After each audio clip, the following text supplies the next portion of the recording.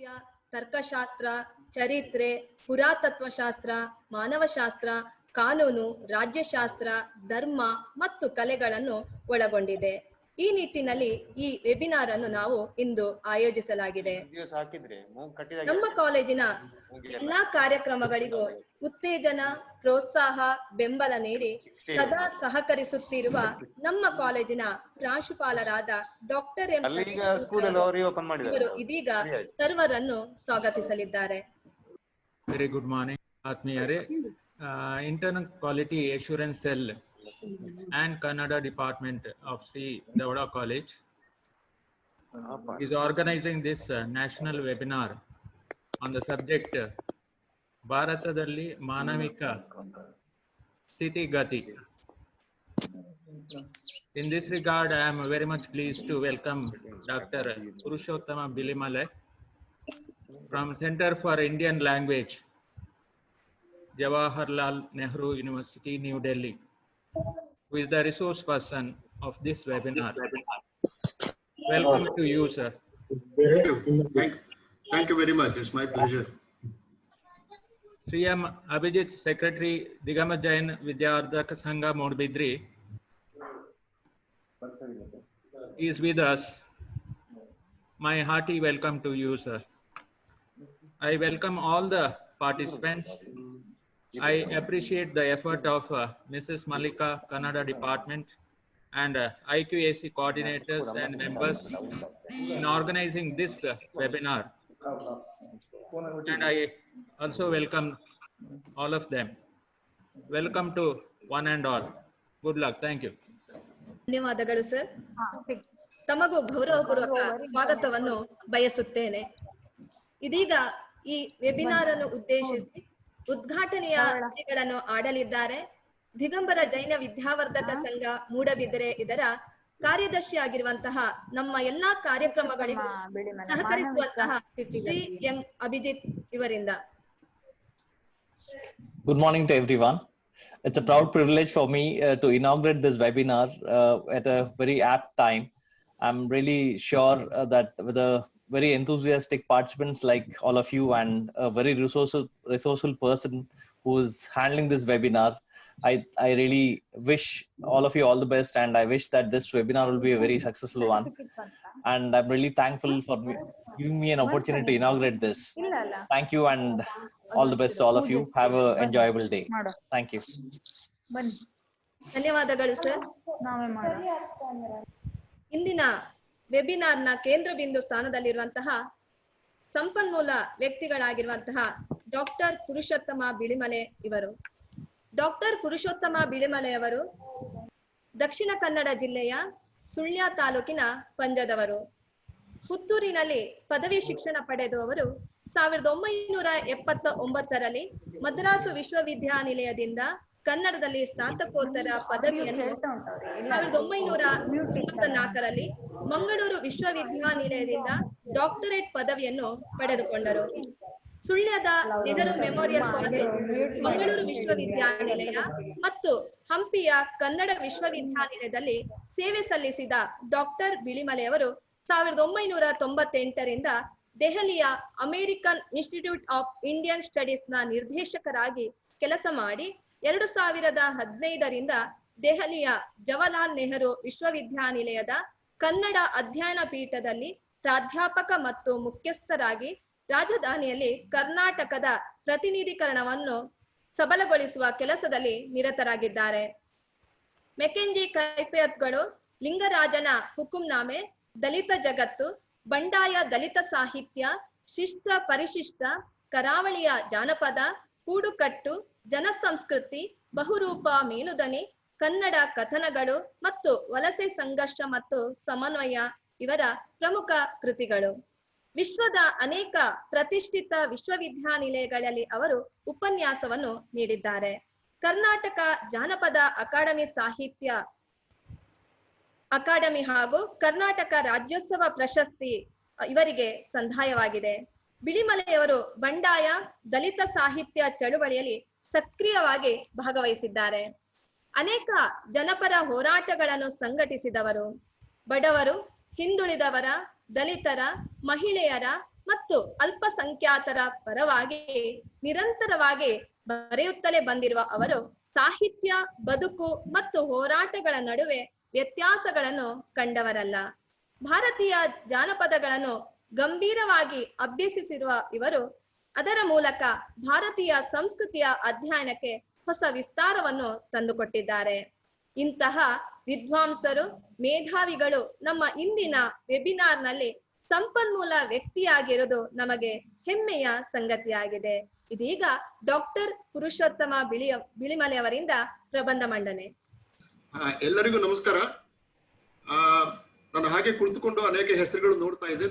ನಾನು ಮಂಗಳೂರಲ್ಲಿದ್ದಾಗ ನನ್ನ ಜೊತೆ ಓದಿದ ಅಥವಾ ನನ್ನ ವಿದ್ಯಾರ್ಥಿಗಳಾಗಿದ್ದ ಅನೇಕರನ್ನ ಕಂಡು ಬಹಳ ಸಂತೋಷ ಆಯ್ತು ನನಗೆ. ಆಮೇಲೆ ಧವಳ ಕಾಲೇಜ್ ಬಹಳ ಹಿಂದಿನಿಂದಲೂ ನನಗೆ ಪ್ರಿಯವಾದ ಕಾಲೇಜು. ಪುಂಡಿಕಾಯಿ ಗಣಪಯ್ಯ ಭಟ್ರು ಇದ್ರು, ಅಲ್ಲಿ ಅಜಿತ್ ಪ್ರಸಾದ್ ಇದ್ರು. ಆಮೇಲೆ ಮೂಡುಬಿದಿರೆ ಸ್ವಾಮಿಗಳು ಡೆಲ್ಲಿಗೆ ಬರ್ತಾ ಇರ್ತಾರೆ. ಇದೆಲ್ಲ ಪ್ರಿಯವಾದ. ಹಾಗಾಗಿ ಮಲ್ಲಿಕಾ ಮೇಡಮ್ ಫೋನ್ ಮಾಡಿದಾಗ ನಾನು ಒಪ್ಕೊಂಡೆ. ಕೆಲವು ವಿಷಯಗಳನ್ನಾದ್ರೂ ನಾವು ಈ ಸಂದರ್ಭದಲ್ಲಿ ಚರ್ಚೆ ಮಾಡಬಹುದು ಅಂತ ಹೇಳಿ, ಬಹಳ ಮುಕ್ತವಾಗಿ ಚರ್ಚೆ ಮಾಡಬಹುದು ಅಂತ. ನಾನು ಒಂದು PPT ಮಾಡಿದ್ದೇನೆ, ಪವರ್ ಪಾಯಿಂಟ್ ಮಾಡಿದ್ದೇನೆ. ಅದರಲ್ಲಿ ಕೆಲವು ಅಂಕಿ ಅಂಶಗಳು ಇರೋದರಿಂದಾಗಿ ನಾನು ಸುಮ್ಮನೆ ಅದನ್ನ ಬಾಯಲ್ಲಿ ಹೇಳುವುದಕ್ಕಿಂತ ನೀವು ಅದನ್ನ ನೋಡ್ಬೋದು, ಮತ್ತು ಯಾರಾದರೂ ನಿಮಗೆ ಇದರಲ್ಲಿ ಆಸಕ್ತಿ ಇದ್ರೆ ನೀವು ಅದನ್ನ ನೋಟ್ ಮಾಡ್ಕೊಳ್ಬಹುದು. ಹಾಗಾಗಿ ನಾನೀಗ PPTಗೆ ಹೋಗ್ತೇನೆ ಮತ್ತು ನನ್ನ ಪ್ರೆಸೆಂಟೇಶನ್ ಆದ್ಮೇಲೆ ನಾನು ಏನು ಹೇಳಿದ್ದೇನೆ ಅದು ಬಹಳ ಮುಕ್ತವಾದ ಒಂದು ಚರ್ಚೆಗೆ ಒಳಪಡಬೇಕು. ಯಾಕಂದ್ರೆ ಇಡೀ ಹ್ಯುಮ್ಯಾನಿಟೀಸ್ ಅಂತ ನಾವು ಏನು ಹೇಳ್ತೀವಿ ಅದು ವಿಶ್ಲೇಷಣಾತ್ಮಕವೂ ವಿಮರ್ಶಾತ್ಮಕವೂ ಆಗಿರ್ಬೇಕು. ನಾವು ಹ್ಯುಮ್ಯಾನಿಟೀಸ್ ಅಂತ ಹೇಳುದು ಅದರಲ್ಲಿ ಯಾವ ಸಬ್ಜೆಕ್ಟ್ಗಳೆಲ್ಲ ಬರ್ತದೆ ಎಂಬುದನ್ನ ಈಗಾಗಲೇ ಮಲ್ಲಿಕಾ ಮೇಡಮ್ ಅವರು ಹೇಳಿದ್ರು. ಆ ಎಲ್ಲ ಕ್ಷೇತ್ರ ಏನಿದೆ, ಹಿಸ್ಟ್ರಿ ಇರ್ಬೋದು, ಎಕನಾಮಿಕ್ಸ್ ಇರ್ಬೋದು, ಸೋಶಿಯಾಲಜಿ ಇರ್ಬೋದು, ಅಥವಾ ನೀವು ಕೆಲಸ ಮಾಡುವಂತ ಭಾಷೆ ಮತ್ತು ಸಾಹಿತ್ಯ ಅಂತ ನಾವೇನ್ ಹೇಳ್ತೀವಿ, ಅದರಲ್ಲಿ ಈ ಭಾಷೆ ಮತ್ತು ಸಾಹಿತ್ಯಕ್ಕೆ ಸಂಬಂಧಪಟ್ಟ ಹಾಗೆ ಹ್ಯುಮ್ಯಾನಿಟೀಸ್ ಅಲ್ಲಿ ಕೆಲಸ ಮಾಡುವ ನಮಗೆಲ್ಲರೂ ಕೂಡ ಒಂದು ಬಹಳ ಮುಖ್ಯವಾಗಿ ಇರಲೇಬೇಕಾದಂತ ಗುಣ ಅಥವಾ ಆ ಸಬ್ಜೆಕ್ಟ್ ಅಂತ ನಾವು ಏನ್ ಹೇಳ್ತೀವಿ, ಆ ಡಿಸಿಪ್ಲಿನ್ ಹ್ಯುಮ್ಯಾನಿಟೀಸ್ ಅಂತ ನಾವು ಏನ್ ಹೇಳ್ತೀವಿ, ಅದು ನಿಜವಾಗ್ಲೂ ಅಪೇಕ್ಷೆ ಮಾಡುವಂತದ್ದು ವಿಶ್ಲೇಷಣೆ ಮತ್ತು ವಿಮರ್ಶೆ.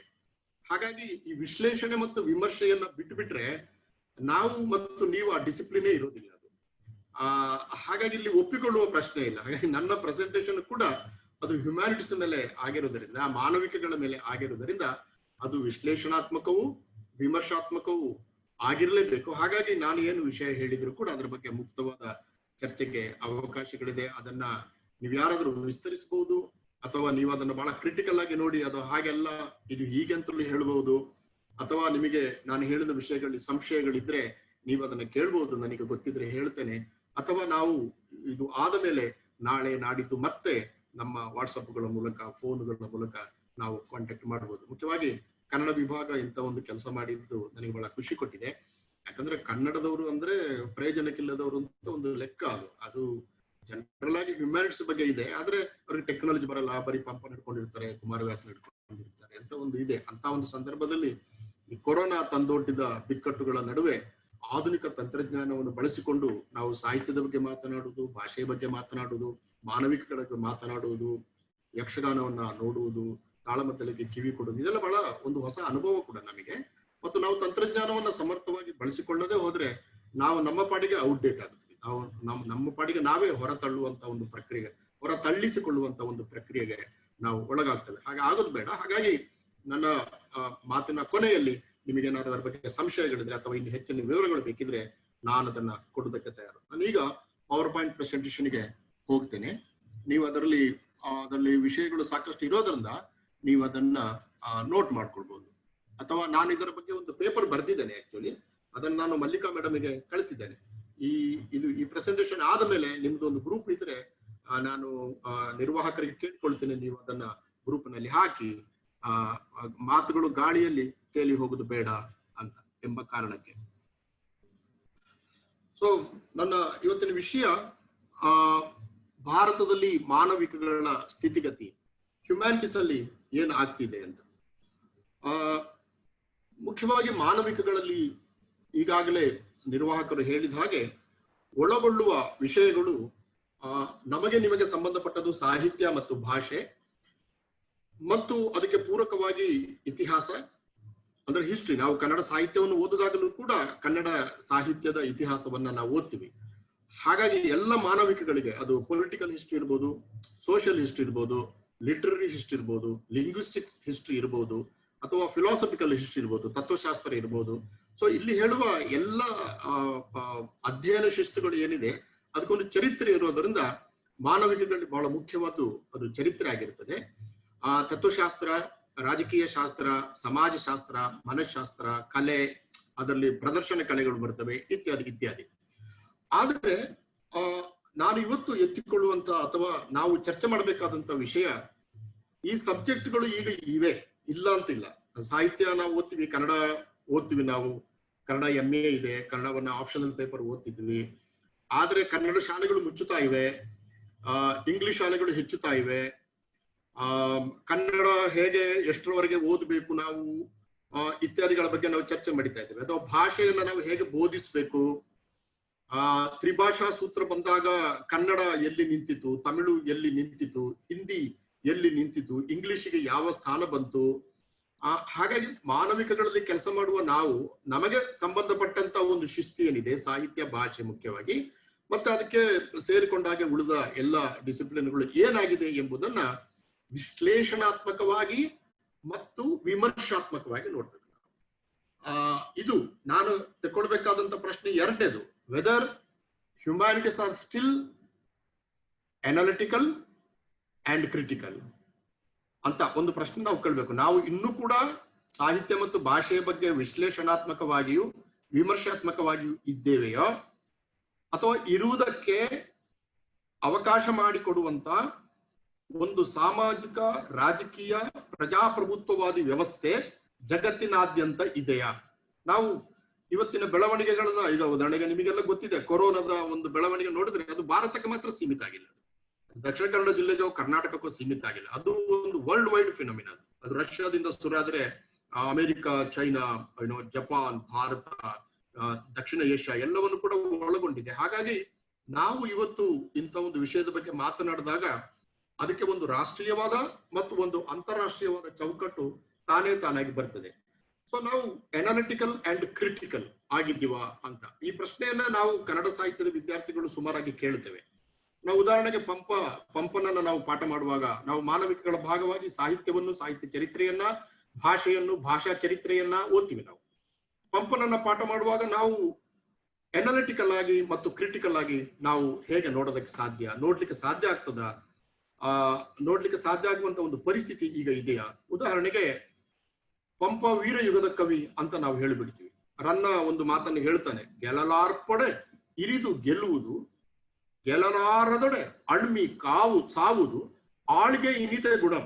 10ನೇ ಶತಮಾನದ ಒಬ್ಬ ಕವಿ, ಗೆಲ್ಲಲಾರ್ಪಡೆ ಇರಿದು ಗೆಲ್ಲುವುದು, ಗೆಲ್ಲುವುದಾಗಿದ್ದರೆ ಇರಿದು ಗೆಲ್ಲುವುದೇ, ಗೆಲ್ಲಲಾರದೊಡೆ ಗೆಲ್ಲಿಕ್ಕೆ ಆಗದಿದ್ರೆ ಹೋರಾಡಿ ಸಾಯುವುದು, ಆಳ್ಗೆ ಇನಿತೆ ಗುಣಂ ಅಂತ. ಇಷ್ಟರ ಮಟ್ಟಿಗೆ ಒಂದು ವೀರಯುಗದ ಪರಿಣಾಮವನ್ನ ಕವಿಗಳು ಇಟ್ಕೊಂಡಿದ್ದಾರೆ. ಹಾಗಾಗಿ ಅದರ ಪರಿಣಾಮವಾಗಿ ಪಂಪ ವಿಕ್ರಮಾರ್ಜುನ ವಿಜಯವನ್ನು ಬರೀತಾನೆ ಮತ್ತು ಇಂತರ ಅನೇಕ ಕಾವ್ಯಗಳು 10ನೇ ಶತಮಾನದಲ್ಲಿ ಬಂದಿದೆ.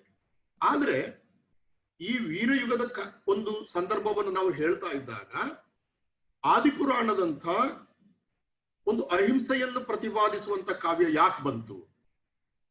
ಇದು ಪ್ರಶ್ನೆ. ಅಂದ್ರೆ ನಿಮಗೆ ಪ್ರಶ್ನೆ ಉತ್ತರ ಗೊತ್ತಿಲ್ಲ ಅಂತಲ್ಲ, ನಾನು ಹೇಳ್ತಾ ಇರೋದು ಮಾನವಿಕಗಳಲ್ಲಿ ನಾವು ಪಂಪನನ್ನು ಪಾಠ ಮಾಡುವಾಗ ಪಂಪನನ್ನು ಪಾಠ ಮಾಡ್ತೇವೆ. ನಾವು 12ನೇ ಆಶ್ವಾಸದಿಂದ ಸುರಾದರೆ ಅಥವಾ 1ನೇ ಆಶ್ವಾಸದಿಂದ ನಾವು ಪಾಠ ಮಾಡ್ತೇವೆ. ರನ್ನನ ಗದಾಯುಧವನ್ನ ಚಿಕ್ಕ ಕಾವ್ಯ ಅದು, ಅದನ್ನು ನಾವು ಪಾಠ ಮಾಡ್ತೇವೆ.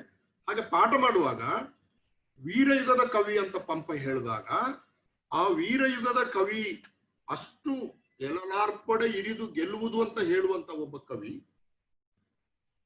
ಅದಕ್ಕೆ ವಿರುದ್ಧವಾದ, ವೀರತ್ವಕ್ಕೆ ವಿರುದ್ಧವಾದಂತ ಮತ್ತು ಜೈನ ಪರಂಪರೆಗೆ ಅನುಗುಣವಾದಂತ ಅಹಿಂಸೆಯನ್ನು ಪ್ರತಿಪಾದಿಸುವಂತ ಒಂದು ಆದಿಪುರಾಣವನ್ನು ಯಾಕೆ ಬರೀತಾನ? ಹಾಗಾದ್ರೆ 10ನೇ ಶತಮಾನದ ವೀರತ್ವಕ್ಕೂ 10ನೇ ಶತಮಾನದ ಅಹಿಂಸಾ ಪ್ರತಿಪಾದನೆಗೂ ಇರುವಂತ ಸಂಬಂಧ ಏನು? ಹಾಗಾದ್ರೆ ಅಹಿಂಸೆಯೂ ಕೂಡ ಅತ್ಯಂತ ವೀರತ್ವದಿಂದಲೇ ಪ್ರತಿಪಾದಿಸಲ್ಪಟ್ಟಿದೆಯಾ? ಉದಾಹರಣೆಗೆ ಜನ್ನನ ಕಾವ್ಯ ನಿಮಗೆ ನೋಡಿದ್ರೆ ಗೊತ್ತಿದೆ, ಅಲ್ಲಿ ಅಹಿಂಸೆ ಬರೀ ಒಂದು ಹಿಟ್ಟಿನ ಸಂಕಲ್ಪ ಹಿಂಸೆಯಿಂದಲೇ ಏನು ಅನ್ಯಾಯ, ಏನು ತೊಂದರೆಗಳಾಯ್ತು ಎಂಬುದನ್ನ ಜನ್ನನ ಯಶೋಧರ ಚರಿತ್ರೆ ಹೇಳ್ತದೆ. ಅಂದ್ರೆ ಅಹಿಂಸೆಯೂ ಕೂಡ ಅದು ಆಂತರ್ಯದಲ್ಲಿ ಒಂದು ವೀರತ್ವವನ್ನು ಒಳಗೊಂಡಿದೆಯಾ ಅಥವಾ ವೀರತ್ವವನ್ನು ನಿರಾಕರಿಸ್ತದೆ ಅದು. ಸೊ ಇದು ಒಂದು ವಿಶ್ಲೇಷಣೆಗೆ ಒಳಪಡಬೇಕಾದಂತ ವಿಷಯ. ನಾನು ಹೇಳುವಂಥದ್ದು ಹಾಗೆ ನಾವು ಆ ಮಾನವಿಕಗಳನ್ನು ಅಭ್ಯಾಸ ಮಾಡುವಾಗ ಈ ಪ್ರಶ್ನೆಗಳನ್ನ ಕೇಳಿಕೊಂಡು ನಾವು ಮುಂದೆ ಹೋಗ್ತೇವೆ. ಧರ್ಮ ಈಗ ತುಂಬಾ ನಾವು ಏನು ಚರ್ಚೆಯಲ್ಲಿರುವ ಚಾಲ್ತಿಯಲ್ಲಿರುವ ಒಂದು ಶಬ್ದ. ಅದು ಹಿಂದೂ ಧರ್ಮ ಇರ್ಬೋದು, ಮುಸಲ್ಮಾನ ಧರ್ಮ ಇರ್ಬೋದು, ಕ್ರಿಶ್ಚಿಯಾನಿಟಿ ಇರ್ಬೋದು, ಯಾವ ಧರ್ಮ ಇರ್ಬೋದು, ಇಡೀ ಜಗತ್ತಿನಾದ್ಯಂತ ಹೀಬ್ರುಗಳು, ಆಮೇಲೆ ಇರಾನ್ ನಲ್ಲಿ ಎಲ್ಲಾ ಕಡೆ ಬೌದ್ಧ ಧರ್ಮ, ರೋಹಿಂಗ್ಯಾ ನಾವು ನೋಡಿದ್ದೇವೆ. ರೋಹಿಂಗ್ಯಾ ಬೌದ್ಧ ಧರ್ಮ, ಅದು ಅಹಿಂಸೆಗೆ ಹೆಸರುವಾಸಿಯಾದಂತ ರೋಹಿಂಗ್ಯಾ ಒಂದು ಅಹಿಂಸೆಯಿಂದಲೇ ನಮಗೆಲ್ಲ ಪ್ರಿಯವಾದಂತ ಒಂದು ಬೌದ್ಧ ಧರ್ಮ. ಇವತ್ತು ಬರ್ಮಾದಲ್ಲಿ ಏನಾಗ್ತಾ ಇದೆ, ಶ್ರೀಲಂಕಾದಲ್ಲಿ ಏನಾಗ್ತಾ ಇದೆ ಅಂತ ನಮಗೆ ಗೊತ್ತಿದೆ. ಈಗ ಅಲ್ಲಿ BBS ಅಂತ ಒಂದು ಆರ್ಗನೈಸೇಷನ್ ಬಂದಿದೆ ಶ್ರೀಲಂಕಾದಲ್ಲಿ, BBS ಬೋರೋ ಬುದೂರು ಸಂಗಮ್ ಅಂತ. ಅದು ಇಟ್ಸ್ ಎ ಮಿಲಿಟೆಂಟ್ ಬುದ್ಧಿಸಂ. ಅದು ನೋಡಿ, ಆ ಶಬ್ದವೇ ಎಷ್ಟು ವಿಚಿತ್ರವಾಗಿದೆ. ಮಿಲಿಟೆಂಟ್ ಬುದ್ಧಿಸಂ ಅಂದ್ರೆ ಮಿಲಿಟೆಂಟ್ ಬುದ್ಧಿಸಂ ಅಂತ, ಅದು BBS. ಅದು ಅವರಲ್ಲಿ ಬಹಳ ಹಿಂಸೆಯಲ್ಲಿ ತೊಡಗಿದ್ದಾರೆ. ರೋಹಿಂಗ್ಯಾಗಳನ್ನ ಓಡಿಸಿದ್ದನ್ನು ನಾವು ಕಂಡಿದ್ದೇವೆ. ಹಾಗಾದ್ರೆ ಬುದ್ಧ ಅಹಿಂಸೆಯನ್ನು ಪ್ರತಿಪಾದಿಸಿದ, ಬುದ್ಧ ಅಹಿಂಸೆಯನ್ನು ಪ್ರತಿಪಾದಿಸಿದ ಅಂತ ನಾವು ಹೇಳಿದಾಗ, ಮಾನವಿಕಗಳಲ್ಲಿ ನಾವು ಪಾಠ ಮಾಡ್ತಾ ಇದ್ದಾಗ, ನಮ್ಮ ಸಮಕಾಲೀನ ಕಾಲದಲ್ಲಿ ಬೌದ್ಧ ಧರ್ಮ ಹೇಗಾಗಿದೆ ಎಂಬುದರ ಬಗ್ಗೆ ನಮ್ಮ ಗಮನ ಹರಿತದ. Are we analytical towards Buddha Dharma? ನಮ್ಮಲ್ಲಿ ಈಗ ಅಂದ್ರೆ ನಾನು ಸ್ವಲ್ಪ ಮುಕ್ತವಾಗಿನೇ ಮಾತಾಡ್ತಾ ಇದ್ದೇನೆ, ನೀವು ಯಾರು ತಪ್ಪು ತಿಳ್ಕೋಬಾರ್ದು. ಈಗ ನಮ್ಮಲ್ಲಿ ಅನೇಕ ದಲಿತರು ನಾವು ಬೌದ್ಧ ಧರ್ಮಕ್ಕೆ ಕನ್ವರ್ಟ್ ಆಗ್ತೀವಿ ಅಂತ ಹೇಳಿದ್ರು. ಅಂಬೇಡ್ಕರ್ ಬೌದ್ಧ ಧರ್ಮಕ್ಕೆ ಕನ್ವರ್ಟ್ ಆದ್ರು. ಹಾಗಾಗಿ ಬೌದ್ಧ ಧರ್ಮ ಒಂದು ಆದರ್ಶ ಅಂತ ನಾವು ಇಟ್ಟುಕೊಂಡು ಬೌದ್ಧ ಧರ್ಮಕ್ಕೆ ಹೋಗ್ತಾ ಇದ್ದೇವೆ. ನಾನು ಅದನ್ನ ಹೋಗುದನ್ನ ತಪ್ಪು ಸರಿ ಅಂತ ಹೇಳ್ತಾ ಇಲ್ಲ.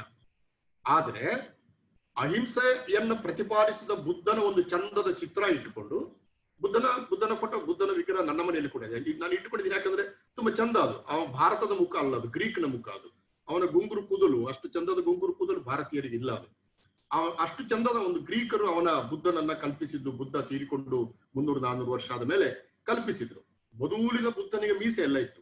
ಅಂದ್ರೆ ಅತ್ಯಂತ ಪ್ರಾಚೀನವಾದ ಅಫ್ಘಾನಿಸ್ತಾನದಲ್ಲಿ ದೊರಕಿದ ಬುದ್ಧ, ಬಿಹಾರದಲ್ಲಿ ದೊರಕಿದ ಬುದ್ಧನಿಗೆ ಮೀಸೆ ಎಲ್ಲ ಇತ್ತು. ಆದ್ರೆ ನಾವಿವತ್ತು ಮನೆಯಲ್ಲಿ ಇಟ್ಕೊಂಡಿರುವ ಬುದ್ಧನೆಲ್ಲ ಮೀಸೆ ಇಲ್ಲ, ಚಂದ ಇದ್ದಾನ, ಒಂದು ಚಂದ. ಬಹಳ ಜನ ಬುದ್ಧನನ್ನು ಇಟ್ಟುಕೊಳ್ಳೋದು ಎಷ್ಟು ಚಂದ ಅಲ್ವಾ ಅಂತ, ಎಷ್ಟು ಚಂದ ಇದೆ ಅಂತ, ದಟ್ಸ್ ಫೈನ್.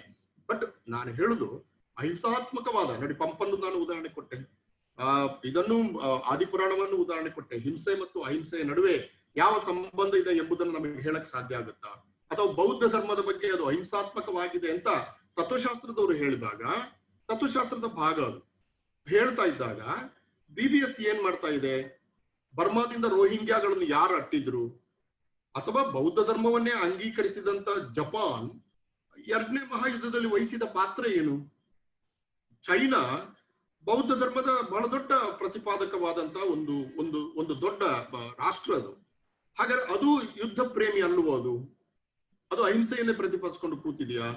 ಜಪಾನ್ ಈಗ ಅಫ್ಕೋರ್ಸ್ 2ನೇ ಮಹಾಯುದ್ಧದಲ್ಲಿ ಸರ್ವನಾಶ ಆದಂತ ಜಪಾನ್, ಆಮೇಲೆ ಅದು ಮತ್ತೆ ಹಿಂದಕ್ಕೆ ಬಂದು, ಈಗ ಅದು ನಾನು ಒಂದು 5-6 ತಿಂಗಳು ಜಪಾನ್ ನಲ್ಲಿ ಇದ್ದೆ, ನಾನು ಕಂಡಿದ್ದೇನೆ. ಈಗ ಅವರು ಬಹಳ ಸೌಮ್ಯವಾದಂತ ಒಂದು ರೂಪದಲ್ಲಿ ಇದ್ದಾರೆ. ಆದ್ರೆ 2ನೇ ಮಹಾಯುದ್ಧದಲ್ಲಿ ಜಪಾನ್ ಅವರು ಮಾಡಿದಂತ ಹಿಂಸೆ ಅಸಾಮಾನ್ಯವಾದದ್ದು. ಕೊರಿಯಾದ ಮೇಲೆ, ಚೈನಾದ ಮೇಲೆ ಮಾಡಿದ್ದು. ಹಾಗಾದ್ರೆ ಬೌದ್ಧ ಧರ್ಮವನ್ನು ನಾವು ಒಂದು ಶಾಂತಿಯನ್ನು ಪ್ರಸರಿಸಿದ ಧರ್ಮ ಅಂತ ಹೇಳಿದಾಗ, ಆ ಧರ್ಮ ಹೀಗೆ ಯಾಕೆ ಆಗಿದೆ ಅಂತ ನಮಗೆ ಅನಾಲಿಟಿಕಲ್ ಆಗಿ ಹೇಳಲಿಕ್ಕೆ ಸಾಧ್ಯ ಆಗ್ತದಾ? ಹೇಳುವ ಧೈರ್ಯ ಇದೆಯಾ ನಮಗೆ?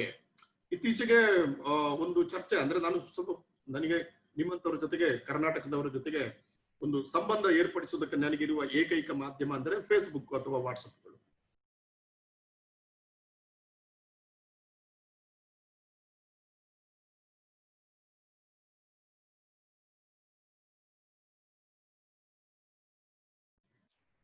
ಓಕೆ, ಕೇಳ್ತಾ ಇದೆಯಲ್ಲ Mallika madam? Okay okay okay. ಹಾಗಾದ್ರೆ ನಾವು ಇದರ ಬಗ್ಗೆ ಮಾತಾಡಿದಾಗ ನಮ್ಮ ಸಮಕಾಲೀನ ಬೆಳವಣಿಗೆಗಳನ್ನು ಇಟ್ಟುಕೊಂಡು are we critical, are we analytical? ಉದಾಹರಣೆಗೆ ಪಂಪನಿಗೆ ಮತ್ತೆ ಹೋಗ್ತೀನಿ ನಾನು, ಆಮೇಲೆ ಮುಂದಿನ ಸ್ಲೈಡ್ಗೆ ನಾನು ಹೋಗ್ತೀನಿ. ಪಂಪ ಆದಿಪುರಾಣದ ಕೊನೆಯಲ್ಲಿ ಅಲ್ಲ, 10ನೇ ನೋಡ್ಬೇಕು, ನನಗೆ ಅದರ ಆಶ್ವಾಸ ಸರಿ ನೆನಪಿಲ್ಲ. ಅಲ್ಲಿ ಧರ್ಮದ ಬಗ್ಗೆ ಮಾತಾಡ್ತಾನೆ ಪಂಪ. ವಿದಿತಂ ಮೂರ್ಧಾಭಿಷಿಕ್ತರು, ಪಲಬರ್ ಅರಸುಗಳು, ಪ್ರಾಜ್ಯ ಸಾಮ್ರಾಜ್ಯ ಲಕ್ಷ್ಮೀ ಪದಮಂ ಕೈಕೊಂಡು ತಮ್ಮಂ ಮರೆತು ವಿಷಯ ಭೋಗಾಸವಾತ್ಯಂತ ಸೇವಾ ಮದದಿಂದ ಧರ್ಮಪೋತಚ್ಯುತ. ನೋಡಿ ಮಾತನ್ನು ಹೇಳ್ತಾನೆ, ಯಾರು ಅಧಿಕಾರವನ್ನು ಹಿಡಿತಾರೋ ವಿದಿತಂ ಮೂರ್ಧಾಭಿಷಿಕ್ತರು, ಮೂರ್ಧ ಅಂದ್ರೆ ತಲೆಗೆ ಅಭಿಷಿಕ್ತರಾದಂತಹ ಮಹಾರಾಜರುಗಳು, ವಿದಿತಂ ಮೂರ್ಧಾಭಿಷಿಕ್ತರು, ಹಲವರ ರಸುಗಳು ರಾಜ್ಯ ಸಾಮ್ರಾಜ್ಯ ಲಕ್ಷ್ಮೀ ಪದಮಂ ಕೈಕೊಂಡು, ಸಾಮ್ರಾಜ್ಯ ಲಕ್ಷ್ಮೀ ಪದಮಂ ಕೈಕೊಂಡು, ಮುಂದಿನ ಸಾಲು ಗಮನಿಸಿ, ತಮ್ಮಂ ಮರೆತು, ಅಧಿಕಾರಕ್ಕೆ ಬಂದ ತಕ್ಷಣ ತಮ್ಮಂ ಮರೆತು ವಿಷಯ ಭೋಗಾಸವಾತ್ಯಂತ ಸೇವಾ ಮದದಿಂದ, ನೋಡಿ ವಿಷಯ ಭೋಗಾಸವಾತ್ಯಂತ ಸೇವಾ ಮದದಿಂದ ಧರ್ಮವೆಂಬ ದೋಣಿಯಿಂದ ಜಾರಿ ಬೀಳ್ತಾರೆ. ಧರ್ಮಪೋತಚ್ಯುತರು, ಧರ್ಮವೆಂಬ ದೋಣಿಯಿಂದ ಜಾರಿ ಬೀಳ್ತಾರೆ. ಆದ್ರೆ 10ನೇ ಶತಮಾನದ ಪಂಪ ಧರ್ಮದ ಬಗ್ಗೆ ಇಷ್ಟು ಕ್ರಿಟಿಕಲ್ ಆಗಿರೋದು ಹೌದಾಗಿದ್ರೆ, ಅದನ್ನು ನಾವು ಓದ್ತೀವಿ, ನಮ್ಮ ಮಕ್ಕಳಿಗೆ ಪಾಠ ಮಾಡೋದು ಹೌದಾಗಿದ್ರೆ, ನಮ್ಮ ಸಮಕಾಲೀನ ಧರ್ಮಗಳು ಏನ್ ಮಾಡ್ತಾ ಇದ್ದಾವೆ ಅಂತ ಒಂದು ನಾವು ಕ್ರಿಟಿಕಲ್ ಆಗಿ ಇರ್ಬೇಕು ಬೇಡವಾ? ಯಾಕೆ ನಮಗೆ ಇರಕ್ ಆಗ್ತಾ ಇಲ್ಲ ಎಂಬುದೇ ಪ್ರಶ್ನೆ. ಯಾಕೆ ನಮಗೆ ಇರಕ್ ಆಗ್ತಾ ಇಲ್ಲ? ನಾವು ಅಂದ್ರೆ ವರ್ತಮಾನದ ಬೌದ್ಧ ಧರ್ಮದ ಹಿಂಸೆ, ವರ್ತಮಾನದ ಧಾರ್ಮಿಕ ಧರ್ಮದ ಹೆಸರಿನಲ್ಲಿ ನಡೆಯುವ ಅಧಾರ್ಮಿಕ ಪ್ರಕ್ರಿಯೆಗಳು, ಇದರ ಬಗ್ಗೆ ನಾವು ಯಾಕೆ ಅನಾಲಿಟಿಕಲ್ ಆಗಿ ಕ್ರಿಟಿಕಲ್ ಆಗಿ ಇರ್ಲಿಕ್ಕೆ ಆಗುದಿಲ್ಲ ಅಂತ ಒಂದು ಪ್ರಶ್ನೆ ಹಾಕೊಂಡಾಗ, ಕಂಟೆಂಪರರಿ ಇಂಡಿಯಾದಲ್ಲಿ, ಇವತ್ತಿನ ಭಾರತದಲ್ಲಿ ಮಾನವಿಕಗಳು ಯಾವ ಕಡೆ ಚಲಿಸ್ತಾ ಇದೆ ಎಂಬ ಒಂದು ಚಿತ್ರ ಸಿಗ್ತದೆ. ಅಂದ್ರೆ ನಾವು ಹಿಸ್ಟೋರಿಕಲಿ ರೈಟ್, ಚಾರಿತ್ರಿಕವಾಗಿ ನಾವು ಅದನ್ನು ಹೇಳ್ತೇವೆ ನಾವು. ಆದ್ರೆ ಅದೇ ಪರಿಸ್ಥಿತಿ ವರ್ತಮಾನ ಕಾಲಕ್ಕೆ ಬಂದಾಗ ನಾವು ಅನಾಲಿಟಿಕಲ್ಲೂ ಆಗಿರೋದಿಲ್ಲ, ಕ್ರಿಟಿಕಲ್ಲೂ ಕೂಡ ಆಗಿರೋದಿಲ್ಲ. ಇದು ನಮಗೆ ಬೇಡ ಅಂತ ಬಾಯಿ ಮುಚ್ಕೊಂಡು ಕೂತಿರ್ತೀವಿ ನಾವು. ಈಗ ಮಾಡಿದಾಗ ಏನಾಗ್ತದೆ ಅಂತಂದ್ರೆ ಮಾನವಿಕಗಳು ಅವಂತಿಯತ್ತ ಸಾಗ್ತವೆ. Decline of humanities leads to death of language and philosophy. Decline of humanities ಅಧಪ್ಪತನ ಅಂತಿಮವಾಗಿ ಭಾಷೆ ಮತ್ತು ತತ್ವಶಾಸ್ತ್ರದ ಸಾವಿಗೆ ಕಾರಣವಾಗ್ತಾ ಇದೆ. ಸೊ ಇವತ್ತಿನ ಜಗತ್ತಿನ ಬಹಳ ದೊಡ್ಡ ಫಿನೋಮಿನಾ ಅಂತಂದ್ರೆ ಅದು ಎಲ್ಲ ಕಡೆ. ನಾನು ಅಮೆರಿಕನ್ ಇನ್ಸ್ಟಿಟ್ಯೂಟ್ ಕೆಲಸ ಮಾಡ್ತಾ ಇದ್ದೆ, ಅಮೆರಿಕಕ್ಕೆ ಹೋಗಿ ಬರ್ತಾ ಇದೆ. ಜಪಾನ್ನಲ್ಲಂತೂ ನಾನು ಒಂದು 6 ತಿಂಗಳು ಇದ್ದೆ. ನಾನು ಬೇರೆ ಬೇರೆ ಕಡೆ ಹೋಗ್ತಾ ಇರ್ತೀನಿ. ನಾನು ಎಲ್ಲ ಕಡೆಯೂ ಕೂಡ, ಭಾರತದಲ್ಲಿಯೂ ಸೇರಿದ ಹಾಗೆ, ಇವತ್ತು ಡಿಕ್ಲೈನ್ ಆಫ್ ಹ್ಯುಮ್ಯಾನಿಟೀಸ್, ನಾನು ನನ್ನ ಸ್ಲೈಡ್ನ ಕೊನೆಯಲ್ಲಿ ಹೇಳಿದೆ, ನಾನು ಅದನ್ನು ಈಗಲೇ ಹೇಳಿಬಿಡ್ತೀನಿ. ನಾನು decline of humanities also leads to crime. ಒಂದು ಕಡೆ ಹಿಂಸೆ ಕಡೆ ನಮ್ಮನ್ನದು ತಕೊಂಡು ಹೋಗ್ತಾ ಇದೆ, ಇನ್ನೊಂದು ಕಡೆ ಭಾಷೆ ಮತ್ತು ತತ್ವಶಾಸ್ತ್ರದ ಸಾವಿಗೆ ಕೂಡ ಕಾರಣ ಆಗ್ತಾ ಇದೆ. ಸೊ ಇದು ಯಾಕೆ ಆಗ್ತಾ ಇದೆ ಅಂತಂದ್ರೆ, ಸಾಹಿತ್ಯ, ಭಾಷೆ, ಇತಿಹಾಸ, ತತ್ವಶಾಸ್ತ್ರ, ರಾಜಕೀಯ ಶಾಸ್ತ್ರ ಇತ್ಯಾದಿಗಳನ್ನ ಹೇಳಿಕೊಡುವಾಗ ನಾವು ಅದನ್ನು ವರ್ತಮಾನದ ಚೌಕಟ್ಟಿನಲ್ಲಿಡಿಸು ಅನಾಲಿಟಿಕಲ್ ಆಗಿ ಮತ್ತು ಕ್ರಿಟಿಕಲ್ ಆಗಿ ಹೇಳುವ ಧೈರ್ಯವನ್ನು ತೋರಿಸ್ತಾ ಇದೆ. ಬೇರೆ ಬೇರೆ ಕಾರಣ, ಅದರ ಕಾರಣಗಳು ಬೇರೆ. ಅದಕ್ಕೆ ರಾಜಕೀಯ ಕಾರಣಗಳಿರ್ಬೋದು, ನಮ್ಮ ವೈಯಕ್ತಿಕ ಆಸಕ್ತಿಗಳು ಇರಬಹುದು, ಅಥವಾ ಎಸ್ಕೇಪಿಸಮ್ ಅಂತ ಹೇಳ್ತೀವಿ, ನಮ್ಮ ಪಲಾಯನವಾದ ಇರಬಹುದು, ಅಥವಾ ಮಧ್ಯಮ ವರ್ಗಕ್ಕೆ ಒಂದಿದೆ, ಅಯ್ಯೋ ನಮಗೆ ಇದೆಲ್ಲ ಯಾಕೆ ಬೇಕಪ್ಪ, ನಮ್ಮ ಪಾಡಿಗೆ ನಾವು ಇದ್ದು ಬಿಡೋಣ ಅಂತ ಆ ಒಂದು ನೇಚರ್ ಇರ್ಬೋದು. ಅನೇಕ ಕಾರಣಗಳಿರ್ಬೋದು. ನಾನು ಆ ಕಾರಣಗಳ ಶೋಧನೆಗೆ ಹೋಗ್ತಾ ಇಲ್ಲ. ಆದ್ರೆ ಮುಖ್ಯವಾಗಿ ಹೇಳಬೇಕಾಗಿದ್ದು, ವಿಶ್ಲೇಷಣಾತ್ಮಕ ಮತ್ತು ವಿಮರ್ಶಾತ್ಮಕವಾಗಿ ನಮಗೆ ಯಾಕೆ ಇರೋಕ್ಕಾಗಲ್ಲ ಮಾನವಿಕಗಳಲ್ಲಿ ಅಂತ ನಿಮಗೊಂದು ಚಿಕ್ಕ ಉದಾಹರಣೆ ಹೇಳಿ ನಾನು ಮುಂದೆ ಹೋಗ್ತೇನೆ. ಡೆಲ್ಲಿಯ ಇಂಡಿಯಾ ಇಂಟರ್ನ್ಯಾಷನಲ್ ಸೆಂಟರ್ ನಲ್ಲಿ ಒಂದು ಉಪನ್ಯಾಸ ನಡೆಯಿತು, ತುಂಬಾ ಚೆನ್ನಾಗಿತ್ತು. ಅದು ICHR, Indian council for historical research ನವರು ಅದನ್ನು ಸ್ಪಾನ್ಸರ್ ಮಾಡಿದ್ರು. ನಾನು ಸಹ ಹೋಗಿದ್ದೆ. ಅವರು ಬಹಳ ಒಳ್ಳೆ ಒಂದು ಭಾಷಣ ಮಾಡಿದ್ರು. ಏನು ಭಾಷಣ ಅಂತಂದ್ರೆ, ರಾಮಾಯಣ ಕಾಲದಲ್ಲಿ ಶ್ರೀಲಂಕಾಕ್ಕೆ ಕೋತಿಗಳು ಹೇಗೆ ಸೇತುವೆ ಕಟ್ಟಿದ್ರು ಅಂತ. ಇದು ಅಂದ್ರೆ ಒಂದು ರಾಮಾಯಣ ಎಂಬ ಒಂದು ಮಹಾಕಾವ್ಯವನ್ನ ಅವರು ಆ ಮಹಾಕಾವ್ಯದ ಗುಣಲಕ್ಷಣಗಳನ್ನ ಗೌಣಗೊಳಿಸಿ ಅದನ್ನ ಚರಿತ್ರೆಗೆ ಪರಿವರ್ತಿಸಿಕೊಂಡ್ರು. ಅಂದ್ರೆ ಅವರು ಇಡೀ ರಾಮಾಯಣವನ್ನು ಓದಿದೆ ಚರಿತ್ರೆಯಾಗಿ ಓದಿದ್ರು. ನಾನು ಅದರಲ್ಲಿ ಚರಿತ್ರೆಯ ಅಂಶಗಳು ಇಲ್ಲ ಅಂತ ಹೇಳ್ತಾ ಇಲ್ಲ, ಆದ್ರೆ ಅವರು ಓದಿದ ಕ್ರಮದಲ್ಲಿ ಅದನ್ನು ಚರಿತ್ರೆಯಾಗಿ ಓದಿದ್ರು. ನಮಗೆ ಕನ್ನಡದಲ್ಲಿ ಹೇಳ್ತಾನೆ, ಕಟ್ಟುಗೆ ಕಟ್ಟದಿರಿಕೆ ಕಡಲಂ ಕಪಿ ಸಂತತಿ. ನಿಮಗೆ ಗೊತ್ತಿದೆ ನೋಡಿ, ಅವನು ಎಷ್ಟು ಕ್ರಿಟಿಕಲ್ ಆಗಿದ್ದವನು, ಎಷ್ಟು ಅನಾಲಿಟಿಕಲ್ ಆಗಿದ್ದವನು. ಕಟ್ಟುಗೆ ಕಟ್ಟದಿರಿಕೆ ಕಡಲಂ ಕಪಿ ಸಂತತಿ. ಮುಂದೆ ಬರ್ತದೆ ಅದು, ಕವಿಬಂಧದೊಳ್ ಕಟ್ಟಿದರಂತೆ ಅಲ್ವಾ. ಮುಟ್ಟಗೆ ಮುಟ್ಟದಿರಿಕೆ ನಭಮಂ ವಾಮನ ಕ್ರಮಮಂ. ವಾಮನ ತನ್ನ ಕಾಲಿನ 3 ಲೋಕವನ್ನು ಅಳದನೋ ಇಲ್ವೋ ನಮಗೆ ಗೊತ್ತಿಲ್ಲ, ಆದ್ರೆ ಕವಿಬಂಧದೊಳ್ ಕಟ್ಟಿದರಂತೆ ಅಂತ ನಾವು ಕಲ್ತ್ಕೊಂಡು ಬಂದಿರ್ತೇವೆ ಲಿಟ್ರೇಚರ್ನವರು. ಆದ್ರೆ ICHR Indian council for historical research ನ ಒಬ್ಬರು ವಿದ್ವಾಂಸರು ಇಡೀ ರಾಮಾಯಣ ಕಾವ್ಯವನ್ನೇ ಹಾಗೆ ಉಳಿತಾರೆ. ನಾವು ಯಕ್ಷಗಾನ ನೋಡ್ತಾ ಇರ್ತೀವಿ, ನಾವು ಆ ಯಕ್ಷಗಾನದಲ್ಲಿ ಹಾರಿದನು ಹನುಮ ಲಂಕೆಗೆ ಅಂತ ಒಂದು ಅದ್ಭುತವಾದ ಪದ್ಯ ಬರ್ತದೆ. ಆವಾಗ ನಮಗೆ ಕಾಣುವ ಕಡಲು, ಆ ಕಡಲು ಕಟ್ಟಿಕೊಡುವಂತ ಒಂದು ಕಲ್ಪನೆ, ಅದನ್ನು ದಾಟುವಂತ ಒಂದು ಹನುಮನ ಕಲ್ಪನೆ, ಅವನ ಹಿನ್ನೆಲೆಗಿದ್ದಂತ ರಾಮನ ಒಂದು ಶಕ್ತಿ, ಇದು ಒಂದು ಒಂದು ಅತ್ಯದ್ಭುತವಾದಂತ ಒಂದು ಫಿಲಾಸಫಿಕಲ್ ಆದಂತ ಒಂದು ಒಂದು ಒಂದು ಒಂದು ಒಂದು ಅಭಿವ್ಯಕ್ತಿಯಾಗಿ ನಮಗೆ ಕಾಣ್ತದೆ. ಬಟ್ ಅವನು ಏನ್ ಮಾಡಿದ ಅಂತಂದ್ರೆ, ಆ ಭಾಷಣಕಾರ ಕೆಲವು ಸ್ಲೈಡ್ಗಳೆಲ್ಲ ತಂದಿದ್ದಾರೆ. ಸಮುದ್ರದ ಕೆಳಗಿಂದ ಕಲ್ಲುಗಳನ್ನೆಲ್ಲ ಎತ್ತಿ ಇದು ವಾನರರು ತಕೊಂಡು ಬಂದದ್ದು ಅಂತ ಹೇಳಿದ. ಆಮೇಲೆ ಕೆಲವು ಸ್ಕೆಲಿಟನ್ಗಳೆಲ್ಲ ತೋರಿಸಿ ಆ ಕಾಲದ ವಾನರಗಳು ಬಹಳ ದೊಡ್ಡದಿದ್ದು ಅಂತೆಲ್ಲ ಹೇಳಿದ್ರು. ಅಂದ್ರೆ ನೋಡಿ, ಸೀತೆಗೋಸ್ಕರ ಕಪಿಗಳು ಕಡಲಿಗೆ ಸೇತುವೆ ಕಟ್ಟಿದ್ರು ಎಂಬ ಒಂದು ಸಾಹಿತ್ಯಿಕ ಪೌರಾಣಿಕ ಕಲ್ಪನೆ ತನ್ನ ಪುರಾಣ ಮತ್ತು ಸಾಹಿತ್ಯದ ಗುಣಗಳನ್ನ ಕಳ್ಕೊಂಡು ಚರಿತ್ರೆಗೆ ಕನ್ವರ್ಟ್ ಆದಾಗ ಇಂಥ ಒಂದು ಭಾಷಣ ಬಂತು. ಸುಮಾರು 1.5 ಗಂಟೆ ಅವರು ಭಾಷಣ ಮಾಡಿದ್ರು. ಚೆನ್ನಾಗಿತ್ತು, ಫೋಟೋಗಳೆಲ್ಲ ತೋರಿಸಿದ್ರು. ಇಂಥದ್ದೇ ಕೆಲವು ಚಿತ್ರಗಳನ್ನ ದ್ವಾರಕಾ ಅನ್ವೇಷಣೆಯಲ್ಲಿ ಕೂಡ ನಾವು ನೋಡಿದ್ದೇವೆ. ದ್ವಾರಕಾ ಎಂಬುದು ಕಡಲ ತಡಿಯಲ್ಲಿ ಇರುವುದು, ಅಲ್ಲಿ ಕೃಷ್ಣನ ಅರಮನೆ ಇತ್ತು ಅಂತ.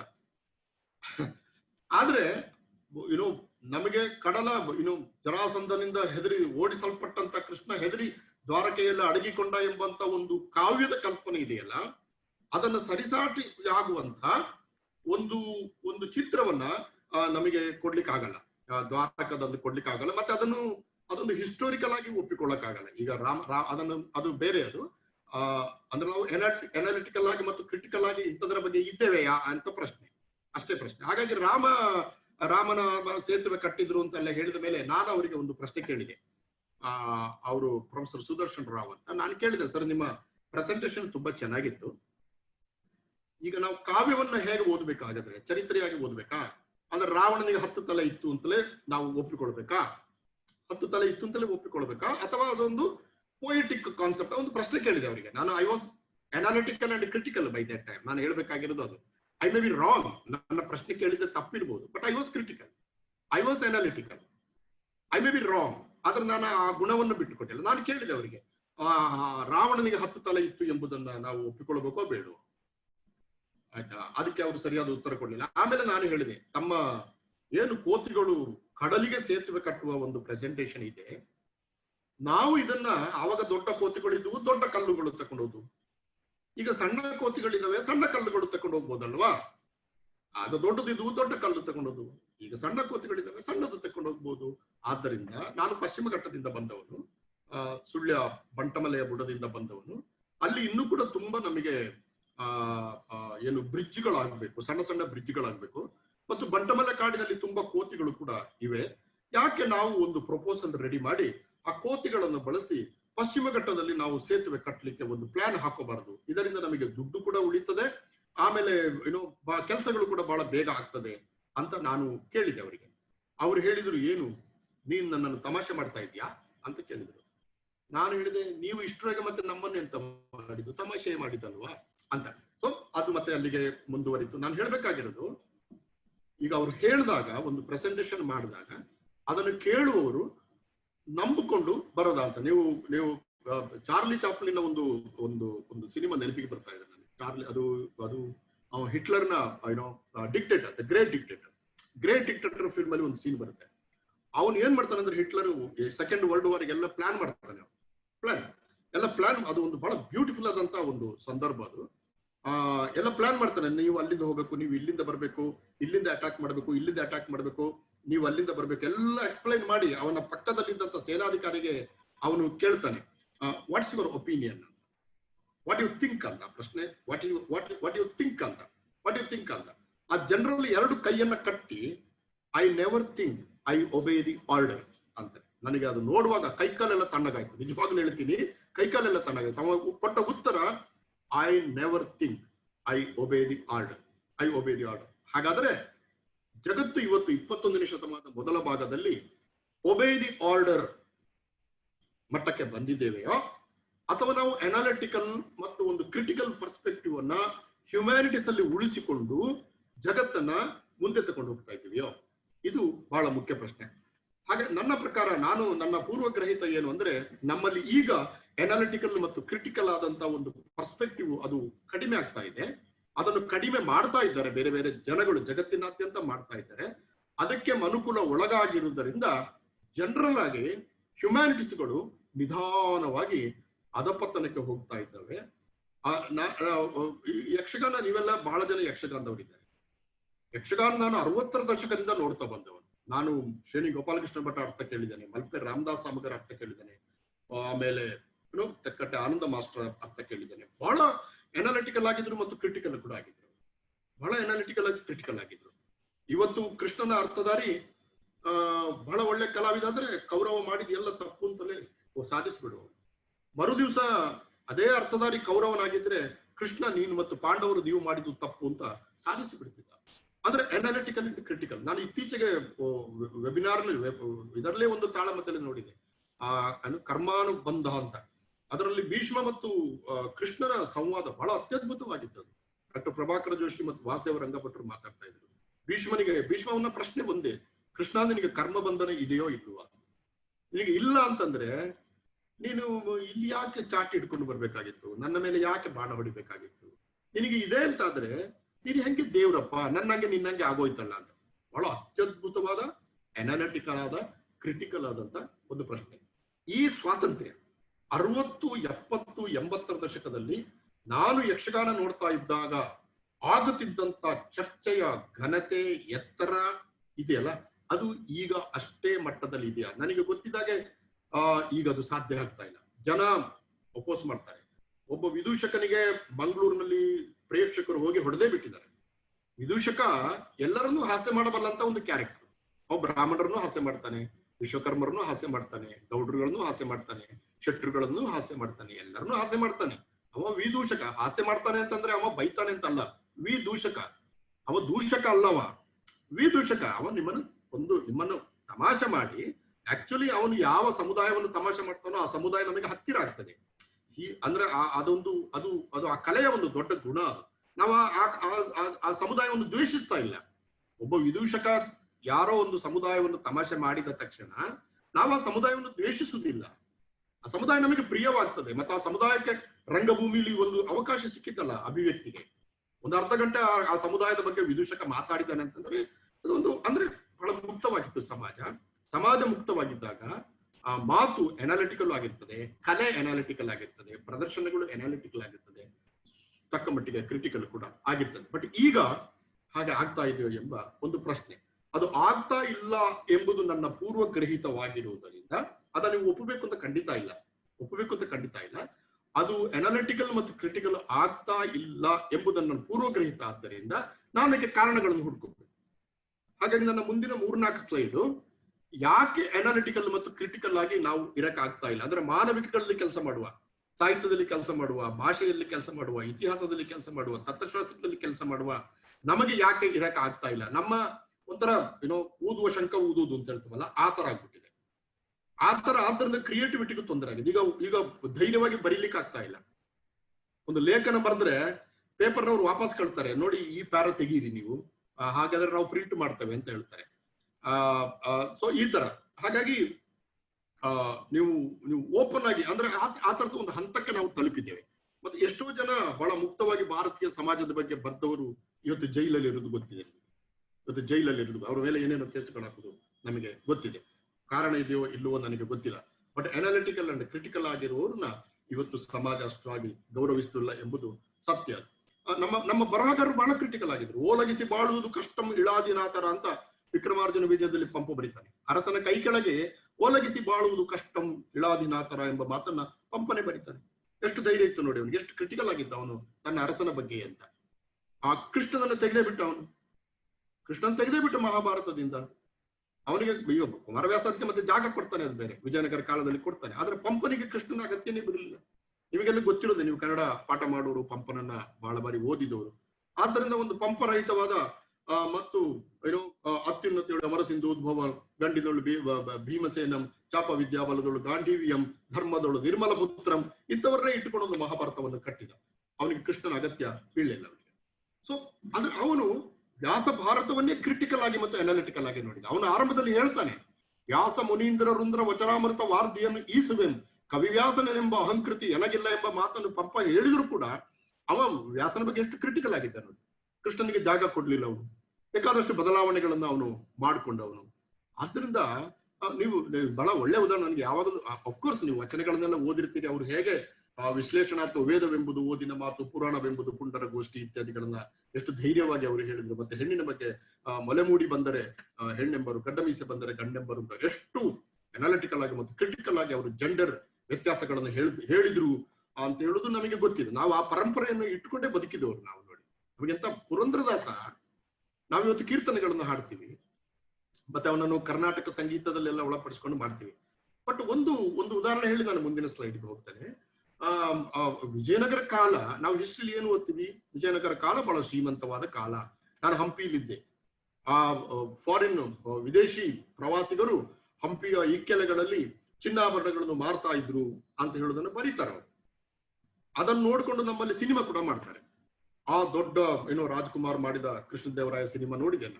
ಜಗ ಜಗ ಅಂತ ಹಾಕುವ ಒಂದು ದೊಡ್ಡ ಕಿರೀಟ, ಆಮೇಲೆ ಮಾರ್ಗದ ಬದಿಯಲ್ಲಿ ಚಿನ್ನಾಭರಣಗಳನ್ನು ಮಾರಿಕೊಂಡು ಅದು ಒಂದು ವೈಭವದ ವಿಜಯನಗರ. ಅಥವಾ ಅಟ್ಲೀಸ್ಟ್ ವಿರೂಪಾಕ್ಷ ದೇವಸ್ಥಾನದ ಎದುರುಗಡೆ ಇರುವಂತ ಒಂದು ಸ್ಟ್ರೀಟ್ ಏನಿದೆ, ನಾನು ಆ ಸ್ಟ್ರೀಟ್ ಅಲ್ಲಿ 6 ವರ್ಷ ಇದ್ದೆ. ಅಲ್ಲಿ ಹೋದಾಗ, ಅಲ್ಲಿ ನಡೆದಾಡುವಾಗೆಲ್ಲ ನನಗೆ ಕೃಷ್ಣದೇವರಾಯ ಸಿನಿಮಾ ನೆನಪಾಗ್ತಾ ಇತ್ತು. ವಿದೇಶಿ ಪ್ರವಾಸಿಗರು ಅಲ್ಲಿ ಬಂದು ಮಾರ್ಗದ ಬದಿಯಲ್ಲಿ ಚಿನ್ನಾಭರಣಗಳನ್ನು ಕೊಳ್ಳುತ್ತಾ ಇದ್ದದನ್ನು ನಾನು ಕಲ್ಪಿಸಿಕೊಂಡು ಸಂತೋಷ ಪಡ್ತಾ ಇದ್ದೆ. ಅದೆಲ್ಲ ಆಯ್ತದ. ಇದೇ ಬೀದಿಯಲ್ಲಿ ಓಡಾಡಿದ ಪುರಂದರದಾಸ ಎಷ್ಟು ಕ್ರಿಟಿಕಲ್ ಆಗಿದ್ದ ಅದೇ ವಿಜಯನಗರದ ಬಗ್ಗೆ ಅಂದ್ರೆ, ಅವ ಎಲ್ಲ ವೈಭವವನ್ನು ನಿರಾಕರಿಸಿ ಲಂಗೋಟಿ ಒಳ್ಳೆದಣ್ಣ, ನಮಗೆ ಲಂಗೋಟಿ ಒಳ್ಳೆದಣ್ಣ ಅಂತ ಬರೀತಾರೆ. ಎಲ್ಲಿದೆ ಪುರಂದರದಾಸ ಹೇಳಿದ ಲಂಗೋಟಿ ಒಳ್ಳೆದಣ್ಣ ಎಂಬ ಒಂದು ಪದ್ಯದಲ್ಲಿ ಲಂಗೋಟಿ ಒಳ್ಳೆದಣ್ಣ ಅಂತ ಹೇಳ್ತಾನೆ. ಹೊಲದಲ್ಲಿ ನನ್ನ ಪ್ರಕಾರ ಅವನು ವಿಜಯನಗರದ ಸಂಪೂರ್ಣ ವೈಭವವನ್ನ ನಿರಾಕರಿಸ್ತಾನೆ. ಎಷ್ಟು ಕ್ರಿಟಿಕಲ್ ಆಗಿದ್ದ ನೋಡಿ ಸಂಪತ್ತಿನ ಬಗ್ಗೆ.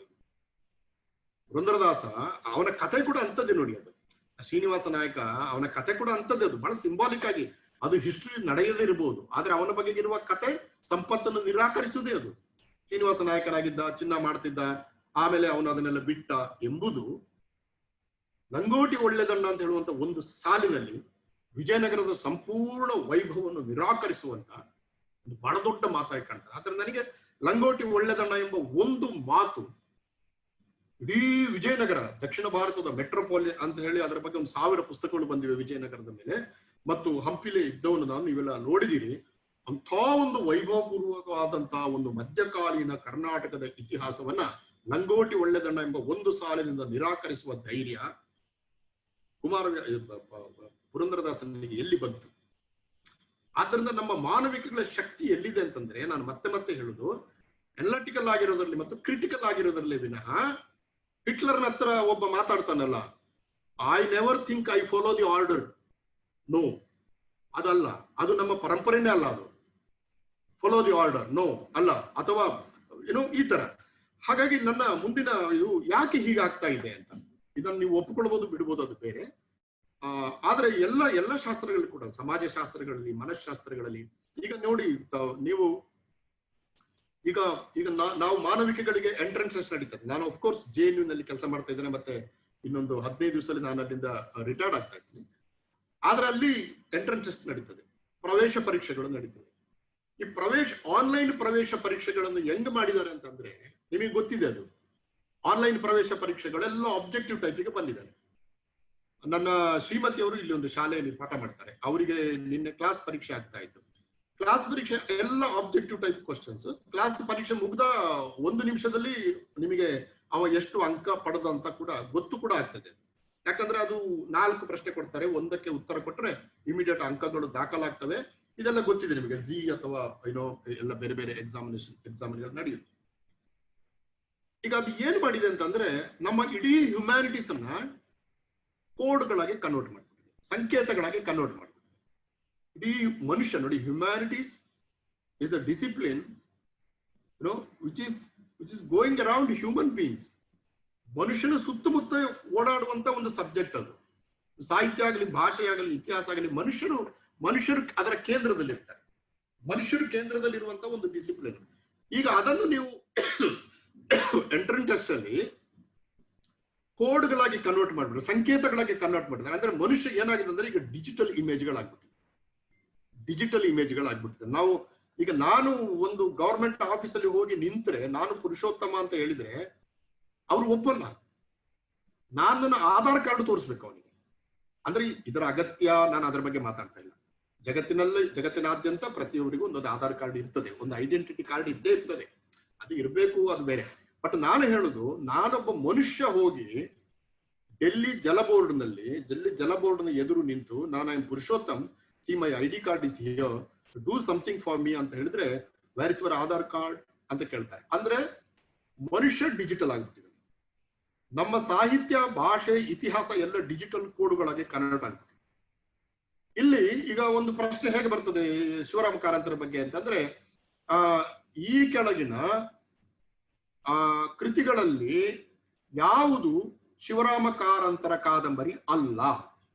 ನೋಡಿ, ಇದು ಪ್ರಶ್ನೆ, ಆನ್ಲೈನ್ ನ ಪ್ರಶ್ನೆಗಳು, ಅಥವಾ ಇನ್ನು ಬರ್ತಾ ಇದೆ ನೋಡಿ, ಇನ್ನು ಜಾಸ್ತಿ ಬರ್ತಾ ಇದೆ. ಯಾಕಂದ್ರೆ UGCಯ ಒಂದೆರಡು ಸಮಿತಿಗಳಲ್ಲಿ ನಾನು ಕೂಡ ಇದ್ದೇನೆ. ಅದನ್ನು ಎಷ್ಟೇ ಪ್ರತಿಭಟಿಸಿದ್ರು ಕೂಡ ಅದು ಆಗ್ತಾ ಇಲ್ಲ, ಅದು ಬರ್ತಾ ಇದೆ. ಅಂದ್ರೆ ಅದು ಒಂದು ಇಂಟರ್ನ್ಯಾಷನಲ್ ಪ್ರೆಷರ್, ಅದು ನಾನು ಮುಂದೆ 2-3 ಸ್ಲೈಡ್ ಅಲ್ಲಿ ಹೇಳ್ತೇನೆ. ಸೊ ಇಂಟರ್ನ್ಯಾಷನಲ್ ಪ್ರೆಷರ್ಗಳು ಬಿಲ್ಟಪ್ ಆಗ್ತಾ ಇದ್ದಾಗ ನಮಗೆ ಅದನ್ನ ಹಿಂಗೆ ಮಾಡಕ್ಕಾಗಲ್ಲ. ಆದ್ರೆ ಈ ಕೆಳಗಿನ 4 ಕಾದಂಬರಿಗಳಲ್ಲಿ ಯಾವುದು ಶಿವರಾಮ ಕಾರಂತರ ಕಾದಂಬರಿ ಅಲ್ಲ? ಪ್ರಶ್ನೆ ಕೊಟ್ಟು ಬೆಟ್ಟದ ಜೀವ, ಆಮೇಲೆ ಮೈ ಮನಗಳ ಸುಳಿಯಲ್ಲಿ, ಮರಳಿ ಮಣ್ಣಿಗೆ, ಗ್ರಾಮಾಯಣ ಕೊಡ್ತೀವಿ. ಗೊತ್ತಿದ್ದವನು ಗ್ರಾಮಾಯಣಕ್ಕೆ ಟಿಕ್ ಹಾಕ್ತಾನೆ, ಅವನಿಗೆ ಫುಲ್ ಮಾರ್ಕ್ ಸಿಗ್ತದೆ. ಈ ಅಂದ್ರೆ ಫುಲ್ ಮಾರ್ಕ್ ಅಂದ್ರೆ ಏನು? ಅವನು ಅಂದ್ರೆ ಅದು 1 ಮಾರ್ಕಕ್ಕೆ 1 ಮಾರ್ಕ್ ಸಿಕ್ಕಿದ್ರು ಅಥವಾ 10ಕ್ಕೆ 10 ಸಿಕ್ಕಿದ್ರು ಕೂಡ ಈ ಸ್ಕೋರ್ಡ್ 100%. ಈ ಸ್ಕೋರ್ಡ್ 100%. ಅವ ಒಂದು ಸಣ್ಣ ತಪ್ಪು ಮಾಡಿದ್ರು ಕೂಡ, ಅದರಲ್ಲಿ ಒಂದು ಸಣ್ಣ ತಪ್ಪು ಮಾಡಿದ್ರು ಕೂಡ ಅವನಿಗೆ 100% ಮಾರ್ಕ್ ಹೋಯ್ತು. 100% ಅಂದ್ರೆ ಆ ಪ್ರಶ್ನೆಗೆ ಫುಲ್ ಸಿಗ್ತದೆ ಅಂತ ಮಾರ್ಕ್. ಅದಕ್ಕೆ 5 ಮಾರ್ಕ್ ಇರ್ಬೋದು, 1 ಮಾರ್ಕ್ ಇರ್ಬೋದು, ಅರ್ಧ ಇರ್ಬೋದು, ಅದು ಬೇರೆ, ಫುಲ್ ಸಿಗ್ತದೆ. ಅಂದ್ರೆ ಒಂದು ತಪ್ಪಿಗೆ ಐದರ್ ಅವನಿಗೆ 100 ಮಾರ್ಕ್ ಹೊರಟು ಹೋಗ್ತದೆ, ಇಲ್ಲ ಒಂದು ಸರಳವಾದ ಒಂದು ಉತ್ತರಕ್ಕೆ ಅವನಿಗೆ 100 ಮಾರ್ಕ್ ಸಿಗ್ತದೆ. ಈಗ ಈ ವಿದ್ಯಾರ್ಥಿಯನ್ನ ಕಟ್ಕೊಂಡು ನೀವು ಶಿವರಾಮ ಕಾರಂತರ ಬಗ್ಗೆ ಅವನಿಗೆ ಏನು ಹೇಳ್ತೀರಪ್ಪ? ಅವನಿಗೆ ಏನು ಹೇಳ್ತೀರಿ? ಅವನಿಗೆ ಏನು ಹೇಳಕ್ಕಾಗಲ್ಲ ಒಂದು. ಮತ್ತು ನಿಮ್ಮದೇ ತರಗತಿಗೆ ಬಂದು ಸೇರುವ ಅವನ ಭಾಷೆ ಹೇಗಿದೆ ಎಂಬುದರ ಒಂದು ಸಣ್ಣ ಕಲ್ಪನೆ ಕೂಡ ನಿಮಗೆ ಸಿಗಲ್ಲ. ಅದಕ್ಕೆ ಏನಾಗಬೇಕು, ನಾವು ಮಾನವಿಕಗಳಲ್ಲಿ ಏನ್ ಮಾಡ್ತೇವೆ ಅಂದ್ರೆ ಭಾಷೆಯನ್ನ ಬಳಸಿ ಪ್ರಶ್ನೆಗಳನ್ನ ತಯಾರಿ ಮಾಡ್ತಾ ಇದ್ದೀವಿ. ಟ್ರೆಡಿಷನಲ್ ನಾವು ಶಿವರಾಮ ಕಾರಂತರ ಬೆಟ್ಟದ ಜೀವ ಬಗ್ಗೆ, ಅಥವಾ ಬೆಟ್ಟದ ಜೀವದ 2 ಬೆಟ್ಟದ ಜೀವಗಳಿದಾವೆ, ಗೋಪಾಲಯ್ಯ ಮತ್ತು ಶಂಕರಿ, 2 ಬೆಟ್ಟದ ಜೀವಗಳಿದಾವೆ. ಅಥವಾ ಕಾಟುಮೂಲೆ ಬರ್ತದೆ, ಕಾಟುಮೂಲೆ ನಾರಾಯಣ ಬರ್ತಾನೆ, ಅಥವಾ ಕಾಡು ಬರ್ತದೆ, ಬೆಟ್ಟದ ಒಂದು ಕಾಡು ಬರ್ತದೆ, ಅಥವಾ ಲಕ್ಷ್ಮಿ ಅಂತ ಒಂದು ಪಾತ್ರ ಬರ್ತದೆ, ಅದು ದೇರಣ್ಣ ಅಂತ ಒಂದು ಪಾತ್ರ ಬರ್ತದೆ. ಏನೇ ಇರಲಿ, ಅದು ನಿಮಗೆಲ್ಲ ಗೊತ್ತಿರುವಂತೆ. ಈಗ ಬೆಟ್ಟದ ಜೀವದ ಗೋಪಾಲಯ್ಯನ ಪಾತ್ರದ ಬಗ್ಗೆ ಒಂದು ಪ್ರಬಂಧ ಬರಿ ಅಂತ ನಾನು ಕೇಳಿದ್ರೆ, ಆಗ ಅವನು ಅಟ್ಲೀಸ್ಟ್ ಬೆಟ್ಟದ ಜೀವ ಕಾದಂಬರಿ ಓದಿರ್ಬೇಕಾ? ನೀವು ಗೈಡ್ ಇಟ್ಕೊಂಡು ಬರೆಯಕ್ಕಾಗಲ್ಲ. ನೀವು 4 ಪ್ರಶ್ನೆಯಲ್ಲಿ ನಿಮಗೆ ಅಂದ್ರೆ ನಿಮ್ಮ ಹತ್ರ ಇನ್ಫಾರ್ಮೇಶನ್ ಇದೆ, ನಿಮ್ಮ ಹತ್ರ ಅನಾಲಿಟಿಕಲ್ ಸ್ಕಿಲ್ ಇಲ್ಲ ಅಂತ ಹೇಳ್ತಾ ಇದ್ದೀನಿ ನಾನು. You have information, that information you will get through Google, the information you will get through some guide. But ಮಾನವಿಕಗಳಲ್ಲಿ ನಾನು ಮತ್ತೆ ಹೇಳ್ತಾ ಇರೋದು, ಬೆಳೆಸಬೇಕಾಗಿದೆ ಅವನ ಹತ್ರ ಅನಾಲಿಟಿಕಲ್ ಮತ್ತು ಕ್ರಿಟಿಕಲ್ ಪರ್ಸ್ಪೆಕ್ಟಿವ್. ಅವನ ಹತ್ರ ಬೆಟ್ಟದ ಜೀವದ ಬರಿ ಅಂದ್ರೆ ಅವನು ಬೆಟ್ಟದ ಜೀವ ಓದಬೇಕಾಗುತ್ತೆ ನಂಬರ್ 1. ಆಮೇಲೆ ಬೆಟ್ಟದ ಜೀವದ ಬಗ್ಗೆ ಏನೇನು ಪ್ರಬಂಧಗಳು ಬಂದಿದೆ, GH ನಾಯಕರು ಏನು ಬರೆದಿದ್ದಾರೆ, ಅಥವಾ ಇನ್ನು ಬೇರೆಯವರು ಶಿವರುದ್ರಪ್ಪ ಏನು ಬರೆದಿದ್ದಾರೆ, ಅಥವಾ ಕಾರಂತ ಅಧ್ಯಯನದಲ್ಲಿ ಏನು ಬಂದಿದೆ, ಕಾರಂತ ಅಭಿನಂದನ ಗ್ರಂಥದಲ್ಲಿ ಏನು ಬಂದಿದೆ ಎಂಬುದನ್ನು ಅವನು ಕೆಲಸ ಮಾಡಬೇಕು ಗ್ರಂಥಾಲಯಕ್ಕೆ ಹೋಗಿ. ಆಮೇಲೆ ನಿಮ್ಮಂತ ಅಧ್ಯಾಪಕರ ಹತ್ರ ಬರಬೇಕು, ನಾನು ಬೆಟ್ಟದ ಜೀವದ ಬಗ್ಗೆ ಒಂದು ಪ್ರಬಂಧ ಬರೀಬೇಕು, ಸ್ವಲ್ಪ ದಯವಿಟ್ಟು ನನಗೆ ಬೆಟ್ಟದ ಜೀವದ ಬಗ್ಗೆ ಸ್ವಲ್ಪ ಸಂಶಯಗಳಿದೆ, ನೀವು ಹೇಳಿ ಮೇಡಮ್ ಅಥವಾ ಹೇಳಿ ಸರ್ ಅಂತಂದ್ರೆ ನೀವು ಅವನಿಗೆ ಬೆಟ್ಟದ ಜೀವದ ಬಗ್ಗೆ ಹೇಳ್ತೀರಿ. ಆಮೇಲೆ ಇದೆಲ್ಲ ಮಾಡಿದ ಮೇಲೆ ಅವನು ತನ್ನದೇ ಆದಂತ ಒಂದು ದೃಷ್ಟಿಕೋನದಿಂದ ಬೆಟ್ಟದ ಜೀವದ ಬಗ್ಗೆ ಒಂದು ನೋಟವನ್ನ ಹೊಂದಿರ್ತಾನೆ, ಒಂದು ಐಡಿಯಾ ಬಂದಿರ್ತದೆ ಅವನಿಗೆ. ಅದನ್ನ ಅವ ಪರೀಕ್ಷೆಯಲ್ಲಿ ಬರೀಲಿಕ್ಕೆ ಸಾಧ್ಯ ಆದ್ರೆ ಅವನ ಭಾಷೆ ಏನು ಮತ್ತು ಆ ಭಾಷೆಯ ಮೂಲಕ ಅವನು ಕಂಡ ಬೆಟ್ಟದ ಜೀವದ ಹಿಂದಿನ ತಾತ್ವಿಕತೆ ಏನು, ತತ್ವಶಾಸ್ತ್ರ ಏನು. ಪ್ರತಿ ಭಾಷೆಗೊಂದು ತತ್ವಶಾಸ್ತ್ರ ಇರ್ತದೆ, ಪ್ರತಿ ಭಾಷೆ ಹಿಂದೆ ಒಂದು ಫಿಲಾಸಫಿ ಇರ್ತದೆ. ಕನ್ನಡಕ್ಕೆ ಒಂದು ಫಿಲಾಸಫಿ ಇದೆ, ತಮಿಳಿಗೆ ಒಂದು ಫಿಲಾಸಫಿ ಇದೆ, ತೆಲುಗಿಗೆ ಒಂದು ಫಿಲಾಸಫಿ ಇದೆ, ಗುಜರಾತಿಗೆ ಒಂದು ಫಿಲಾಸಫಿ ಇದೆ. ಆ ಫಿಲಾಸಫಿಯನ್ನು ಆ ಭಾಷೆ ಮಾತ್ರ ಹೇಳಬಲ್ಲದು. ಮತ್ತು ಆ ಭಾಷೆಯ ಲೇಖಕರು ಮಾತ್ರ ಅದನ್ನು ಹಿಡಿಯಬಲ್ಲರು ಕೂಡ.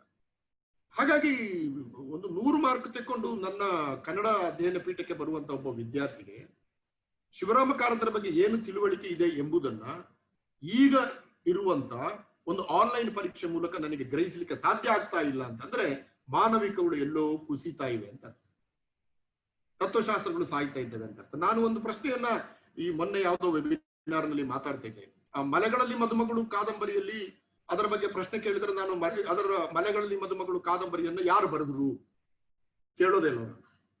ಯಾರಾದ್ರೂ ಬರೆದಿರ್ಲಿ, ಅದೊಂದು ಸಣ್ಣ ಇನ್ಫಾರ್ಮೇಶನ್ ಅಷ್ಟೇ. ಬಟ್ ನಾನು ಕೇಳೋ ಪ್ರಶ್ನೆ ಹೆಂಗಿರ್ತದೆ ಅಂತಂದ್ರೆ, ಇಲ್ಲಿ ಯಾರೂ ಮುಖ್ಯರಲ್ಲ, ಇಲ್ಲಿ ಯಾರೂ ಅಮುಖ್ಯರಲ್ಲ ಎಂಬ ಮಾತನ್ನ ಕುವೆಂಪು ಅವರು ಮಲೆಗಳಲ್ಲಿ ಮದುಮಗಳಲ್ಲಿ ಯಾಕೆ ಬರೀತಾರೆ ಇದು ಕೇಳಿ ನಿನ್ನ ವಿವರಣೆ ಕೊಡು. ಆಗ ಹೇಳಿದಾಗ ಮಲೆಗಳಲ್ಲಿ ಮದುಮಗಳು ಓದಬೇಕಾಗುತ್ತೆ, ಗಂಗೋತ್ರಿಯ ಕುವೆಂಪು ಅಭಿನಂದನ ಗ್ರಂಥ ಓದಬೇಕಾಗತ್ತೆ, ನಿಮ್ಮ ಹತ್ರ ಮಾತಾಡ್ಬೇಕಾಗತ್ತೆ, ಭಾಷೆ ಜೊತೆ ಆಟ ಆಡ್ಬೇಕಾಗತ್ತೆ, ಭಾಷೆ ಜೊತೆ ಚೆಲ್ಲಾಟ ಆಡ್ಬೇಕಾಗತ್ತೆ. ಆಗ ಅವನ ಭಾಷೆ ಹೇಗಿದೆ, ಅವನ ವಿಶ್ಲೇಷಣೆ ಶಕ್ತಿ ಹೇಗಿದೆ, ಅವನು ಎಷ್ಟು ಕ್ರಿಟಿಕಲ್ ಆಗಿದ್ದನ್ನು ನೋಡಬಲ್ಲ ಎಂಬ ಒಂದು ಮುನ್ನೋಟ ಇದೆಯಲ್ಲ, ಅದು ನನಗೆ ಸಿಗ್ತದೆ. ಆಗ ಅಂತವನು ನನ್ನ ಜೊತೆ ಇದ್ದಾಗ ಅವನು ನನ್ನನ್ನು ಬೆಳೆಸ್ತಾನೆ, ನಾನು ಅವನನ್ನು ಕೂಡ ಬೆಳೆಸ್ತೇನೆ.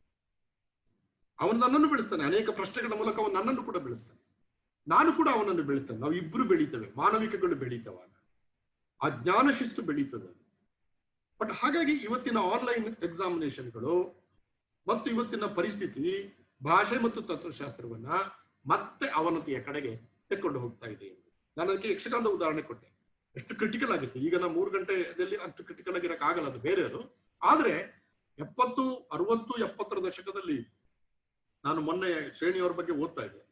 ಶ್ರೇಣಿಯವರು ಹೇಳಿದಂತ ಕೆಲವು ಮಾತುಗಳನ್ನ ಈಗ ಶ್ರೇಣಿಯವರು ಹೀಗೆ ಹೇಳಿದ್ದಾರೆ ಅಂತ ಹೇಳಿದ್ರೆ ಶ್ರೇಣಿಯವರನ್ನ ಟ್ರೋಲ್ ಮಾಡ್ಬಿಡ್ತಾರೆ, ಇವ ಯಾವ ದೇಶದ್ರೋಹಿ ಅಂತ ಹೇಳ್ಬಿಡ್ತಾರೆ.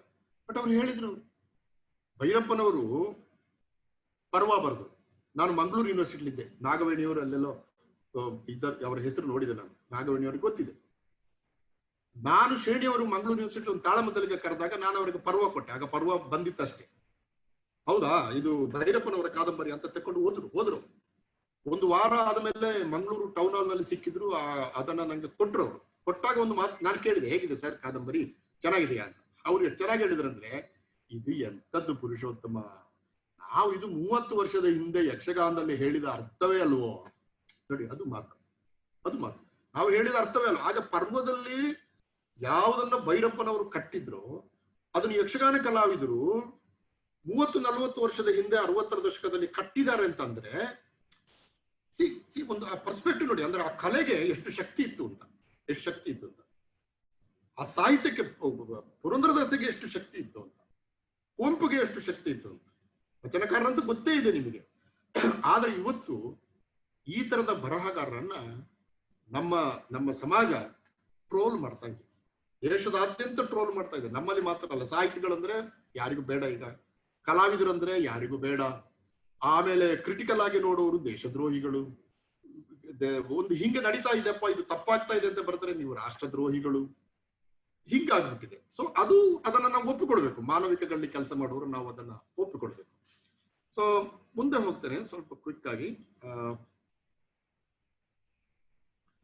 ಇದರ ಜೊತೆಗೆ ಇನ್ನು ಏನಾಗ್ತಿದೆ ಅಂತಂದ್ರೆ, ಒಂದು ಕಡೆ ಭಾಷೆ ಮತ್ತು ತತ್ವಶಾಸ್ತ್ರ ಸಾಯ್ತಾ ಇದೆ, ಅದರ ಜೊತೆಗೆ ಈ ಮಾನವಿಕಗಳು ಅನುತ್ಪಾದಕ, ಅನ್ಪ್ರೊಡಕ್ಟಿವ್ ಅಂತ ಹೇಳಿ ಆಗಾಗ ಮಾತುಗಳನ್ನು ಕೇಳ್ತಾ ಇರ್ತೀವಿ. ಎಲ್ಲಿಂದ ಕೇಳ್ತಾ ಇರ್ತೀವಿ? ಅಧಿಕಾರಿಗಳಿಂದ. ವಿಧಾನಸೌಧದಲ್ಲಿ ಕೇಳ್ತೀವಿ ನಾವು. ನಾನು ಕನ್ನಡ ಚೇರ್ಗೆ JNUಗೆ ಕನ್ನಡ ಚೇರ್ನಲ್ಲಿ ನಾನು ಕವಿರಾಜ ಮಾರ್ಗ ಅನುವಾದ ಮಾಡಿದ್ದೆ. ರನ್ನನ ಗದಾಯಿಂದ ಅನುವಾದ ಮಾಡಿ 2000 ಪ್ರತಿಗಳು ಮಾರಾಟ ಆಗಿದೆ. ಶಿವರಾಮ ಕಾರಂತರ ಅಳಿದ ಮೇಲೆ ಮಾರಾಟ ಆಗಿದೆ. ಆಮೇಲೆ ರನ್ನನ ಗದ ಇದ್ದ ಆಯ್ತು. ವಡ್ಡಾರಾಧನೆ ಇವತ್ತು ನಾಳೆ ಬಿಡುಗಡೆ ಆಗ್ತಾರೆ. ನಾನು ಕೆಲಸ ಮಾಡ್ತಾ ಇದ್ದೇನೆ. ಅಂದ್ರೆ ಕನ್ನಡದ ಕ್ಲಾಸಿಕ್ಗಳು ಬೇರೆ ಭಾಷೆಯವರಿಗೆ ಗೊತ್ತಾಗ್ಬೇಕೆಂಬುದು ನನ್ನ ಉದ್ದೇಶ. ಅದಕ್ಕೆ ಇಂಟರ್ನ್ಯಾಷನಲ್ ಪಬ್ಲಿಷರ್ಸ್ ಹಿಡ್ಕೊಂಡು ಮಾಡ್ತಾ ಇದ್ದೇನೆ.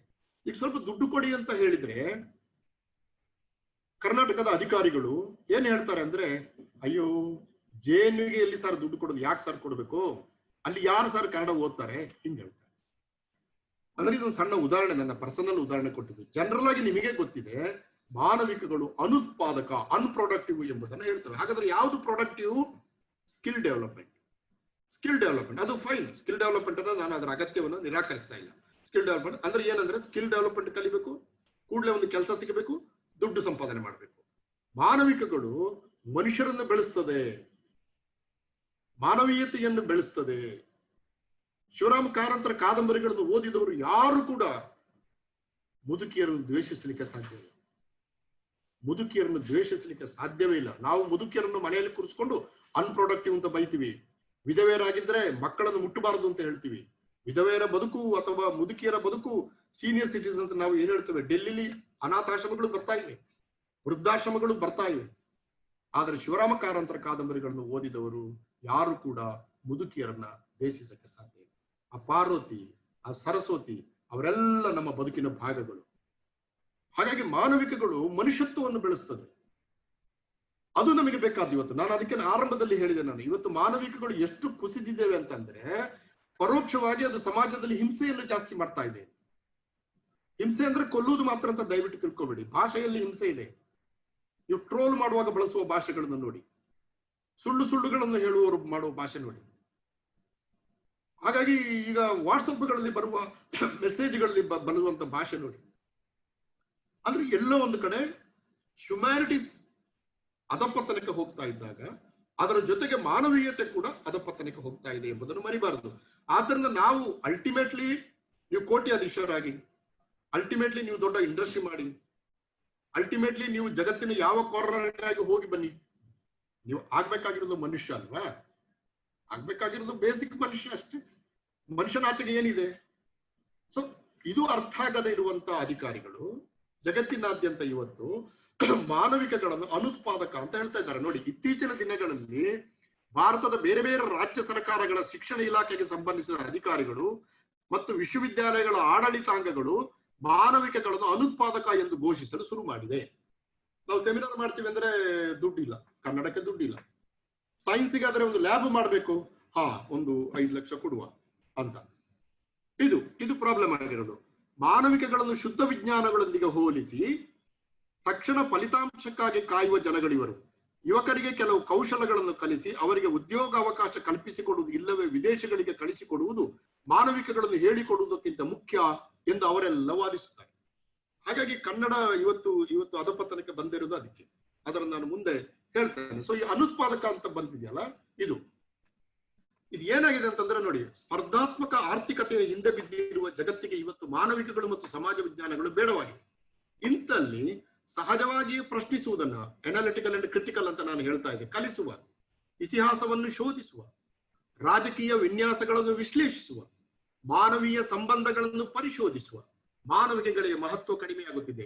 ಈ ನಡುವೆ ಇಂಥ ವಿಷಯಗಳ ಕುರಿತು ತಿಳುವಳಿಕೆಗಳನ್ನು ಹೆಚ್ಚಿಸಿ ಮುಕ್ತ ಚಿಂತನೆಗೆ ಮತ್ತು ವಿಮರ್ಶೆಗೆ ಪೂರ್ಣ ಅವಕಾಶ ಮಾಡಿಕೊಡುವುದು ಪ್ರಜಾಪ್ರಭುತ್ವವಾದಿ ಸರ್ಕಾರಗಳ ಅತಿ ದೊಡ್ಡ ಜವಾಬ್ದಾರಿ ಎಂಬುದನ್ನು ಸರ್ಕಾರಗಳೇ ಮರೆತಿವೆ, ಅವರಿಗೆ ಮರ್ತೋಗ್ಬಿಟ್ಟಿದೆ. ಮತ್ತು ಜೊತೆಗಿರುವ ಜನರ ಯೋಚನಾ ಶಕ್ತಿಯನ್ನು ತೀಕ್ಷ್ಣಗೊಳಿಸಲು ಸರ್ಕಾರಗಳು ಬೌದ್ಧಿಕ ಸಂವಾದಗಳನ್ನು ಪ್ರೋತ್ಸಾಹಿಸುತ್ತಿರಬೇಕು. ಆದರೆ ವರ್ತಮಾನ ಕಾಲದಲ್ಲಿ ಸರ್ಕಾರಗಳೇ ಅಂತ ಪ್ರಕ್ರಿಯೆಗಳಿಗೆ ವಿರೋಧವಾಗಿವೆ. ಈಗ ನಾನು ಆಗ ಹೇಳಿದ ಹಾಗೆ ಹಿಟ್ಲರ್ ಹೇಳ್ತಾನೆ, I ಒಬೇ the order, I never think ಅಂತ ಹೇಳ್ಬೇಕು. ಅಂತ ಒಂದು ಪರಿಸ್ಥಿತಿಗೆ ಸರ್ಕಾರಗಳು ಜನರನ್ನ ತಂದಿಟ್ಟಿವೆ. ಇದು ಹಾಗಾಗಿ ಈ ಮಾನವಿಕಗಳ ಅವನತಿ ಅನಿವಾರ್ಯವಾಗ್ತಿದೆ. ಸಾಮಾಜಿಕ ಜಾಲತಾಣಗಳು ಸೇರಿದಂತೆ ಮಾಧ್ಯಮಗಳು ಕೂಡ ಮಾನವಿಕಗಳಲ್ಲಿ ಕೆಲಸ ಮಾಡುವವರನ್ನ ಅಪಹಾಸ್ಯ ಮಾಡುತ್ತಿವೆ. ನೀವು ಕನ್ನಡ ಚಾನೆಲ್ಗಳನ್ನ ನೋಡಿ, ಅವರು ಬಳಸುವ ಭಾಷೆ ಯಾವ ತರದ್ದು, ಯಾರಿಗೆ ಟಾರ್ಗೆಟ್ ಮಾಡ್ತಾ ಇದ್ದಾರೆ. ನಾನು ದುಡ್ಡು ಕೊಟ್ಟು ಟಿವಿ ನೋಡ್ಬೇಕು, ಅವನು ನನಗೆ ಬೈತಾ ಇದ್ದಾನೆ, ಅವನ ಆಂಕರ್ ನನಗೆ ಬೈತಾ ಇದ್ದಾನೆ, ಅವನು ಕಿರ್ಚುತ್ತಾ ಇದ್ದಾನೆ, ಏನು ಭಾರಿ ಹಾರಾಡ್ತಾ ಇದ್ದಾನೆ ಅವನು. ನಾನು ದುಡ್ಡು ಕೊಟ್ಟು ದೇಶದಲ್ಲಿ ಏನಾಗ್ತಿದೆ ಅಂತ ನೋಡುವಂತ ಒಂದು ಪರಿಸ್ಥಿತಿಯಲ್ಲಿ ಇವನ ಕೈಯಿಂದ ಯಾಕೆ ಬಯಸ್ಕೋಬೇಕು? ಆಮೇಲೆ ಇವನಿಗೆ ನನ್ನನ್ನು ಬೈಯುವಷ್ಟು ಯೋಗ್ಯತೆ ಇದೆಯೇ ಇವನಿಗೆ? ಅಂದ್ರೆ ಇದು ಅಹಂಕಾರದ ಪ್ರಶ್ನೆ ಅಲ್ಲ. ಪ್ರಶ್ನೆಗಳು ಬರುವುದರಿಂದ ನೀವು ಟಿವಿಯ ಭಾಷೆಗಳು ನೋಡಿ ಹೆಂಗಾಗಿದೆ ಅಂತ. ಅದಕ್ಕೆ ನಾನು ಹಿಂದೆ ಸಹ ಹೇಳಿದೆ, ನಾನು ಈ ಟಿವಿ ಮಾಧ್ಯಮಗಳಲ್ಲಿ ಕೆಲಸ ಮಾಡುವವರಿಗೆ ಜರ್ನಲಿಸಂ ಮಾಡಿ ಹೋಗಿ ಟಿವಿಗೆ ಸೇರಿಕೊಳ್ತಾರೆ, ಅವರು ಮಾಧ್ಯಮಗಳಿಗೆ ಸೇರಿಕೊಳ್ತಾರೆ. ಅವರಿಗೆ ಕನಿಷ್ಠ ಒಂದು 3 ವಾರ ಅಥವಾ 4 ವಾರ ಕನ್ನಡ ಸಾಹಿತ್ಯದ ಬಗ್ಗೆ, ಮಾನವಿಕಗಳ ಬಗ್ಗೆ ಒಂದು ಓರಿಯಂಟೇಶನ್ ಕೋರ್ಸ್ ಮಾಡಬೇಕು.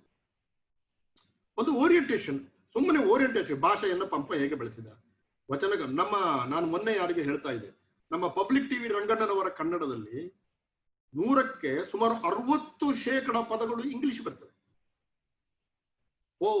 ಓ ಬನ್ನಿ ಪ್ಲೀಸ್ ಕಮ್ ಅಂತಾರೆ. ಓ ಬನ್ನಿ ಪ್ಲೀಸ್ ಕಮ್. ಬನ್ನಿ ಒಂದು ಕನ್ನಡ ಶಬ್ದ, ಪ್ಲೀಸ್ ಕಮ್ ಎರಡು ಇಂಗ್ಲಿಷ್ ಶಬ್ದ. ಹೌ ಆರ್ ಯು ಅಂತ ಕೇಳ್ತಾರೆ. ಹೌ ಆರ್ ಯು, ಏನು ಬಂದಿರಿ, ಹದುಳವಿದ್ದೀರಿ ಎಂದು ಕೇಳಿದರೆ ನಿಮ್ಮ ಮೈಸಿರಿ ಹಾರಿ ಹೋಗುವುದೇ ಅಂತ ಹೇಳಿದ ಬಸವಣ್ಣನ ಊರಿನವರಲ್ವ ನಾವು. ಏನ್ ಬಂದ್ರಿ, ಹೇಗಿದ್ದೀರಿ, ಚೆನ್ನಾಗಿ. ನಾವು ಹಳ್ಳಿಗೆ ಹೋದ್ರೆ ನನ್ನನ್ನು ಹಾಗೆ ಕೇಳ್ತಾರೆ, ಓ ಬಿಳಿಮಲೆಯವರು ಬಂದ್ರ, ಹೇಗಿದ್ದೀರಿ, ಚೆನ್ನಾಗಿದ್ದೀರಿ ಸರ್, ಚೆನ್ನಾಗಿದ್ದೀರಾ, ಗುಡ್ ಫೈನ್. ನೋಡಿ ಆತರ ಕನ್ನಡಕ್ಕೆ ಅಷ್ಟು ಶಕ್ತಿ ಇದೆ. ಆದ್ರೆ ಮೀಡಿಯಾದವರು ಅಂದ್ರೆ ಅವರಿಗೆ ಮಾನವಿಕಗಳ ತಿಳುವಳಿಕೆ ಇದೆ, ಮಾನವಿಕಗಳ ಬಗ್ಗೆ ಅವರಿಗೆ ಅಧ್ಯಯನ ಇಲ್ಲದ್ರಿಂದ ಅವ್ರು ಯಾರು ಶಿವರಾಮ ಕಾರಂತರ ಕಾದಂಬರಿಗಳನ್ನು ಓದಿಲ್ಲ, ಯಾರು ಕುವೆಂಪುನು ಓದಿರೋದಿಲ್ಲ. ಅಂದ್ರೆ ಎಕ್ಸೆಪ್ಷನ್ ಒಂದೋ ಎರಡೋ ಇರ್ಬೋದು. ಯಾರು ರಾಮಾಯಣ ಓದಿರುವುದಿಲ್ಲ, ನಿಸರ್ಗ ಓದಿರುವುದಿಲ್ಲ, ಅವರು ಗೋಪಾಲಕೃಷ್ಣ ಅಡಿಗರನ್ನು ಓದಿರುವುದಿಲ್ಲ, ಅವರು ಲಂಕೇಶನ್ನು ಓದಿರುವುದಿಲ್ಲ, ಅನಂತಮೂರ್ತಿಯನ್ನು ಓದಿರುವುದಿಲ್ಲ. ಆದ್ರೆ ಅನಂತಮೂರ್ತಿ ಎಲ್ಲೋ ಒಂದು ಕಡೆ ಯಾವುದೋ ಒಂದು ಶಬ್ದ ಹೇಳಿದಿದ್ರೆ ಅದನ್ನು ಹಿಡ್ಕೊಂಡು 2 ಗಂಟೆ ಪ್ರೋಗ್ರಾಮ್ ಮಾಡ್ತಾರೆ. ಕಲಬುರ್ಗಿ ಮಾಡಿದ ಮಾರ್ಕ ಸಂಪುಟಗಳನ್ನು ಓದಿದಿದ್ರೆ ಯಾರಾದ್ರೂ ಕಲಬುರ್ಗಿ ಎದೆಗೆ ಗುಂಡು ಹಾಕ್ಲಿಕ್ಕೆ ಮನಸ್ಸು ಬರ್ತಿರ್ಲಿಲ್ಲ. ಅವನಿಗೆ ಕಲಬುರ್ಗಿ ಯಾರು ಅಂತಲೇ ಗೊತ್ತಿಲ್ಲ. ಅವೊಬ್ಬ ಕೊಲೆಗಾರ ಅಷ್ಟೆ, ಅವೊಬ್ಬ ಕೊಲೆಗಾರ ಅಷ್ಟೆ. ಆದ್ದರಿಂದ ಸಾಮಾಜಿಕ ಜಾಲತಾಣಗಳು ಸೇರಿದಂತೆ ಮಾಧ್ಯಮಗಳು ಕೂಡ ಮಾನವಿಕಗಳಲ್ಲಿ ಕೆಲಸ ಮಾಡುವವರನ್ನ ಅಪಹಾಸ್ಯ ಮಾಡುತ್ತಿವೆ. ಇದರ ಒಟ್ಟು ಪರಿಣಾಮವೋ ಎಂಬಂತೆ ಶಿಕ್ಷಣ ಕ್ಷೇತ್ರದಲ್ಲಿ ಬೌದ್ಧಿಕತೆ ಕೊಳೆಗುಂದುತ್ತಿದೆ. ಸಮಕಾಲೀನ ಭಾರತವು ಹೀಗೆ ಮಾನವಿಕಗಳನ್ನು ಗೌಣಗೊಳಿಸುತ್ತಿರುವಾಗ ಅದನ್ನು ದಿಟ್ಟವಾಗಿ ಎದುರಿಸುವ ಎಚ್ಚರವನ್ನು ಆ ಕ್ಷೇತ್ರದಲ್ಲಿ ಕೆಲಸ ಮಾಡುತ್ತಿರುವವರು ತೋರಿಸುತ್ತಿಲ್ಲವಾದ್ದರಿಂದ ಮಾನವಿಕಗಳ ಅವನತಿ ಅನಿವಾರ್ಯವಾಗ್ತಿದೆ. ನಮಗೆ ಯಾಕೆ ಬೇಕು ಅಂತ ಹೇಳುವಂತ ಒಂದು ಪ್ರಜ್ಞೆ ಬಂದಿದೆ. ಸೊ ಇದು ಯಾಕೆ ಬಂತು ಅಂತಂದ್ರೆ ಇದಕ್ಕೆ ಕಾರಣ 80ರ ದಶಕದಿಂದ ಆರಂಭವಾದಂತ ಉದಾರೀಕರಣ, ಜಾಗತೀಕರಣ, ಖಾಸಗೀಕರಣ ಮತ್ತು ವ್ಯಾಪಾರೀಕರಣ. ಇದು ಮನಮೋಹನ್ ಸಿಂಗ್ ಮತ್ತು ನರಸಿಂಹರಾವ್ ಅವರು ಎಕನಾಮಿಕ್ ಲಿಬರಲೈಸೇಷನ್ ಅಂತ ಏನು ಹೇಳಿದ್ದಾರೆ ಅದನ್ನ ಶುರು ಮಾಡಿ, ಅಂದ್ರೆ ಅದರಿಂದ ಕೆಲವು ಲಾಭಗಳಿದೆ, ಅದನ್ನ ಅರ್ಥಶಾಸ್ತ್ರಜ್ಞರು ಹೇಳ್ತಾರೆ. ನಾನು ಮಾನವಿಕಗಳ ದೃಷ್ಟಿಯಿಂದ ಮಾತ್ರ ಹೇಳೋದು. ಇದರಿಂದಾಗಿ ಏನಾಯ್ತು ಅಂತಂದ್ರೆ ಶಿಕ್ಷಣಗಳು ವ್ಯಾಪಾರಕ್ಕೆ ಹೋಗ್ಬಿಟ್ಟು ನೀವು ಹೆಂಗಾರು ಮಾಡಿ ದುಡ್ಡು ಮಾಡಪ್ಪ ಅಷ್ಟೇ. ಈಗ ಶಿಕ್ಷಣ ಸಂಸ್ಥೆಗಳನ್ನು ಕಟ್ಟಿದವರು ದುಡ್ಡು ಮಾಡ್ಲಿಕ್ಕೆ ಯಾವ ಕೋರ್ಸ್ ಇಂಟ್ರೊಡ್ಯೂಸ್ ಮಾಡಬೇಕು? Management, MBA. MBAಗೆ ಡಿಮಾಂಡ್ ಉಂಟಾ? ಕೇಳುದು ಹಾಗೆ ನೋಡಿ, MBAಗೆ ಡಿಮಾಂಡ್ ಉಂಟಾ? ಡಿಮಾಂಡ್ ಇದ್ರೆ ಶುರು ಮಾಡುವ. ಹಾಗಾಗಿ ನೋಡುದು ಯಾವ್ದು ಹಣ ಮಾಡ್ತದೆ ಅಂತ. ಮಾನವಿಕಗಳು ಕನ್ನಡ ಕೆಲಸವೂ ಸಿಗಲ್ಲ. ಆಮೇಲೆ ನಮ್ಮ ಪೇರೆಂಟ್ಸ್ ಹೇಳ್ತಾರೆ, ಅಯ್ಯೋ ಕನ್ನಡ ಯಾಕಪ್ಪ ಓದ್ತಿ, ಅದೇನ್ ಕೆಲಸ ಸಿಗ್ತದೆ ನಿಂಗೆ? ಈ ತರದ ಪ್ರಶ್ನೆಗಳಿಗೆ ಬಂದಿದೆ. ಆದ್ರದ ಲಿಬರಲೈಸೇಷನ್, ಉದಾರೀಕರಣ, ಜಾಗತೀಕರಣ, ಗ್ಲೋಬಲೈಸೇಷನ್, ಖಾಸಗೀಕರಣ, ಪ್ರೈವೇಟೈಸೇಷನ್, ವ್ಯಾಪಾರೀಕರಣ, ಇದರಿಂದಾಗಿ ಮಾನವಿಕಗಳು ನಷ್ಟ ಆಗ್ತಾ ಇದ್ದೇವೆ ಅಂತ ನೋಡಿ. ಇದನ್ನು ನಾನು ಹೆಚ್ಚು ಹೇಳುದಿಲ್ಲ, ಸಮಯ 11:30 ಆಯ್ತು. ಇನ್ನೊಂದು 10 ನಿಮಿಷ ನಿಲ್ಲಿಸ್ತೇನೆ. ಇವತ್ತು ಏನಾಗಿದೆ, ನಾಲೆಜ್ ಇಂಟರ್ನ್ಯಾಷನಲೈಸ್ ಆಗ್ತಾ ಇದೆ. ಅಂತಾರಾಷ್ಟ್ರೀಯ ಬೆಳವಣಿಗೆಗಳು ಹೇಗಿದೆ ನೋಡಿ. ಇವತ್ತು ಉನ್ನತ ಶಿಕ್ಷಣದ ಪಠ್ಯಕ್ರಮಗಳು ಲಾಭದಾಯಕವಾಗಬೇಕು ಅಂತ ಆ ಪ್ರಶ್ನೆ ಇರುವುದೇ ಹಾಗೆ, ಲಾಭದಾಯಕ, ಹಣ ಮಾಡಬೇಕು. ಶಿಕ್ಷಣ ಮಾಧ್ಯಮ ಅದು ಯಾವ್ದಪ್ಪ? ಇಂಗ್ಲಿಷು. ಇಂಗ್ಲಿಷ್ ಮಾಡಿದ್ರೆ ಅವ ಪ್ರಪಂಚದಾದ್ಯಂತ ಓಡಾಡಬಹುದು. ಆದ್ರಿಂದ ಮಾಧ್ಯಮಗಳು ಅಂದ್ರೆ ಇದು ನೋಡುವುದೇ ಲಾಭದ ದೃಷ್ಟಿ, ಮನುಷ್ಯ ಬದುಕುವ ದೃಷ್ಟಿಯಿಂದ, ಮನುಷ್ಯನನ್ನು ಮಾನವೀಯಗೊಳಿಸುವ ದೃಷ್ಟಿಯಿಂದ ನಾವು ಯಾವುದನ್ನು ಕೂಡ ನೋಡ್ತಾ ಇಲ್ಲ. ಯಾವುದನ್ನು ಸಂಶೋಧನೆ ಅಧ್ಯಯನಗಳಿಗೆ ಅನುದಾನ ಮತ್ತು UGCಯ ಮಾರ್ಗದರ್ಶಕ ಸೂತ್ರಗಳು. ನೀವು ಅನೇಕರು ರಿಸರ್ಚರ್ ಇದ್ದೀರಿ, ನಾನು ಇಲ್ಲಿ ಕೆಲವು ಕಮಿಟಿಗಳಿದ್ದೇನೆ. UGC ಒಂದು ಮಾರ್ಗದರ್ಶನ ಕೊಡ್ತಾ ಇದೆ ಈಗ, ಅಂದ್ರೆ ಮುಂದಿನ ವರ್ಷದಿಂದ ಬರ್ತದೆ. ನೀವು ಯಾವ ವಿಷಯದಲ್ಲಿ ರಿಸರ್ಚ್ ಮಾಡಬೇಕು ಅಂತ, ಅಂದ್ರೆ ಮಾನವಿಕಗಳಲ್ಲಿ ಕೆಲಸ ಮಾಡುವವರು ಯಾವ ಕ್ಷೇತ್ರದಲ್ಲಿ ರಿಸರ್ಚ್ ಮಾಡಬೇಕು ಎಂಬುದರ ಬಗ್ಗೆ ಒಂದು ಗೈಡ್ ಲೈನ್ಸ್ ಬರ್ತಾ ಇದೆ. ನನ್ನ ಪ್ರಕಾರ ಅಲ್ಲಿಗೆ ಮಾನವಿಕಗಳಿಗೆ ಡೆಡ್, ಅಲ್ಲಿಗೆ ಮಾನವಿಕಗಳು ಸತ್ತು ಹೋದು. ನೀವೊಂದು ಕಾಫಿನ್, ಒಂದು ಡಬ್ಬ ತಂದು ಮಾನವಿಕಗಳನ್ನ ಡಬ್ಬದಲ್ಲಿ ಹಾಕಿ ಮೊಳೆ ಹೊಡೆದು ಸ್ಮಶಾನಕ್ಕೆ ತಗೊಂಡೋಗಿ ಕೂತ್ಕೊಳ್ಬಹುದು. ಯೂನಿವರ್ಸಿಟಿ ಗ್ರಾಂಟ್ ಕಮಿಷನ್ ಎಂಬುದು ವಿಶ್ವವಿದ್ಯಾಲಯಗಳಿಗೆ ಹಣ ಕೊಡುವ ಸಂಸ್ಥೆ. ಅದು grant commission, UGC, university grant commission. ಅದು ನಾಲೆಡ್ಜ್ ಸಿಸ್ಟಮ್ ಅನ್ನು ಕೊಡೋದಕ್ಕೆ ಸಾಧ್ಯ ಇಲ್ಲ. ಆಮೇಲೆ ನಿಮಗೆ ಗೊತ್ತಿದೆ ಎಂತವ್ರು ಕೂತಿರ್ತಾರೆ ಅಲ್ಲಿ ಅಂತ. ಅವರು ನಿಮ್ಮ ಸಂಶೋಧನೆ ಹೇಗಿರ್ಬೇಕು ಅಂತ ನಿಮಗೆ ಮಾರ್ಗದರ್ಶಕ ಸೂತ್ರಗಳನ್ನು ಕೊಟ್ರೆ ಅದು ನಿಮಗೆ ಗೊತ್ತಿದೆ. ನಾನು ಅದನ್ನು ಓಪನ್ ಆಗಿ ಹೇಳುದಿಲ್ಲ, ಯಾವುದರ ಬಗ್ಗೆ ಸಂಶೋಧನೆ ಮಾಡಬೇಕು ಎಂಬುದನ್ನ ಅದು ಹೇಗೆ ಬರ್ತದೆ ಅಂತ ನಿಮಗೆ ಹೇಳ್ತಾರೆ. ಅದು ನಾನು ಅದರ ಬಗ್ಗೆ ಹೇಳಿದ್ರೆ ಅದು ಪೊಲಿಟಿಕಲ್ ಆಗ್ತದೆ. ಆದ್ರೆ ಮಾನವಿಕಗಳಲ್ಲಿ ಯಾವ ತರದ ರಿಸರ್ಚ್ ಆಗಬೇಕು ಎಂಬುದನ್ನು ಕೂಡ ಸರ್ಕಾರ ನಿಯಂತ್ರಿಸುವುದು ಅಂತ ಇದೆಯಲ್ಲ, ಅದು ಮಾನವಿಕಗಳ ಶವಪೆಟ್ಟಿಗೆಗೆ ಹೊಡೆಯುವ ಕೊನೆಯ ಮೊಳೆ. ಬೋಧನೆ, ಮೌಲ್ಯಮಾಪನಗಳು ಇವೆಲ್ಲ ಆಗುತ್ತಿರುವಾಗ ಇದರಿಂದ ಯಾರು ಹೊರಗುಳಿತಾರೆ ಎಂದ್ರ ಕಡೆ ಇದು ನಾನು ಹೇಳಿದೆ.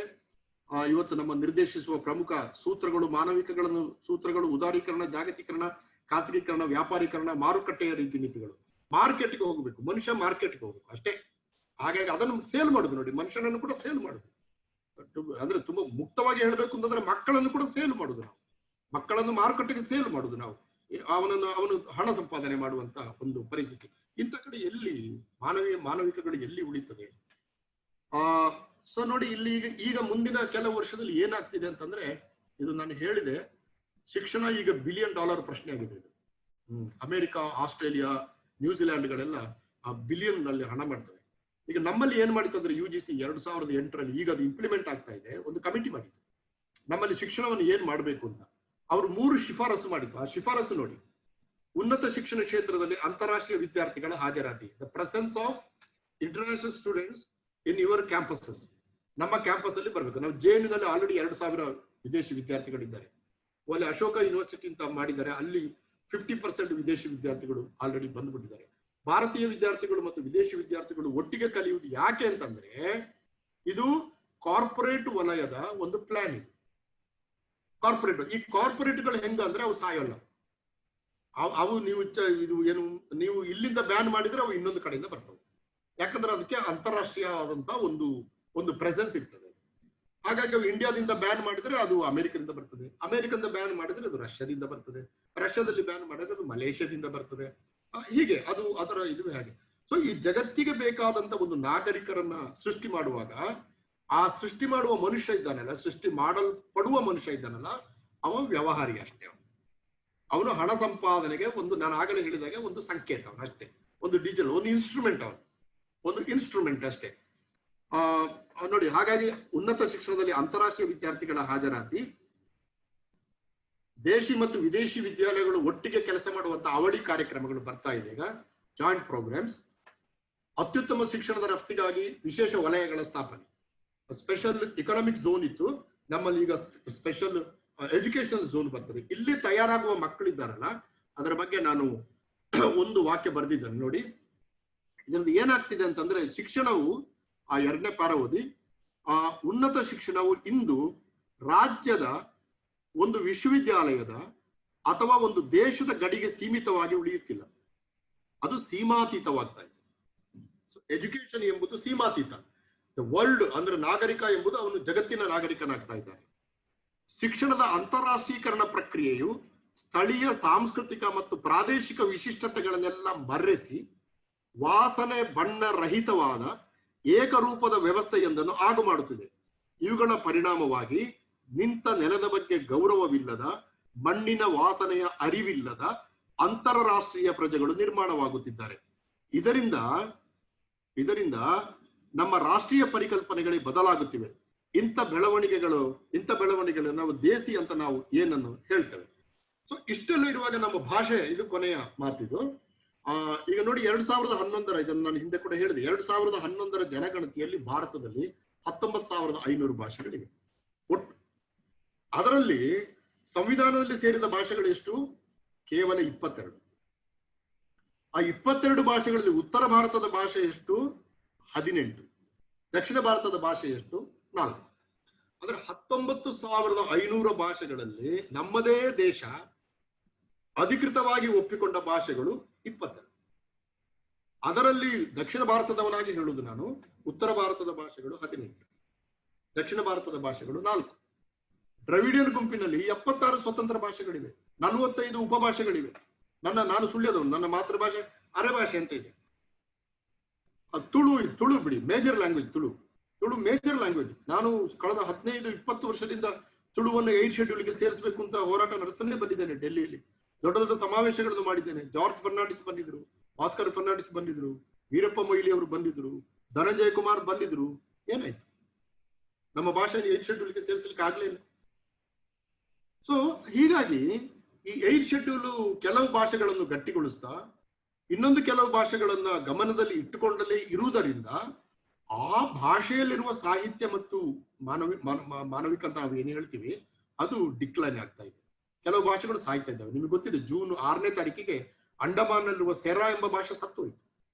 ಅವರ ಕೊನೆಯ ಮಾತುಗಾರ್ತಿ ಒಬ್ಬಳಿದ್ಲು, ಅವಳಿಗೆ ಕೊರೋನಾದಿಂದ ಅವಳು ಸತ್ತೋದ್ಲು. ಅಲ್ಲಿಗೆ ಆ ಭಾಷೆ ಮುಗಿದು ಹೋಯ್ತು.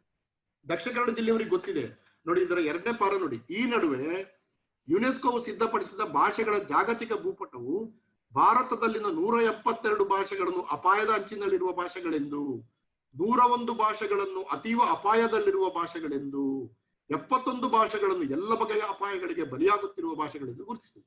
ಈ 71ರಲ್ಲಿ ಒಂದು ಹೋಯ್ತು, ಮೊನ್ನೆ ಸ್ಯಾರಾ ಭಾಷೆ ಹೋಯ್ತು. ದಕ್ಷಿಣ ಕನ್ನಡದಲ್ಲಿ ಕೊರಗ ಭಾಷೆಯ ಸಂಖ್ಯೆ ಕಡಿಮೆ ಆಗ್ತಾ ಇದೆ. ಆ ಮಕ್ಕಳು ತುಳು ಮಾತಾಡ್ತಾ ಇದ್ದಾರೆ, ಇಲ್ಲ ಇಂಗ್ಲಿಷ್ ಮೀಡಿಯಂಗೆ ಹೋಗ್ತಾ ಇದ್ದಾರೆ. ಆ ಕೊರಗ ಭಾಷೆಯನ್ನು ಉಳಿಸುವುದಕ್ಕೆ ನಮ್ಮಲ್ಲಿ ಯಾವ ಪ್ಲಾನ್ಗಳು ಕೂಡ ಇಲ್ಲ. ಅದು ಅಂದ್ರೆ ನಿಮಗೆ ಗೊತ್ತಿಲ್ಲ, ಅದ್ರ ಬಗ್ಗೆ ಹೆಚ್ಚು ಹೇಳುದಿಲ್ಲ. ಅಂದ್ರೆ ಭಾಷೆಗಳ ಸಾವು ಎಂಬುದು ಮಾನವಿಕಗಳ ಅಧಪತನಕ್ಕೆ ಒಂದು ಕಾರಣ, ಒಂದು ಪ್ರಮುಖ ಕಾರಣ. ಈ ಭಾಷೆನ ಸತ್ರ ಮತ್ತೆ ಎಲ್ಲಿದೆ? ಹ್ಯುಮ್ಯಾನಿಟೀಸೇ ಇಲ್ಲ. ಸೊ ಈ ತ್ರಿಭಾಷಾ ಸೂತ್ರ ಏನಾಯ್ತು ನೋಡಿ, ನಿಮಗೆ ಗೊತ್ತಿದೆ. ತ್ರಿಭಾಷಾ ಸೂತ್ರ 3 ಭಾಷೆ ಕಲೀರಿ ಅಂತ ಹೇಳ್ತದೆ. ನಾನು ವೈಯಕ್ತಿಕವಾಗಿ ಸ್ವಲ್ಪ ಅದರ ಪರ. ನನ್ನ ಅನೇಕ ಗೆಳೆಯರು ತ್ರಿಭಾಷಾ ಸೂತ್ರಕ್ಕೆ ವಿರುದ್ಧವಾಗಿದ್ದಾರೆ. 2 ಭಾಷೆ ಸಾಕು ಅಂತ. ಈ 1968ಕ್ಕೆ ತ್ರಿಭಾಷಾ ಸೂತ್ರವನ್ನ ಬಳಕೆಗೆ ತಂದ ದಿವಸದಿಂದ ನಾವು ಕರ್ನಾಟಕದವರು 3 ಭಾಷೆ ಕಲಿತೇವೆ. 3 ಭಾಷೆ ಕಲಿತೇವೆ. ನಾನೇ ಕಲ್ತಿದ್ದೇನೆ. ನಂಗೆ ಡೆಲ್ಲಿಗೆ ಬಂದಾಗ ಬೋರ್ಡ್ ಓದ್ಲಿಕ್ಕೆ ಬರ್ತಾ ಇತ್ತು. ಒಂದು ಪ್ರಶ್ನೆ ಕನ್ನಡಿಗರು ಹಾಕೊಳ್ಬೇಕು. ನಾವು 1968ರಿಂದ ಹಿಂದಿ ಭಾಷೆಯನ್ನು ಕಲಿತದ್ದರಿಂದ ಕರ್ನಾಟಕಕ್ಕೆ ಏನು ಲಾಭ ಆಗಿದೆ? ಒಂದು ಪ್ರಶ್ನೆ. ಈ ಪ್ರಶ್ನೆ ಇನ್ನೂ ಕ್ಲಿಯರ್ ಆಗ್ಬೇಕಾದ್ರೆ ಇನ್ನೊಂದು ಪ್ರಶ್ನೆ ಹಾಕಿ, 1968ರಿಂದ ತ್ರಿಭಾಷಾ ಸೂತ್ರವನ್ನ ಅದೇ ದಿವಸದಿಂದ ತಿರಸ್ಕರಿಸಿದ ತಮಿಳುನಾಡಿಗೆ ಏನು ನಷ್ಟ ಆಗಿದೆ? ರೈಟ್, ದ ಪ್ರಶ್ನೆ ನಾವು ಕೇಳಬೇಕು. ನಾವು ನ್ಯೂ ಎಜುಕೇಶನ್ ಪಾಲಿಸಿ ಬಂದ ಸಭೆಯಲ್ಲಿ ನಾನು ಈ ಪ್ರಶ್ನೆಯನ್ನು ಕೇಳಿದೆ. ತ್ರಿಭಾಷಾ ಸೂತ್ರವನ್ನು ಇಂಪ್ಲಿಮೆಂಟ್ ಮಾಡಬೇಕು ಅಂತ ನೀವು ಹೇಳ್ತೀರಿ, ಆದ್ರೆ ತ್ರಿಭಾಷಾ ಸೂತ್ರವನ್ನ ರಿಜೆಕ್ಟ್ ಮಾಡಿದಂತ ತಮಿಳಿಗೆ ಏನು ನಷ್ಟ ಆಗಿದೆ? ಅನಲೈಸ್ ಮಾಡೋಣ, ಅದನ್ನ ಅನಲೈಸ್ ಮಾಡೋಣ. ಅನಾಲಿಟಿಕಲ್ ಮಾಡೋಣ. ಕ್ರಿಟಿಕಲ್ ಆಗಿ ನೋಡೋಣ. ಏನು ಕರ್ನಾಟಕಕ್ಕೆ ಏನು ಲಾಭ ಆಗಿದೆ? ಯಾರಾದ್ರೂ ಈಗ ಡೆಲ್ಲಿಯಲ್ಲಿ NCR ಅಲ್ಲಿ ಸುಮಾರು 7 ಲಕ್ಷ ಎಂಪ್ಲಾಯೀಸ್ ಇದ್ದಾರೆ. ದೊಡ್ಡ ದೊಡ್ಡ ಕಂಪನಿಗಳಲ್ಲಿ ಕೆಲಸ ಮಾಡುವಂತಾರೆ. 7 ಲಕ್ಷಕ್ಕಿಂತ ಜಾಸ್ತಿ ಜನ ಇದ್ದಾರೆ. ಅದರಲ್ಲಿ ಕನ್ನಡಿಗರ ಸಂಖ್ಯೆ 600-700. ತಮಿಳರ ಸಂಖ್ಯೆ ಸುಮಾರಾಗಿ 1 ಲಕ್ಷಕ್ಕಿಂತ ಜಾಸ್ತಿ ಇದ್ದಾರೆ. ಈ 1 ಲಕ್ಷಕ್ಕಿಂತ ಹೆಚ್ಚಿರುವ ತಮಿಳರು ಹಿಂದಿ ಕಲ್ತವರಲ್ಲ, ಅವರಿಗೆ ಕೆಲಸ ಸಿಕ್ಕಿದೆ. ಈ 400-500 ಜನ ಹಿಂದಿ ಕಲ್ತವರು ಹಿಂದಿ ಕಲ್ತಿದ್ದಾರೆ ಅಂತ ಅವರಿಗೆ ಕೆಲಸ ಕೊಟ್ಟಿದ್ದಾರಾ? ಇಲ್ಲ. ಹಾಗಾಗಿ ಭಾಷೆಯಲ್ಲಿ ಇಂಪಾರ್ಟೆಂಟೇ ಅಲ್ಲ, ಭಾಷೆಯಲ್ಲಿ ಇಂಪಾರ್ಟೆಂಟ್ ಆಗಲೇ ಇಲ್ಲ. ಅವರವರ ಏನು ಅವರ ಜ್ಞಾನ ಅಥವಾ ಅವರ ಸರ್ಟಿಫಿಕೇಟ್ ಅದರ ಮೇಲಿಂದ ಕೆಲಸ ಸಿಕ್ಕಿತ್ತು. ಈಗ ಮೊನ್ನೆ ನ್ಯೂ ಎಜುಕೇಶನ್ ಪಾಲಿಸಿ ತ್ರಿಭಾಷಾ ಸೂತ್ರವನ್ನ ಇಂಪ್ಲಿಮೆಂಟ್ ಮಾಡಿದಾಗ, ಹಿಂದಿ ಬಂದಾಗ, ಅದು ಅನೌನ್ಸ್ ಮಾಡಿದ ದಿವಸನೇ ತಮಿಳುನಾಡು ಅದನ್ನು ಪ್ರೊಟೆಸ್ಟ್ ಮಾಡಿ, ಪಕ್ಷಾತೀತವಾಗಿ ಪ್ರೊಟೆಸ್ಟ್ ಮಾಡಿತ್ತು. ಎಲ್ಲರೂ DMK, AIADMK, ಆಮೇಲೆ PMK, ಎಲ್ಲ ರಾಜಕಾರಣಿಗಳು, ಸಿನಿಮಾ ನಟರು, ಜನಗಳು ಎಲ್ಲ ಮರುದಿವಸ 11 ಗಂಟೆಗೆ ನಮ್ಮ ಜಾವಡೇಕರ್ ಸಾಹೇಬರು ಒಂದು ತೀರ್ಮಾನ ಕೊಟ್ಟರು. ಇಲ್ಲ, ನಾವು ತ್ರಿಭಾಷಾ ಸೂತ್ರವನ್ನ ಕಂಪಲ್ಸರಿ ಮಾಡ್ತಾ ಇಲ್ಲ ಅಂತ. ನಾವು ಕನ್ನಡದವರು ಯಾವ ಸ್ಟ್ಯಾಂಡ್ ತಗೊಂಡಿವಿ ತ್ರಿಭಾಷಾ ಸೂತ್ರದ ಬಗ್ಗೆ? ಏನು ಹೇಳಿಲ್ಲ. ನಾವು ಹೇಳಲಿಕ್ಕೆ ನಮಗೆ ಧೈರ್ಯವೇ ಬರಲಿಲ್ಲ. ಬೆಂಗಳೂರಿನ ದಕ್ಷಿಣ ಸಂಸದರಾದಂತಹ ಶ್ರೀ ತೇಜಸ್ವಿ ಸೂರ್ಯ ಅವರು ಹಿಂದಿ ಕಲಿಬೇಕು ಅಂತ ಟ್ವೀಟ್ ಮಾಡಿದ್ರು. ಆಮೇಲೆ ಹಿಂದಿ ವಿರೋಧ ಮಾಡಿದರೆ ನಮಗೆ ಕೇಂದ್ರ ಸರ್ಕಾರದಿಂದ ಏನು ತೊಂದರೆ ಆಗ್ತದೋ ಅಂತ ನಮ್ಮ ಜನಪ್ರತಿನಿಧಿಗಳೆಲ್ಲ ಹೆದರಿಯೋ ಅಥವಾ ಬೇಡ ಅಂತಲೋ ಅಥವಾ ಗೊತ್ತಾಗ್ಲಿಲ್ವೋ ಅವ್ರು ಯಾರು ಬಾಯಿ ಬಿಡ್ಲಿಲ್ಲ. ಹಾಗೆ ತಮಿಳುನಾಡಿಗೆ ಈ ಸಮಸ್ಯೆ ಇಲ್ವಾ? ಕನ್ನಡಕ್ಕೆ ಮಾತ್ರ ಈ ಸಮಸ್ಯೆಯಾ? ಸೊ ತ್ರಿಭಾಷಾ ಸೂತ್ರದ ಸಮಸ್ಯೆ ನಮ್ಮ ಮುಂದೆ ಇದ್ದು, ಇದು ಈಗ ಏನಾಗ್ತಿದೆ ನೋಡಿ, ಹಿಂದಿ ಗೃಹ ಇಲಾಖೆ ಅಂಡರ್ನಲ್ಲಿ ಬರ್ತದೆ ಇವತ್ತು. ಅಂದ್ರೆ ಹಿಂದಿನಿಂದಲೂ ಹಿಂದಿ ಭಾಷೆ ಗೃಹ ಇಲಾಖೆಯ ಅಂಡರ್ನಲ್ಲಿ. ಹಾಗಾಗಿ ಹಿಂದಿ ಭಾಷೆ ಇಂಪ್ಲಿಮೆಂಟೇಷನ್ ಇದೆ, ಅದು ಗೃಹ ಇಲಾಖೆಯ ಕೆಲಸ. ಹಾಗಾಗಿ ಅಮಿತ್ ಶಾ ಅವರು ಅದರ ಬಗ್ಗೆ ಮಾತಾಡ್ತಾರೆ. ಉಳಿದ ಎಲ್ಲಾ ಭಾಷೆಗಳು ಮಿನಿಸ್ಟರ್ ಆಫ್ HRD ಕೆಳಗೆ ಬರ್ತವೆ. ಆದ್ರಿಂದ ಜಾವಡೇಕರ್ ಸಾಹೇಬರು ಅದರ ಬಗ್ಗೆ ಮಾತಾಡ್ತಾರೆ. ಯಾಕಪ್ಪ ಯಾಕೆ ಇದು ಎಲ್ಲ ಭಾಷೆಗಳನ್ನು ಒಂದು ಚೌಕಟ್ಟಿಗೆ ತನ್ನಿ ಅಲ್ಲ, ಒಂದ HRD ಅಂಡರ್ಲಿ ತನ್ನಿ, ಇಲ್ಲ ಹೋಮ್ ಅಂಡರ್ಲಿ ತನ್ನಿ. ನಮ್ಮದೇ ದೇಶದ ಭಾಷೆ 19,500 ಭಾಷೆ ಇದೆ. 22 ಭಾಷೆಗಳಿಗಾದ್ರೂ ನ್ಯಾಯ ಕೊಡಿ. ಅಂದ್ರೆ ಮಾನವಿಕಗಳು ಸಾಯುವ ಕೆಲಸಗಳು ಹೇಗೆ ನಡೀತವೆ ನೋಡಿ. ಭಾಷೆಯನ್ನ ಸಾಯಿಸ್ಬಿಟ್ರೆ ಮುಗಿದೋಯ್ತಲ್ಲ. ಸೊ ಇದರಿಂದ ನೋಡಿ ಜಾಗತೀಕರಣ ಬೆಳವಣಿಗೆ ಇದರಿಂದ ಏನಾಗಿದೆ ಅಂತಂದ್ರೆ, ನಿಮಗೆ ಮೊನ್ನೆ ಇದರಲ್ಲಿ ಹೇಳ್ತೀನಿ ನಾನು, ಬಹುಶಃ ಇದು ಕೊನೆ ಪಾಯಿಂಟ್. ಇದು ಈ ಜನಗಣತಿ ನೀವು ನೋಡಿದ್ರೆ, ನೀವು 1971 ಜನಗಣತಿಯಲ್ಲಿ ಸಂತಾಲಿ ಭಾಷೆ ಇದೆಯಲ್ಲ, ಸಂತಾಲಿ ಭಾಷೆ ಅದು 8th ಶೆಡ್ಯೂಲ್ಗೆ ಸೇರಿತದೆ. ವಾಜಪೇಯಿ ಸರ್ಕಾರ ಇದ್ದಾಗ ಸಂತಾಲಿ ಭಾಷೆ 8th ಶೆಡ್ಯೂಲ್ಗೆ ಸೇರಿತದೆ. ಸಂತಾಲಿ ಭಾಷೆ 1971 ಜನಗಣತಿಯಲ್ಲಿ ಸಂತಾಲಿ ಭಾಷೆಯನ್ನು ಮಾತನಾಡುವವರ ಸಂಖ್ಯೆ ಕೇವಲ 5 ಲಕ್ಷ. 5 ಲಕ್ಷ ನೋಡಿ, ಯೋಚನೆ ಮಾಡಿ, 5 ಲಕ್ಷ. ಆದ್ರೆ 2011 ಜನಗಣತಿ, ನಮ್ಮ ಹತ್ರ ಲೇಟೆಸ್ಟ್ ಇರೋದು 2011. 2011 ಜನಗಣತಿಯಲ್ಲಿ ಆ ಭಾಷೆಯನ್ನು ಆಡುವವರ ಸಂಖ್ಯೆ 75 ಲಕ್ಷ. 2008ರಲ್ಲಿ ಸಂತಾಲಿ ಭಾಷೆ 8 ಶೆಡ್ಯೂಲ್ಗೆ ಸೇರಿತು. ತುಳು ಮಾತನಾಡುವವರ ಸಂಖ್ಯೆ 2011 ಜನಗಣತಿಯ ಪ್ರಕಾರ 25 ಲಕ್ಷ. ಆದ್ರೆ ನಾವೆಲ್ಲ ಹೇಳುದು 50 ಲಕ್ಷ 60 ಲಕ್ಷ ಜನ ಇದ್ದೇವೆ, ಕೆಲವರು 1 ಕೋಟಿ ಇದ್ದಾವೆ ಅಂತೆಲ್ಲ ಹೇಳ್ತೀವಿ.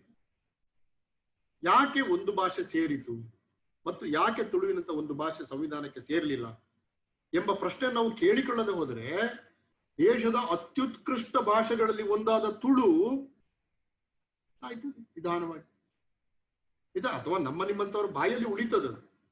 ಆದರೆ ಇದಕ್ಕೆ ಸರ್ಕಾರದ ರೆಕಗ್ನಿಷನ್ ಇಲ್ವಲ್ಲ. ಸರ್ಕಾರದ ರೆಕಗ್ನಿಷನ್ ಇಲ್ಲದೆ ಹೋದ್ರೆ ಅದು UPSCಗೆ ಬರೋಲ್ಲ, ಅದಕ್ಕೆ ಪ್ರತ್ಯೇಕವಾದ ಒಂದು ಚಾನಲ್ ಸಿಗೋಲ್ಲ. ನೀವು ಬೆಳೆಸಿದ್ದೇವೆ ಅಂದ್ರೆ ಸರ್ಕಾರದ ಒಂದು ಬೆಂಬಲ ಇಲ್ಲದೇ ಬೆಳೆಸಿದ್ದೇವೆ. ಆದ್ರೆ ನಾನು ಮಾತಾಡೋ ಭಾಷೆಗೆ ನನ್ನದೇ ದೇಶದ ಸರ್ಕಾರ ಒಂದು ರೆಕಗ್ನಿಷನ್ ಕೊಡುವುದಿಲ್ಲ ಅಂದಾಗ ನನಗೆ ಸರ್ಕಾರದ ಬಗ್ಗೆ ಅಪನಂಬಿಕೆ ಬರ್ತದೆ. ಪ್ರಧಾನಮಂತ್ರಿ ಮೋದಿ ಅವರು ಮಂಗಳೂರಿಗೆ ಬಂದಾಗ ಇಲೆಕ್ಷನ್ ಟೈಮಲ್ಲಿ ನಾನು ಅವರ ಆಫೀಸಿಗೆ ಒಂದು ಪತ್ರ ಕೊಟ್ಟೆ, ಹೋಗಿ ಸರ್ ತಾವು ನನ್ನ ಊರಿಗೆ ಹೋಗ್ತಾ ಇದ್ರಿ, ತುಂಬಾ ಸಂತೋಷ, ಎಲ್ಲ ತುಳುವರ ಪರವಾಗಿ ನಾನು ನಿಮಗೆ ಸ್ವಾಗತವನ್ನ ಕೋರ್ತೇನೆ. ತಾವು ದಯವಿಟ್ಟು ತುಳು 8ನೇ ಶೆಡ್ಯೂಲಿಗೆ ಸೇರಿಸುವ ಪ್ರಸ್ತಾವ ಏನಾಯ್ತು ಎಂಬುದನ್ನು ಜನಗಳಿಗೆ ಹೇಳಿ, ದಯವಿಟ್ಟು ಹೇಳಿ, ಸಭೆಯಲ್ಲಿ ಹೇಳಿ. ಅವರು ಹೇಳಲಿಲ್ಲ, ಜನಗಳು ಕೇಳಿ. ಅಂದ್ರೆ ಭಾಷೆ ಬಗ್ಗೆ ನಮಗೆ ಒಂದು ಭಾಷಣ ಮಾಡ್ಲಿಕ್ಕೆ ಅಷ್ಟೇ, ಅಲ್ಲೆಲ್ಲೋ ಮಂಗಳೂರಲ್ಲಿ ಕೂತ್ಕೊಂಡು ತುಳು 8ನೇ ಶೆಡ್ಯೂಲಿಗೆ ಸೇರ್ಬೇಕು ಅಂತ ಗೊತ್ತಬೇಡಿ. ಪ್ರಧಾನಮಂತ್ರಿಗಳು ನಿಮ್ಮ ಕಾಲು ಬುಡಕ ಬಂದಾಗ ಕೇಳುವ ಧೈರ್ಯ ಇಲ್ಲ ನಿಮಗೆ. ನಮ್ಮನ್ನು ಕೂರಿಸ್ಕೊಂಡು ಅಲ್ಲೆಲ್ಲ ಭಾಷಣ ಮಾಡಿದ್ರೆ ಏನು ಪ್ರಯೋಜನ? ಸೊ ನಾವು ಎಲ್ಲಿ ಹಿಡಿಬೇಕು ಭಾಷೆಯ ಬಗ್ಗೆ, ಎಲ್ಲಿ ಮಾತಾಡ್ಬೇಕು ಅಲ್ಲಿ ಮಾತನಾಡದೆ ಸುಮ್ಮನೆ ಮಾತಾಡೋದು. ಆದ್ದರಿಂದಲೇ ನಮ್ಮ ಇದು ಆಗ ನೋಡಿ 5 ಲಕ್ಷದ್ದು 75 ಲಕ್ಷಕ್ಕೆ ಹೋಯ್ತು ಅಂತಂದ್ರೆ ನಾನು ಹಿಂದಿ, ಅದ್ರ ನನ್ನ ಕೊನೆಯ ಮಾತು, ಹಿಂದಿ 1971 ಸೆನ್ಸಸ್ ನಲ್ಲಿ ಹಿಂದಿ 71ರಿಂದ 2011 ಬೆಳವಣಿಗೆಯಲ್ಲಿ ಹಿಂದಿ ಭಾಷಿಕರ ಮಾತನಾಡುವವರ ಸಂಖ್ಯೆಯಲ್ಲಾದ ಹೆಚ್ಚಳ 46%. 2011 ಜನಗಣತಿಯಲ್ಲಿದೆ, 46% ಹೆಚ್ಚಾಗಿದೆ. ಬಂಗಾಳಿ 17% ಹೆಚ್ಚಾಗಿದೆ, ತಮಿಳು 13% ಹೆಚ್ಚಾಗಿದೆ, ತೆಲುಗು 13% ಹೆಚ್ಚಾಗಿದೆ, ತುಳು 7% ಹೆಚ್ಚಾಗಿದೆ. 7% ನಾಟ್ ಬ್ಯಾಡ್ ಆಕ್ಚುಲಿ. ಆದ್ರೆ ಕನ್ನಡ 1971ರಿಂದ 2011 ನಡುವೆ ಕನ್ನಡ ಇಡೀ ಭಾರತೀಯ ಭಾಷೆಗಳಲ್ಲಿ ಅತ್ಯಂತ ಕಡಿಮೆ ಬೆಳವಣಿಗೆಯನ್ನು ತೋರಿಸಿದ ಭಾಷೆ. ಅದರ ಬೆಳವಣಿಗೆಯ ಶೇಕಡವಾರು 3.5. ನಾನು ಎಕ್ಸಾಕ್ಟ್ ಮಾಡ್ತಾ ಇಲ್ಲ, ಸರ್ಕಾರದ ಅಂಕಿಅಂಶ ಇದು 3.5. ನೀವು ಇದನ್ನು ಒಪ್ಪಿಕೊಂಡ್ರೆ ಮುಂದಿನ 40 ವರ್ಷದಲ್ಲಿ 0ಕ್ಕೆ ಬರ್ತದೆ. ಮುಂದಿನ 100 ವರ್ಷದಲ್ಲಿ ಗ್ರಾಫ್ ಇಳಿಮುಖ ಆಗ್ತದೆ. ಆಗ ಕನ್ನಡ ಕಟ್ಟಿದಂತ ಪಂಪ, ಶ್ರೀ ವಿಜಯ, ಶಿವಕೋಟ್ಯಾಚಾರ್ಯ, ರನ್ನ, ಬಸವ, ದೇವರಿಗೆ ಕನ್ನಡ ಕಳಿಸಿದ್ರು ಬಸವನವರು. ವಚನಕಾರರು ನಮ್ಮ ದೇವರಿಗೆ ಸಂಸ್ಕೃತ ಮಾತ್ರ ಅರ್ಥ ಆಗ್ತಾ ಇತ್ತು. ಅದಕ್ಕೆ ದೇವರಿಗೆ ಸಂಸ್ಕೃತ ಕಲಿಸಲಿಕ್ಕೆ ಮತ್ತೆ ಪುರೋಹಿತರುಗಳು ಇದ್ರು. ನಾವು ನನ್ನ ಭಾಷೆಯಲ್ಲಿ ಹೇಳಿದನ್ನ ಪುರೋಹಿತರು ಸಂಸ್ಕೃತಕ್ಕೆ ಕನ್ವರ್ಟ್ ಮಾಡಿ ಅದನ್ನೊಂದು ಮಂತ್ರವಾಗಿ ಕನ್ವರ್ಟ್ ಮಾಡಿ ದೇವರಿಗೆ ಹೇಳಿ, ದೇವರು ಪುರೋಹಿತರ ಕಿವಿಯಲ್ಲಿ ಸಂಸ್ಕೃತದಲ್ಲಿ ಹೇಳಿ, ಅವರು ಅದನ್ನು ಎಲ್ಲ ಸರಿಯಾಗ್ತದೆ, ನಿನಗೆ ಏನು ತೊಂದರೆ ಇಲ್ಲ ಅಂತ ಹೇಳಿ ಕನ್ನಡದಲ್ಲಿ ಹೇಳಿ. ಇದು ಬಸವಾದಿಗಳು ಹಾಗೆ ಮಾಡ್ಲಿಲ್ಲ. ನನ್ನ ದೇವರು ನನ್ನ ಭಾಷೆಯಲ್ಲಿ ಮಾತಾಡ್ಲಿ ಅಂತ ಕೂಡಲ ಸಂಗನಿಗೆ ಕನ್ನಡದಲ್ಲೇ ಪ್ರೇಯರ್ ಮಾಡಿದ್ರು. ಬಸವಾದಿ ಶರಣರು ದೇವರಿಗೆ ಕನ್ನಡ ಕಲಿಸಿದಂತ ದೊಡ್ಡ ಮನುಷ್ಯರು. ಮಾನವಿಕಗಳು ಉಜ್ವಲಗೊಳ್ಳುವುದಂದ್ರೆ ಹಾಗೆ, ಹಾಗೆ ಪರಮ ಏನು ದೇವರನ್ನ ನೀವು ಒಂದು ಬಹಳ ದೊಡ್ಡ ಶಕ್ತಿ ಅಂತೇಳಿ ಒಪ್ಪಿಕೊಂಡ್ರು ಕೂಡ ಆ ದೊಡ್ಡ ಶಕ್ತಿಗೆ ನಾನು ಹೇಳುದು ನನ್ನ ಭಾಷೆಯಲ್ಲಿ ಎಂಬುದಿದೆಯಲ್ಲ, ಅದು ಮಾನವಿಕಗಳ ಒಂದು ಬಹಳ ದೊಡ್ಡ ಶಕ್ತಿ. ಅದು ಮತ್ತು ಮಾನವಿಕಗಳು ತಲುಪಿದ ಅತ್ಯಂತ ಎತ್ತರ ಅದು. ಬಟ್ ಈಗ ನಾವು ಸರಿಯಾಗಿ ಬರುವ ಕನ್ನಡವನ್ನು ಮಾತಾಡಲ್ಲ, ತಪ್ಪಾಗಿ ಇಂಗ್ಲಿಷಲ್ಲಿ ಮಾತಾಡ. ಡೆಲ್ಲಿಯಲ್ಲಿ ಒಂದು ಕರ್ನಾಟಕ ಸಂಘ ಅಂತ ಇದೆ, ನೀವು ಅದರ ಒಳಗಡೆ ಬಂದ್ರೆ ನಾವೆಲ್ಲ ಇದ್ದೀವಿ ಅಲ್ಲಿ ಒಳಗಡೆ ಕೂತ್ರೆ ಎಲ್ಲರೂ ತಮ್ಮ ಮಕ್ಕಳ ಹತ್ರ ಹಿಂದಿಯಲ್ಲಿ ಮಾತಾಡ್ತಾರೆ. ಆ ಜಾವ್ ಬೈಟ್ ಜಾವ್. ಪಕ್ಕದಲ್ಲಿ ತಮಿಳು ಸಂಗಮ ಇದೆ, ಅದರ ಒಳಗಡೆ ಹೋಗಿ ಕೂತ್ಕೊಳ್ಳಿ, ಯಾರು ತಪ್ಪಿಯೂ ಕೂಡ ಹಿಂದಿ ಮಾತಾಡಲ್ಲ, ಇಂಗ್ಲಿಷು ಮಾತಾಡಲ್ಲ. ಅವರು ತಮ್ಮ ಮಕ್ಕಳೊಟ್ಟಿಗೆ ತಮಿಳಲ್ಲೇ ಮಾತಾಡ್ತಾರೆ. 100ಕ್ಕೆ 100. ಡೆಲ್ಲಿ ಕರ್ನಾಟಕ ಸಂಘದಲ್ಲಿ 100ಕ್ಕೆ 95% ಜನ ಮಕ್ಕಳೊಟ್ಟಿಗೆ ಹಿಂದಿ. ನನ್ನ ಹತ್ರ ಕನ್ನಡದಲ್ಲಿ ಮಾತಾಡ್ತಾರೆ, ಅವ್ರಿಗೆ ಗೊತ್ತು ನಾ ಕನ್ನಡ ಪ್ರೊಫೆಸರ್ ಅಂತ, ಕನ್ನಡದಲ್ಲಿ ಮಾತಾಡ್ತಾರೆ. ಆದ್ರೆ ಅವರ ಮಕ್ಕಳೊಟ್ಟಿಗೆ ಹಿಂದಿಯಲ್ಲಿ ಮಾತಾಡ್ತಾರೆ. ಸೊ ಭಾಷೆ ಯಾಕೆ ಸಾಯ್ತದೆ, ಮಾನವಿಕಗಳು ಯಾಕೆ ಸಾಯ್ತವೆ ಅಂತಂದ್ರೆ, ಆ ಮಾನವಿಕಗಳು ಸೃಷ್ಟಿಯಾದಂತ ಭಾಷೆ ಇದೆಯಲ್ಲ, ಅದರ ಬಗ್ಗೆ ನಮಗೆ ಪ್ರೀತಿ ಇಲ್ಲ, ಗೌರವ ಇಲ್ಲ, ತಿಳುವಳಿಕೆ ಇಲ್ಲ, ಅದನ್ನು ಹೇಗೆ ಬೆಳೆಸಬೇಕು ಎಂಬುದರ ಬಗ್ಗೆ ಪರಿಕಲ್ಪನೆ ಇಲ್ಲ, ಸರ್ಕಾರಗಳಿಗೆ ಬೇಡ. ನವ ಶಿಕ್ಷಣ ನೀತಿ ಏನ್ ಹೇಳ್ತದೆ, ಹೊಸ ಶಿಕ್ಷಣ ನೀತಿ ಏನ್ ಹೇಳಿತು, ಹಿಂದಿ ಬೆಳವಣಿಗೆ ಬಗ್ಗೆ ಹೇಳ್ತದೆ. ಅದು ಹೇಗೆ ಹಿಂದಿ ಬೆಳಿಬೇಕು ಅಂತ ಹೇಳ್ತದೆ. ರಾಜ್ಯ ಭಾಷೆಗಳ ಬಗ್ಗೆ ಅದು ಹೇಳ್ತದೆ, ಇದು ರಾಜ್ಯ ಸರ್ಕಾರದ ಜವಾಬ್ದಾರಿ ಅಂತ ಹೇಳ್ತದೆ. ರಾಜ್ಯ ಭಾಷೆಗಳನ್ನು ಬೆಳೆಸುವ ಜವಾಬ್ದಾರಿ ರಾಜ್ಯ ಸರ್ಕಾರದ್ದು ಅಂತ. ಆಯ್ತು, ಒಪ್ಪಿಕೊಳ್ಳೋಣ. ಅದು ಹೌದಾಗಿದ್ರೆ ಹಿಂದಿಯನ್ನ ಬೆಳೆಸುವ ಜವಾಬ್ದಾರಿಯನ್ನು ಸೆಂಟ್ರಲ್ ಗವರ್ಮೆಂಟ್ ಯಾಕೆ ತಗೋಬೇಕು? ಅದನ್ನು ರಾಜ್ಯ ಸರ್ಕಾರಗಳಿಗೆ ಕೊಡಿ. ಹಿಂದಿ ಆಕ್ಚುಲಿ ಇರೋದು ಉತ್ತರ ಪ್ರದೇಶದಲ್ಲಿ ಮಾತ್ರ. ಗುಜರಾತಲ್ಲಿ ಗುಜರಾತಿ ಮಾತಾಡ್ತಾರೆ, ರಾಜಸ್ಥಾನದಲ್ಲಿ ರಾಜಸ್ಥಾನಿ ಮಾತಾಡ್ತಾರೆ, ಹರಿಯಾಣದಲ್ಲಿ ಹರಿಯಾಣವಿ ಮಾತಾಡ್ತಾರೆ. ಸ್ವಾತಂತ್ರ್ಯ ಹೋರಾಟದ ಕಾಲಘಟ್ಟದಲ್ಲಿ ಈ ಎಲ್ಲ ಸಣ್ಣ ಸಣ್ಣ ಭಾಷೆಗಳು ನಮ್ಮಲ್ಲಿ ಏಕೀಕರಣ ಆದ ಹಾಗೆ. ಕರ್ನಾಟಕದಲ್ಲಿ 162 ಭಾಷೆಗಳಿಗೆ. ಅದರ ಏಕೀಕರಣ ಚಳವಳಿ ಮಾಡಿದಾಗ ಆ ಭಾಷೆಗಳು ಗೌಣಗೊಂಡು ಕನ್ನಡ ಮುನ್ನೆಲೆಗೆ ಬಂತು. ಕನ್ನಡ ಪ್ರಧಾನವಾದ ಭಾಷೆಯಾಗಿ ಆಯ್ತು. ಉಳಿದ ಭಾಷೆಗಳು ಹಿಂದಕ್ಕೆ ಸರಿಯಲ್ಪಟ್ಟವು. ಉತ್ತರ ಭಾರತದಲ್ಲಿ ಕೂಡ ಹಾಗೆ ಆಯ್ತು. ಭೋಜ್ಪುರಿ ಎಂತ ಸುಂದರವಾದ ಭಾಷೆ ಅದು. ಮೀರಾ ಬರೆದಂತ ಭಾಷೆ, ಬ್ರಿಡ್ಜ್ ಭಾಷೆ, ಎಂತ ಅದ್ಭುತವಾದ ಭಾಷೆ ಅದು. ಅವೆಲ್ಲ ಹಿಂದೆ ಸರಿದು ಹಿಂದಿ ಬಂತು. ಈಗ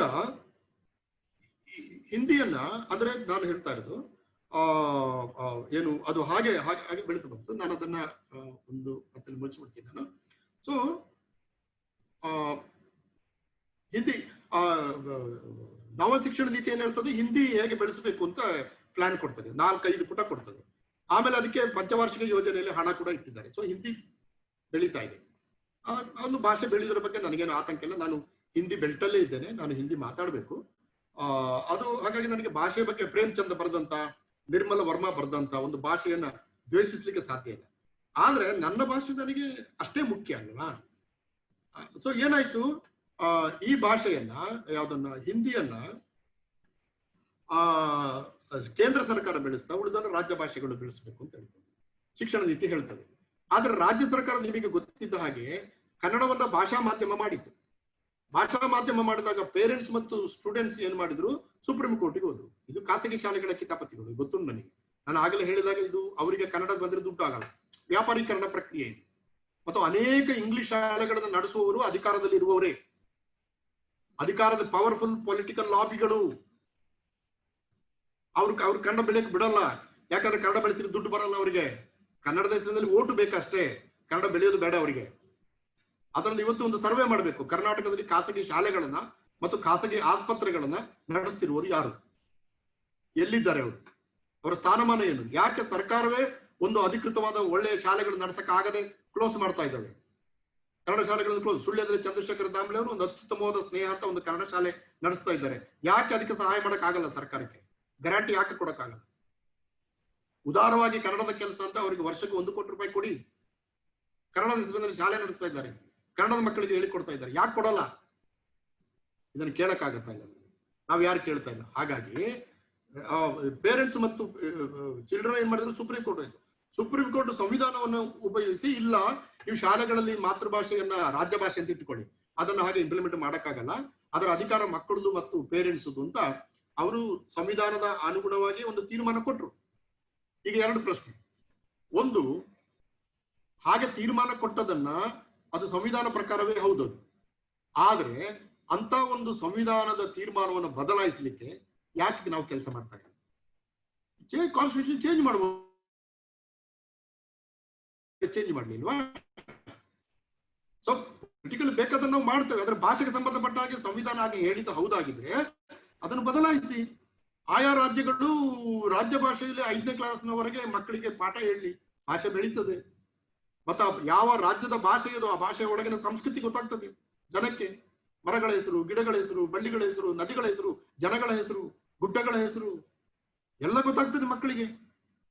ಇಂಗ್ಲಿಷಲ್ಲಿ ಟ್ರೀಸ್ ಅಂತ ಹೇಳ್ಕೊಡ್ತೀವಿ ನೀವು. Trees, what is that? It's A tree. ಕನ್ನಡದ ಮಕ್ಕಳು ಹಂಗೆ ಹೇಳಲ್ಲ. ಅದು ಏನಪ್ಪಾ ಅಂದ್ರೆ ಅದು ಬೇಂಗ ಮರ, ಅದು ಹಲಸಿನ ಮರ, ಅದು ಮಾವಿನ ಮರ, 25 ಹೆಸರು. Trees general term. ಕನ್ನಡದ ಮಕ್ಕಳು ಹಂಗೆ ಹೇಳಲ್ಲ. ಅವ್ರ ವೊಕ್ಯಾಬ್ಯುಲರಿ ಹೈಯೆಸ್ಟ್ ಇರ್ತದೆ. ಯಾಕಂದ್ರೆ ಮಣ್ಣಿನ ಜೊತೆ ಬದುಕಿದವರು. ಸಂವಿಧಾನ ಬದಲಾವಣೆ ಆಗ್ಲಿಲ್ಲ, ಮಾಡ್ಲಿಕ್ಕೆ ನಾವು ಕೆಲಸ ಮಾಡಿಲ್ಲ. ಆಯ್ತಾ? 2ನೇದು, ಹೊಸ ಶಿಕ್ಷಣ ನೀತಿ ಹಾಗಾದ್ರೆ ನಮ್ಮನ್ನು ಮೋಸ ಮಾಡಿದಲ್ವಾ? ಅದು ಹೇಳ್ತದೆ ರಾಜ್ಯ ಸರ್ಕಾರಗಳ ಜವಾಬ್ದಾರಿ ಇದು, ರಾಜ್ಯ ಭಾಷೆಯನ್ನು ಬೆಳೆಸುವುದು ರಾಜ್ಯ ಸರ್ಕಾರಗಳ ಜವಾಬ್ದಾರಿ ಅಂತ ಹೊಸ ಶಿಕ್ಷಣ ನೀತಿ ಹೇಳ್ತದೆ. ಸುಪ್ರೀಂ ಕೋರ್ಟ್ ಹೇಳ್ತದೆ ಇದು ರಾಜ್ಯ ಸರ್ಕಾರಕ್ಕೆ ಅಧಿಕಾರ ಇಲ್ಲ, ಅದು ಸಂವಿಧಾನದ್ದು ಅಂತ. ಮತ್ತೆ ನಾವು ಎಲ್ಲಿ ಅಂತ where we stand? Supreme Court ಹೇಳಿದನ್ನು ಕೇಳಬೇಕೋ, ಹೊಸ ಶಿಕ್ಷಣ ನೀತಿ ಹೇಳಿದನ್ನು ಕೇಳಬೇಕಾ, ಅಥವಾ ನಾವು ಒಂದು ಸರಿಯಾದ ದಾರಿ ಅನುಭವಿಸಿದ್ದೀವಿ, ಅದು ಬೇಡ ನಮಗೆ, ಇದು ಬೇಡ ನಮಗೆ, ನಮ್ಮ ಪಾಡಿಗೆ ನಾವು ಇರೋಣ. ಇದರಿಂದಾಗಿ ಭಾಷೆಯ ಬೆಳವಣಿಗೆ 3.5ಕ್ಕೆ ಇಳಿದಿದೆ.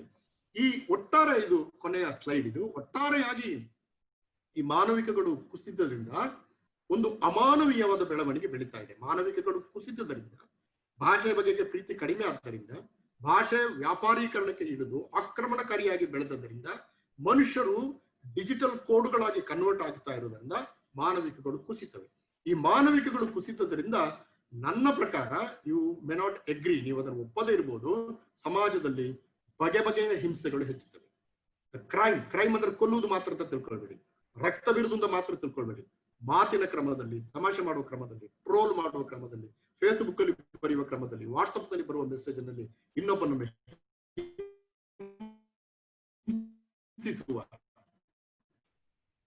ಇನ್ನೊಬ್ಬನಿಗೆ 21ನೇ ಶತಮಾನದ ಹಿಂಸೆ ರೂಪುಗೊಳ್ತಾ ಇದೆ. ಅದಕ್ಕೆ ಒಂದು ಕಾರಣ ಮಾನವಿಕಗಳು. ಅದನ್ನು ನಾನು ಕೊನೆಯ ಸ್ಲೈಡ್ ಅಲ್ಲಿ ಹೇಳಿದ್ದೇನೆ. ಸೊ ಒಂದು ಆರ್ಥಿಕ ಇದು ಬಿಡಿ, ಅದು ಭಾಷೆ ಮತ್ತು ತತ್ವಶಾಸ್ತ್ರ ಸಾವು ನಾನು ಹೇಳಿದೆ. ಆಲೋಚನೆಗೆ ಅವಕಾಶವಿಲ್ಲದ ರಾಷ್ಟ್ರೀಯ ಅರ್ಹತಾ ಪರೀಕ್ಷೆಗಳು, ವಸ್ತುನಿಷ್ಠತೆಯ ಹೆಸರಿನಲ್ಲಿ ಗಣಿತದ ನಿಖರತೆಯನ್ನು ಬಯಸುವ ಕಾಲದಲ್ಲಿ ಸರಿ ಅಥವಾ ತಪ್ಪು ಎಂದಷ್ಟೇ ಗುರುತಿಸುವ ಪ್ರಶ್ನೆಗಳು, ಮತ್ತು ಇದೊಂಥರ ಯಾರು ನಮ್ಮ ಅಮಿತಾಬ್ ಬಚ್ಚನ್ ಕೌನು ಬನೇಗ ಕರೋಡು ಪಟ್ಟಿಯಲ್ಲಿ 4 ಪ್ರಶ್ನೆ ಕೇಳಿ 1 ಕೊಡ್ತಾನಲ್ಲ, ಆ ತರ ಲಿಟ್ರೇಚರ್ ಹಂಗಲ್ಲ, ಸಾಹಿತ್ಯ ಹಂಗಲ್ಲ. ಪಂಪನ ಕಾರಣನ ಪಾತ್ರ ಕಲ್ಪನೆಗೆ ಒಂದೇ ಉತ್ತರ ಇರುವುದಿಲ್ಲ. ಕುಮಾರವ್ಯಾಸನ ದ್ರೌಪದಿಗೆ ಒಂದೇ ಉತ್ತರ ಇರುವುದಿಲ್ಲ. ಹ್ಯುಮ್ಯಾನಿಟೀಸ್ನ ಬಹಳ ದೊಡ್ಡ ಲಾಭವೇ ಅದು ನೋಡಿ, ನಾನು ಬರ್ದಿದ್ದೇನೆ ಇಲ್ಲಿ. ಗುರುತಿಸುವ ಪ್ರಶ್ನೆಗಳು ಬಹು ಆಯ್ಕೆ ಮಾದರಿಯ ಪ್ರಶ್ನೆಗಳಿಂದ ವಿದ್ಯಾರ್ಥಿಯ ಸಾಮರ್ಥ್ಯವನ್ನು ಅಳೆಯುವ ವಿಧಾನಕ್ಕೆ ಮಾನ್ಯತೆ ದೊರೆಯುತ್ತದೆ.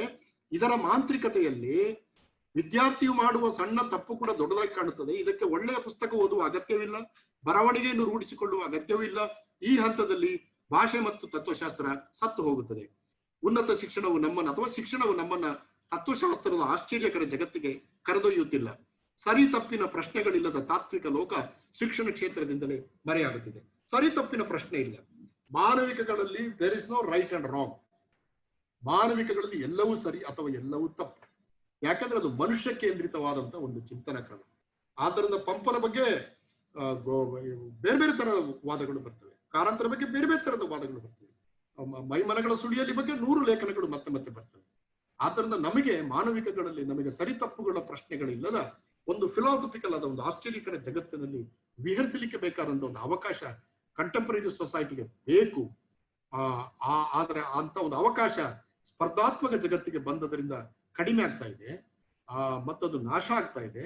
ಹಾಗೆ ನಾಶ ಆಗ್ತಾ ಇದ್ದರಿಂದ ನಮ್ಮ ಸಮಾಜದಲ್ಲಿ ಬಗೆ ಬಗೆಯ ಹಿಂಸೆ ಹೆಚ್ಚುತ್ತಾ ಇದೆ. ಇದರಿಂದ ನಮ್ಮ ಮಕ್ಕಳನ್ನ, ನಮ್ಮದಾಯ್ತಲ್ಲ, ನಮ್ಮ ಜೀವನ ಮುಗಿತಲ್ಲ, ನಮ್ಮ ಮಕ್ಕಳನ್ನಾದ್ರೂ ಪಾರು ಮಾಡುವ ಒಂದು ನೈತಿಕ ಹೊಣೆಗಾರಿಕೆಯನ್ನ ನಾವು ಹೊತ್ತುಕೊಳ್ಬೇಕಾಗ್ತದೆ. ಅದಕ್ಕೆ ಸ್ವಲ್ಪ ಧೈರ್ಯ ಬೇಕಾಗ್ತದೆ. ಇಷ್ಟು ಹೇಳಿ ಸ್ವಲ್ಪ ಸಮಯ ಜಾಸ್ತಿ ತಗೊಂಡೆ. ಇಷ್ಟು ಹೊತ್ತು ನನ್ನ ಭಾಷಣ ಕೇಳಿದ ನಿಮಗೆಲ್ಲರಿಗೂ ಕೂಡ ನನ್ನ ಕೃತಜ್ಞತೆ.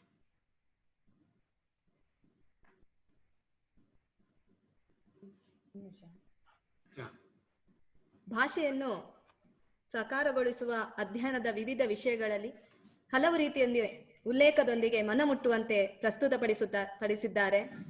1 ತಾಸು ಸುದೀರ್ಘವಾಗಿ ವಿಚಾರ ಮಂಡನೆ ಮಾಡಿರುವಂತಹ ಡಾಕ್ಟರ್ ಪುರುಷೋತ್ತಮ ಬಿಳಿಮಲೆ ಅವರಿಗೆ ಧನ್ಯವಾದಗಳು ಸರ್. ಬಹಳಷ್ಟು ಪ್ರಶ್ನೆಗಳು ಬಂದಿರ್ತದೆ, ಅದೇ ನಾವು 12 ಗಂಟೆಗೆ ಮುಗಿಸ್ಬೇಕಾದ ಕಾರಣ ಕೆಲವು ಪ್ರಶ್ನೆ ನಾನು ಇಲ್ಲಿ ನಿಮ್ಮಲ್ಲಿ ಕೇಳಲು ಇಷ್ಟಪಡುತ್ತೇನೆ. ಟೀಕಾಕಾರರನ್ನು, ಪ್ರಶ್ನೆ ಮಾಡುವವರನ್ನು ದೇಶದ್ರೋಹಿಗಳು, ಧರ್ಮದ್ರೋಹಿಗಳು ಎನ್ನುವುದಷ್ಟೇ ಅಲ್ಲದೆ ಅಂಥವರ ಜೀವಕ್ಕೂ ಅಪಾಯ ಒಡ್ಡುತ್ತಿರುವ ಈ ಸಂದರ್ಭದಲ್ಲಿ ಬದಲಾಯಿಸುವುದು ಹೇಗೆ ಎಂದು ಕೇಳ್ತಾ ಇದ್ದಾರೆ. ನಿಮಗೆ ಅಂದ್ರೆ ನಾನೀಗ ಹೇಳಿದ ವಿಚಾರಗಳ ಬಗ್ಗೆ ವಿಶ್ವಾಸ ಇದ್ರೆ ಒಂದು ಸಂಘಟಿತವಾದ ಪ್ರಯತ್ನವನ್ನು ಮಾನವಿಕಗಳಲ್ಲಿ ಕೆಲಸ ಮಾಡುವವರು ಮಾಡಬೇಕು. ಸಂಘಟಿತ ಪ್ರಯತ್ನ. ಇದರ ಮುಂಚೂಣಿಯಲ್ಲಿ ವಿದ್ಯಾರ್ಥಿಗಳಿರ್ಬೇಕು. ನೋಡಿ, ಈಗ ಏಕರೂಪ ಪಠ್ಯಕ್ರಮ ಬಂತು ಕರ್ನಾಟಕದಲ್ಲಿ. ಏಕರೂಪ ಪಠ್ಯಕ್ರಮ ಬಂತು. ಏಕರೂಪ ಪಠ್ಯಕ್ರಮದಿಂದ ಕರ್ನಾಟಕ ಸಂಸ್ಕೃತಿ ಏಕರೂಪಕ್ಕೆ ಬರ್ತದೆ. ಇದು ದೇಶದಲ್ಲಿ ನಡೆಯುವ ಬೆಳವಣಿಗೆಗಳ ಒಂದು ಮೈನರ್ ರೂಪ ಇದು. ಆದ್ರೆ ಕರ್ನಾಟಕದ ಮೂಲೆ ಮೂಲೆಗಳಲ್ಲಿರುವ ಯಾರು ಅದರ ಬಗ್ಗೆ ಪ್ರಶ್ನೆ ಎತ್ತಿಲ್ಲ, ಮಕ್ಕಳು ಪ್ರಶ್ನೆ ಎತ್ತಿಲ್ಲ, ಸರ್ಕಾರಕ್ಕೆ ಆರಾಮ ಆಗ್ತಾ ಇದೆ. ಸೊ ನಾವು ನಮ್ಮ ಜವಾಬ್ದಾರಿಯನ್ನ ಸಂಘಟಿತವಾಗಿ ನಿರ್ವಹಿಸಿದ್ರೆ ಈ ತರದ ಬಿಕ್ಕಟ್ಟುಗಳನ್ನು ಪಾರು ಮಾಡಿ ನಮಗೆ ಕನ್ನಡವನ್ನು ಉಳಿಸಲಿಕ್ಕೆ ಸಾಧ್ಯ ಇದೆ. ನಾವು ಓದಿದ, ನಾವು ಪಾಠ ಮಾಡಿದ, ನಾವು ನಂಬಿದ ಮೌಲ್ಯಗಳನ್ನು ಕೂಡ ಉಳಿಸ್ಕೊಂಡು ಬರ್ಲಿಕ್ಕೆ ಸಾಧ್ಯ ಇದೆ. ಆದ್ರೆ ಸಂಘಟಿತ ಪ್ರಯತ್ನ ಆಗ್ತಾ ಇಲ್ಲ. ಯಾಕಂತಂದ್ರೆ ಅದು ಏನೋ ಗಾದೆ ಇದೆಯಲ್ಲ, ಹಾಗೆ ನಾವ್ಯಾರು ಜವಾಬ್ದಾರಿ ತಗೊಳ್ತಾ ಇಲ್ಲ ಅಷ್ಟೇ. ಇನ್ನೊಂದು ಪ್ರಶ್ನೆ ಸರ್, ಇಂದಿನ ದಿನಗಳಲ್ಲಿ ಇಂಗ್ಲಿಷ್ ಕಲಿತರೆ ಜೀವನದಲ್ಲಿ ಸರ್ವಸ್ವವನ್ನು ಪಡೆಯಬಹುದು ಎಂಬ ಮನೋಭಾವವನ್ನು ಹೇಗೆ ಹೋಗಲಾಡಿಸಬಹುದು? ಉತ್ತರಿಸಿರಿ. ಇದಕ್ಕೆ ಎರಡು, ಒಂದು ಅಂತ ಮನೋಭೂಮಿಕೆ ಇದೆಯಲ್ಲ, ಅದು ಬದಲಾಗಿಸುವ ಹಾಗೆ ನಾವು ನಿರಂತರವಾಗಿ ಕೆಲಸ ಮಾಡಬೇಕು. ಅದು ಲೇಖನಗಳ ಮೂಲಕ, ಚರ್ಚೆಗಳ ಮೂಲಕ, ಇಂಥ ಮಾತುಗಳ ಮೂಲಕ ಅದು ಆಗಬೇಕು. ಆದ್ರೆ ಎಷ್ಟೋ ಬಾರಿ ಆಗೋದಿಲ್ಲ. ಅದಕ್ಕೆ ಸಂವಿಧಾನದಲ್ಲಿ ಬದಲಾವಣೆಯನ್ನ ತಂದು, ನಾನು ಹೇಳಿದೆ ಕೊನೆಗೆ ನೋಡಿ, ಸಂವಿಧಾನದಲ್ಲಿ ಬದಲಾವಣೆಯನ್ನ ತಂದು ನಾವು ಮಾತೃಭಾಷೆ ಪ್ರಶ್ನೆ ಎತ್ತಿದ್ರೆ ಸಮಸ್ಯೆ ಆಗ್ತದೆ. ಯಾಕಂದ್ರೆ 19,000 ಭಾಷೆಗಳಲ್ಲಿ ಭಾರತಕ್ಕೆ ಪಾಠ ಮಾಡೋದು ಕಷ್ಟ. ಅಥವಾ ಕರ್ನಾಟಕದಲ್ಲಿನೇ ಮೇಜರ್ ಲ್ಯಾಂಗ್ವೇಜಸ್ ಸುಮಾರು 10-20 ಇದೆ. ಅಂದ್ರೆ ಮೇಜರ್ ಟೋಟಲ್ 62 ಭಾಷೆ ಇದೆ ಕರ್ನಾಟಕದಲ್ಲಿ. ಅಷ್ಟು ಭಾಷೆಗಳಲ್ಲಿ ಮಾಡೋಕ್ಕಾಗಲ್ಲ. ಆ ತರದ ರಾಜ್ಯ ಭಾಷೆ ಅಂತ ಒಪ್ಪಿಕೊಂಡ್ರೆ ನಾವು 5ನೇ ತರಗತಿವರೆಗೆ ರಾಜ್ಯ ಭಾಷೆಯಲ್ಲಿ ಮಾಡಿದ್ರೆ ಅವನ ಸೆನ್ಸೇಷನ್ ಇದೆಯಲ್ಲ, ಅವನ ಸಂವೇದನೆಗಳಿದೆಯಲ್ಲ, ಅದು ದೇಶಿ ಭಾಷೆಯಲ್ಲಿ ರೂಪುಗೊಳ್ತದೆ.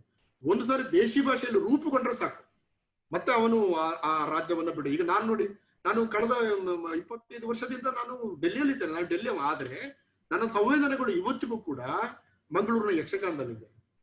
ನಾನು ಊರಿಗೆ ಹೋದ್ರೆ ನೋಡುದು ಭೂತ ನೋಡ್ತೀನಿ ನಾನು. ಆದ್ರೆ ಸಂವೇದನೆಗಳು ಇಳ್ತದೆ. ಆದ್ರೆ ಒಂದು ಇಂಗ್ಲಿಷ್ ಮೀಡಿಯಂ ಅಲ್ಲಿ, ಈಗ ನನ್ನ ಮಗ ಡೆಲ್ಲಿಗೆ ಬಂದ ಮೇಲೆ ಹುಟ್ಟಿದ್ದ, ಅವನಿಗೆ ಅದು ಇಲ್ಲವೇ ಇಲ್ಲ, ಅವನಿಗೆ ಅದು ಗೊತ್ತೇ ಆಗುದಿಲ್ಲ, ಅವನಿಗೆ ಅದ್ರ ಗೊತ್ತಾಗಲ್ಲ. ಸೊ ಆದ್ರಿಂದ 5ನೇ ಕ್ಲಾಸಿನವರೆಗೆ ರಾಜ್ಯ ಭಾಷೆಯಲ್ಲಿ ಶಿಕ್ಷಣ ಕೊಡುವ ಹಾಗೆ ಸಂವಿಧಾನವನ್ನು ಬದಲಾಯಿಸಬೇಕು, ರಾಜ್ಯ ಸರ್ಕಾರ ಕೆಲಸ ಮಾಡಬೇಕು. ಆದ್ರೆ ರಾಜ್ಯ ಸರ್ಕಾರ ಮಾಡೋದಿಲ್ಲ. ಯಾಕೆಂತಂದ್ರೆ ಅವ್ರಿಗೆ ಕನ್ನಡದ ಬಗ್ಗೆ ಅಂತ ಪ್ರೀತಿ ಇದ್ದಾಗೆ ಕಾಣಲ್ಲ. ಯಾಕಂದ್ರೆ ಅನೇಕ ಇಂಗ್ಲಿಷ್ ಶಾಲೆಗಳನ್ನ ನಡೆಸುವವರು ಎಲ್ಲಿದ್ದಾರೆ ಅಂತ ನನಗೆ ಗೊತ್ತು. ನಾನು ಓಪನ್ ಆಗಿ ಹೇಳಿದ್ರೆ ನಾಳೆ ನನ್ನ ಟ್ರೋಲ್ ಮಾಡ್ಲಿಕ್ಕೆ ಶುರು ಮಾಡ್ತಾರೆ, ಅದು ಗೊತ್ತು ನನಗೆ. ಆಮೇಲೆ ಕನ್ನಡ ಶಾಲೆ ಅಂತ ಬೋರ್ಡ್ ಹಾಕಿ ಒಳಗೆ ಇಂಗ್ಲಿಷ್ ಶಾಲೆ ನಡೆಸುವವರು ಕೂಡ ಗೊತ್ತು ನನಗೆ. ಅವರನ್ನು ಚೆಕ್ ಮಾಡ್ಲಿಕ್ಕೆ ಹೋದಂತ ಶಿಕ್ಷಣ ಅಧಿಕಾರಿಗಳು ಹೌದು ಇಲ್ಲಿ ಕನ್ನಡ ಶಾಲೆ ನಡೀತದೆ ಅಂತ ಒಳಗೆ ಹೋಗಿ ಇಂಗ್ಲಿಷ್ ಶಾಲೆ ನಡೆಸುವುದನ್ನು ನೋಡಿ ತಮಗೆ ಬೇಕಾದನ್ನು ತೆಕ್ಕೊಂಡು ಬರುವವರನ್ನು ಕೂಡ ನೋಡಿದ್ದೆ ನಾನು. ಸೊ ಆತ್ಮವಂಚನೆ, ಸುಳ್ಳು, ಹಣ ಮಾಡುವಂತ ದುಷ್ಟ ಪ್ರವೃತ್ತಿಯಿಂದಾಗಿ ಭಾಷೆ ಮತ್ತು ಮಾನವಿಕಗಳು ಸಾಯ್ತಾ ಇವೆ. ಇದರ ಬಗ್ಗೆ ಧೈರ್ಯವಾಗಿ ಹೇಳಕ್ಕೆ ನಮಗೆ ಸಾಧ್ಯ ಆದ್ರೆ ನಾವು ಬಚಾವಾಗ್ತೀವಿ. ಇಲ್ಲದಿದ್ರೆ 10ರೊಟ್ಟಿಗೆ 11 ಹೊರಟೋಗ್ತೀವಿ. ಪ್ರಾಧ್ಯಾಪಕರಾದ ಚಿನ್ನಸ್ವಾಮಿ ಸೋಸಲೆ ಸರ್ ಹೇಳುತ್ತಿರುವುದು ಅಕ್ಷರಶಃ ಸತ್ಯ. ಹಾಗೆ ಅದಕ್ಕೆ ಪೂರಕವೆಂಬಂತೆ ಪ್ರಶ್ನೆ ಮಾಡುತ್ತಿರುವವನನ್ನು ಇನ್ನೊಂದು ವರ್ಗ, ಅಂದರೆ ಈ ಪತ್ರಿಕೋದ್ಯಮದ ಬಂಧುಗಳು ಸಹಿತ ಪ್ರಶ್ನೆಯ ಮಾಡುವ ಮನೋಭಾವವನ್ನು ಪರೋಕ್ಷವಾಗಿ ನಿಯಂತ್ರಿಸುವ ಕೆಲಸಕ್ಕೆ ಕೈ ಹಾಕುತ್ತಿದ್ದಾರೆ. ಅದು ಎಷ್ಟರ ಮಟ್ಟಿಗೆ ಸರಿ? ಅಲ್ಲ, ಅದು ಒಂದೇ ಉತ್ತರ. ತಪ್ಪೇ ಅದು. ಮೀಡಿಯಾಗಳು ಇವತ್ತು ತಮ್ಮ ಜವಾಬ್ದಾರಿಯನ್ನು ಮರೆತಿದ್ದಾವೆ. ನಾನು ತುಂಬಾ ಕನ್ನಡ ಪ್ರೇಮಿ ನಾನು, ಆದ್ರೆ ನೋಡಕ್ ಆಗಲ್ಲ ನನಗೆ. ನಿನ್ನೆ ಒಂದು ಅರ್ಧ ಗಂಟೆ ನೋಡಿದಂಗೆ ತಲೆನೋವು ಬರ್ಲಿಕ್ಕೆ ಶುರು ಆಯ್ತು. ಕಿರ್ಚುತ್ತಾ ಇದ್ದಾರೆ. ಆಮೇಲೆ ಅದರಲ್ಲಿ ಬರುವ ಪ್ರಶ್ನೆಗಳು ಏನು ಗೊತ್ತಾ, ಆಹಾ ಓಹೋ ಎಲ್ಲಿ ಹೋದ, ಹೀಗೆಲ್ಲ ಕತೆ. ಅದು ಯಾಕೆ ಕಿರ್ಚುತ್ತಾನೆ ಅವನು? ಒಳ್ಳೆ ಡಾಕ್ಯುಮೆಂಟರಿ ತೋರಿಸಿ ಕನ್ನಡ ಏನಾಗಿದೆ ಅಂತ ನಮಗೆ ಒಂದು ಪ್ರೋಗ್ರಾಮ್ ಕೊಡಿ. ಹಳ್ಳಿಗೆ ಹೋಗಿ ಕರ್ನಾಟಕದಲ್ಲಿ ಕನ್ನಡ ಶಾಲೆಗಳ ಬಗ್ಗೆ ಒಂದು ರಿಪೋರ್ಟ್ ಮಾಡಿ. ಎಲ್ಲ ಇಡೀ ಕರ್ನಾಟಕದ ಕನ್ನಡ ಶಾಲೆಗಳ ಬಗ್ಗೆ ರಿಪೋರ್ಟ್ ಮಾಡಿ, ಇಂಗ್ಲಿಷ್ ಶಾಲೆಗಳ ಬಗ್ಗೆ ರಿಪೋರ್ಟ್ ಮಾಡಿ. ಇಂಗ್ಲಿಷ್ ಶಾಲೆಗಳನ್ನು ಯಾರು ನಿಯಂತ್ರಿಸ್ತಾ ಇದ್ದಾರೆ ಎಂಬುದನ್ನು ಧೈರ್ಯವಾಗಿ ಹೇಳಿ. ನನಗೆ ಗೊತ್ತುಂಟಂತೆ, ನಿಮಗೆ ಗೊತ್ತುಂಟಂತೆ, ಅವರಿಗೆ ಯಾಕೆ ಗೊತ್ತಾಗಲ್ಲ ಹೇಳಿ. ಅದರ ಬಿಟ್ಟು ನೋಡಿ, ಎಷ್ಟೋ ಕರ್ನಾಟಕದಲ್ಲಿ ಎಷ್ಟೋ ಡಾಕ್ಟರ್ಗಳು ಇವತ್ತು ಬಾಗಿಲು ಮುಚ್ಚಿ ನಮಗೆ ಬೇಡ ಅಂತ ಕೂತಿದ್ದಾರೆ.